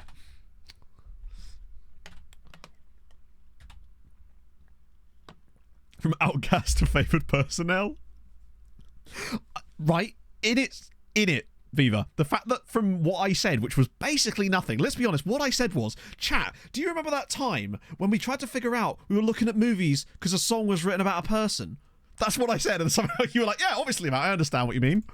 It's like when you hear two people speaking a language that you don't understand, and they're just like, yeah, like, but they are speaking English. And it's just like really technical jargon and a very specific niche thing, and you're like, 4 S Club 7 songs. Oh, she was a genius. See, she was never given up. She held her head high and she reached the top, damn it. Right. Any random elderly people in this one? No, we are actually... Wow, we've really cut it down, haven't we? I thought that was Juan Martinez for a second there. Narrator, it wasn't. Cool. Oh. A Wales game on S4C. Such a niche reference. I love it. Just the one guy on this one. It's Caballo. Nah, he ain't it. Another couple of these guys, which is good to know for the future. Particularly with old Lay here. Oh, yeah, Lay is... Wow, I love it in the 20 flair Brazilians. It's good to know. Sangare, oh my god. Sangare's 4-star, 5-star. Holy shit. Chat, it's fine. We're going to be fine. Suleimani Sangare is here, and it's all going to be okay. Is there anything this man can't do other than throw a ball really far? He's going to be a pain in the tits to work with because of his personality, but other than that, he is unbelievable. The teamwork and work rate as well. I mean, honestly, train him here. He could play both roles. He could literally cover both of those roles. He either competes with Enlend or he plays alongside him. Because I feel like with the passing and okay vision that he's got alongside the rest of him, he'd actually be a really nice AP for us too. Oh. Yeah, he's gonna. I think you're right. He's gonna be the next world-class Wemp because he's an important. Then again, he'll play. If we could just get him trained up in that role really quickly. But I agree. I probably can't speak Maltese. Very true. He's unfortunate. Dick injured. No, Tyke ruined again. Oh, he's on Len level. No, he is. But no, I see. But you're right on both fronts, even in the way you weren't intending to be. Because you're right. He can compete with Enlend. The big kangaroo. See, which headers are scored. Well, it's funny you say that, Corp. We were actually trying to look in the stats to see if we could figure out the number of headed goals or headed shots that were occurring in a match, but the game wasn't being particularly forthcoming with that information. And I swear it used to, but it doesn't seem to now, which is disappointing. I'm sure there's a way, we just don't know. I'm sure that someone very smart, much smarter than myself and all of you lot, that's right. That's right, I'm putting you on my boat too. We're going to sync together in the VODs. Has almost certainly figured out a way and knows that way, and he's going to tell us, and then I can share it with you on Thursday. Speaking of Thursday, I'm not here on Sunday. I know. What a sentence for you there. So this is my regularly scheduled Sunday off for the month. But I will still end up working because I'll probably be just working on Premier League years instead. So probably no Sunday, but it will be a transfer stream on Thursday.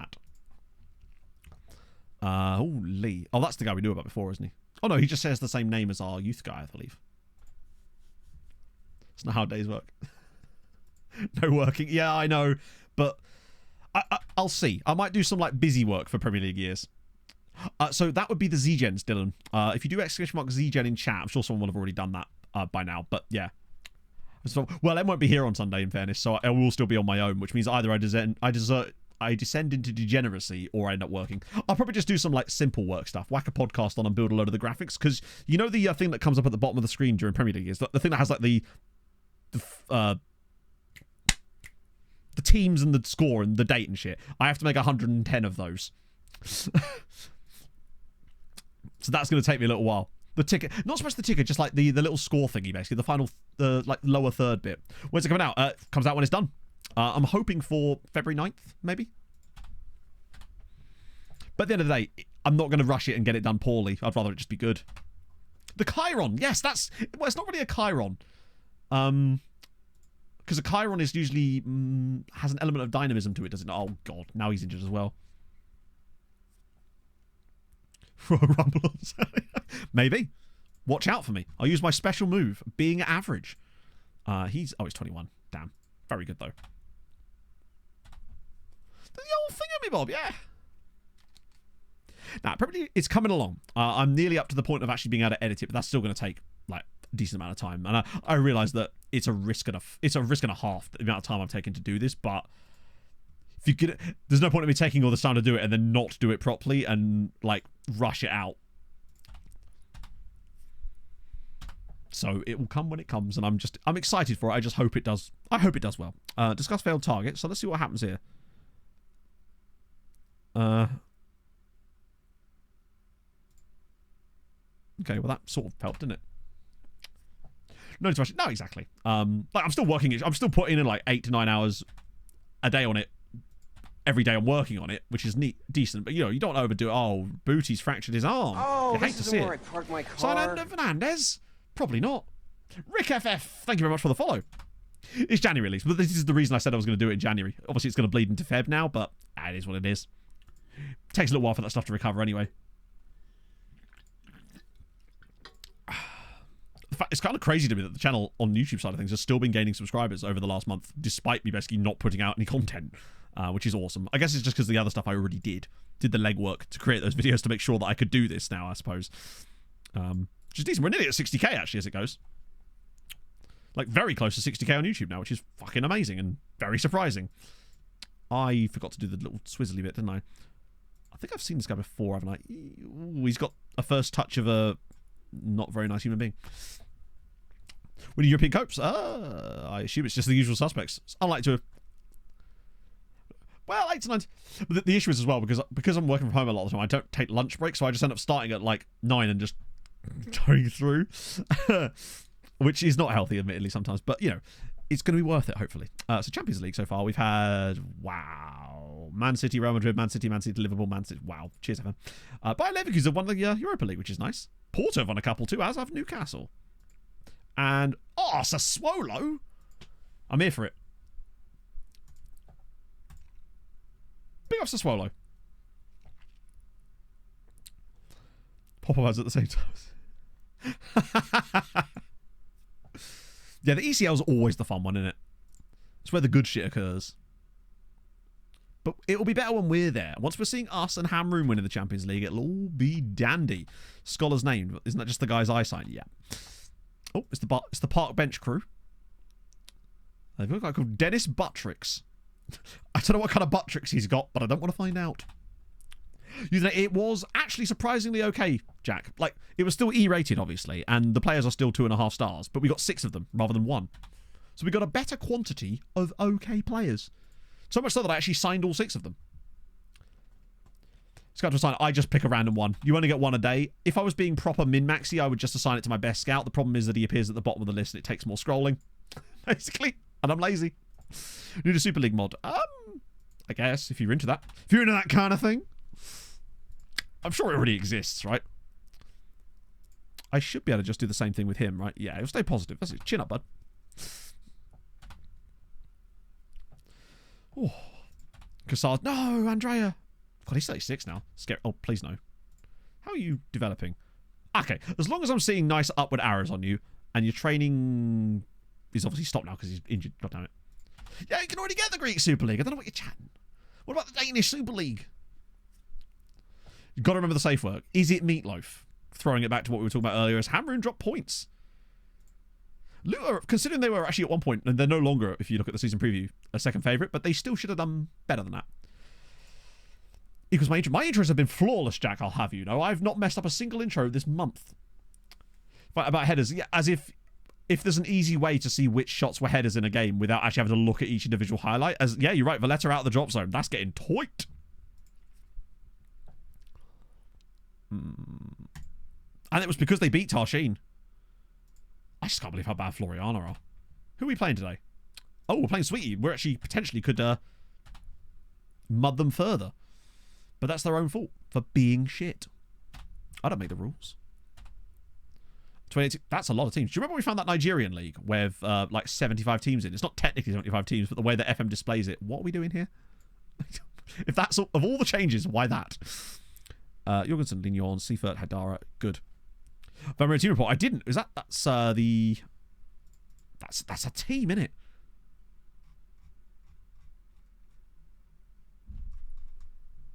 Oh yeah, normally it comes through slightly earlier in the day than that. Not that there's anyone there. Right. Okay. So what? Hang on, I want to just see what our form is like with this tactic. So we switch to it there. So 4-1, 5-1, 5-1, 5-2 in the competitive matches. Decent. Very decent. And not only that, but the football we play with it, I really enjoy. Like, it just looks nice too. We're just playing some lovely stuff. Still hungry? I don't know. You'd have to ask him. Hungry? No, he's actually chilled now. Ever since we started playing him loads. I love the use of the word hungry. That comes right back in with me calling it a Conti Wacti earlier. Okay. Anyone interesting in their team? They've got a poll at right back. Can't give a clean sheet. Yeah, it's just... One thing I've noticed... Oh, Guard of Honor. Look at us go. I thought he had Pirlo written on the back of his shirt then. He's hungry for a Conti Wacti. Ooh woo chat. Conti Wacti sounds like Llanelli Town's nickname. No, their nickname is, oh, you got beat 16-1 by Sirens. That's what their nickname should be. We'll never let them live that down. So, I want at least 4 goals again. Which means lots of opportunities for the usual suspects. Particularly against a team like Swieqi, who admittedly have already beat Cease. But am I going to desist is my question. Got a right on Popper Conti Wacting, yeah. God, Guerrero's dropped nice and deep there as well. Here we go, Vidazenia. Can he grab another assist for his pile? You bet your bottom arse he can. That's right, it's 1-0 already. Ronnie Shallow with the goal. Vidazenia. Cease assist. Let's just swiftly move from the fact that I just said you bet your bottom arse. Might as well have just said you bet your bottom. Vidazenia in that position. Look at that for a ball. I just feel like we weren't seeing crosses of that kind. He'd have always gone that little bit deeper before, but now he's just putting it into great areas. Another assist for Vidazenia. Shallow grabs another goal. Oh God, Inferno. I don't know if you were here when I talked about this on Sunday when I was capturing the trophy lift bit for Premier League years. I had to add myself to the manager of the club, obviously, and I realised I'd accidentally used my 4'11" one from the America save. And I didn't realise until afterwards. Luckily yesterday I was able to re-record it and actually not have that problem, but bugger me. And I couldn't get it to work for like 3 or 4 attempts before that as Shallow's in again. It's 2. It's 2 in 21 minutes and Shallow scores again. This time no assist on it, but there's just something about this team and the way they play at the moment. We've got this... Jorgensen being that extra body in the midfield makes such a huge difference. And then Kamga actually didn't do very well there.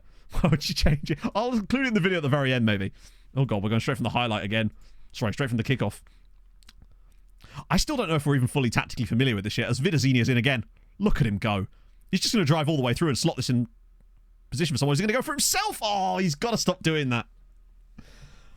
By smaller size by mistake. I wouldn't know. My pants are perfectly fitted. Yeah, it was... Actually, do you know what, Schuber? It might have been shit as far as the grand scheme of things, but so far, we got... Normally we'd get like 1 2.5 star player and that would be the best player. We actually got 6 of them in this one. So it's still relatively bad, but it's a better quantity of that bad, you know? It's like getting served dinner that you're not particularly fond of, but you get served it 6 times, which actually sounds worse in many ways. Yeah, we got a quantity of it. Exactly. Oh, Fifi just wide. They're loanable terrible. Precisely. They are, you'll be at Zuri in a couple of years terrible. Also, it looks like the game actually did credit Camgo with the assist for Shallow's goal in the end, which is nice. And he's already on a hat-trick too, which I suspect he will get given the preponderance we have for getting hat-tricks now. Oh, go on, Jorgensen. This is a time to shoot. Oh, off the base of the post. That's where I'll accept him shooting. When he's right in the D like that and there's nothing else on, why not have a crack? He'll get a couple like that next season, I suspect, if he continues to play that role. Yeah, I'm really happy with this tactical setup now. And I don't really want to make any changes to it in the near future until I see a reason to. Now, maybe that will change when we see what we're like in Europe next season. Because for all we know, we'll get absolutely overrun when we actually come to play. That is brave. That was less brave and more stupid. But at the moment, really happy with it. And the fact that we've been able to get both strikers back into... Oh, slide him in, please. Yes. Overlap. Vidazenia. Right, who's he going to pick out this time?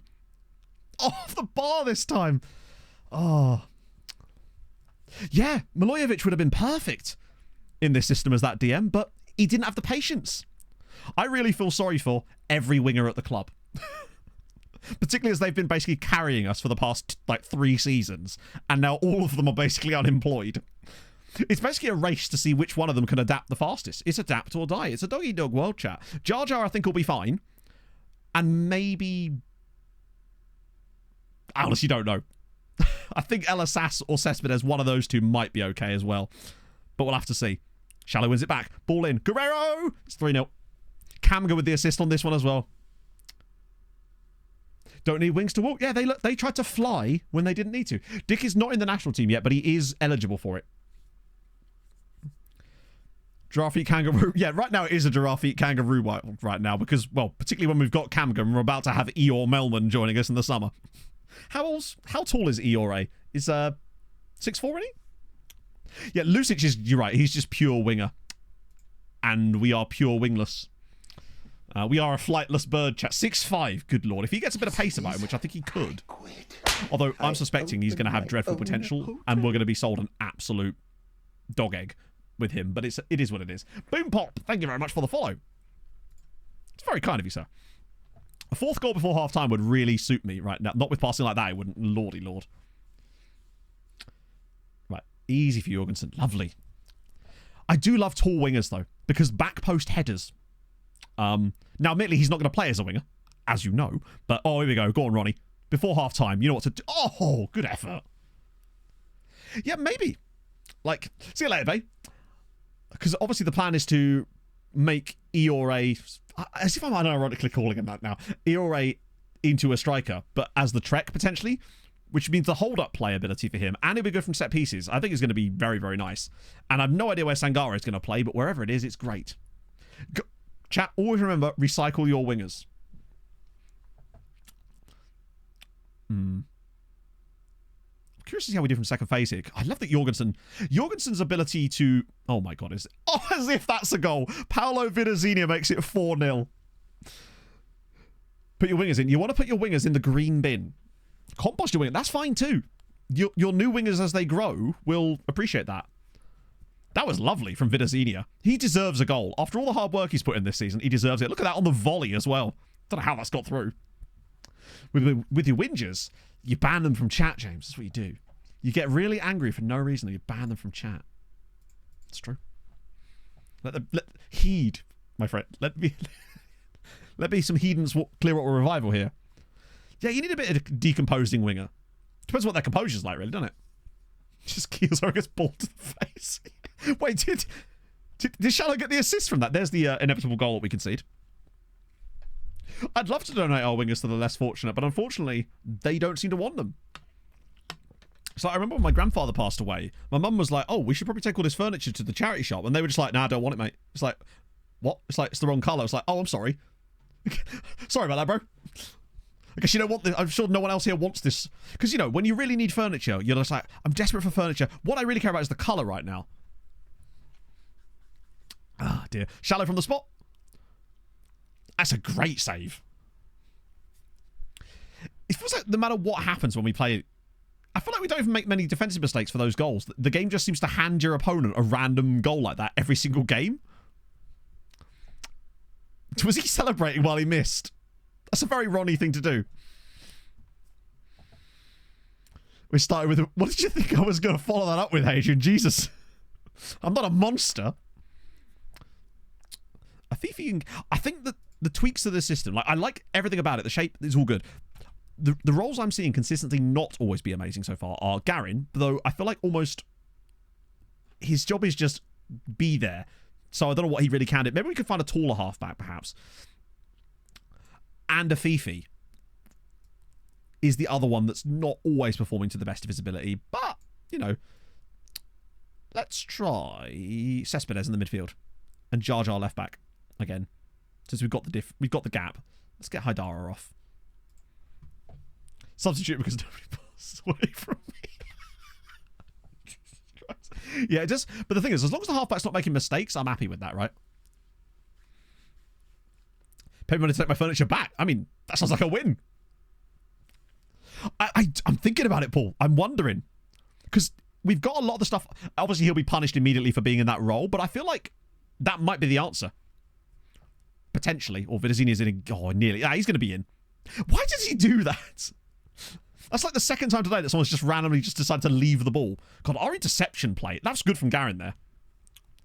Yeah, as long as he's around that sort of 6... If he's above basically a 6.6, I consider him to have had a good game because it means he's not lost rating and he's slowly just increased throughout the game when he can do things. Kamga. Oh, this is where he absolutely eats up ground now, Vidazinia. Takes his man on. He's too wide to have to shoot. Shallow. No.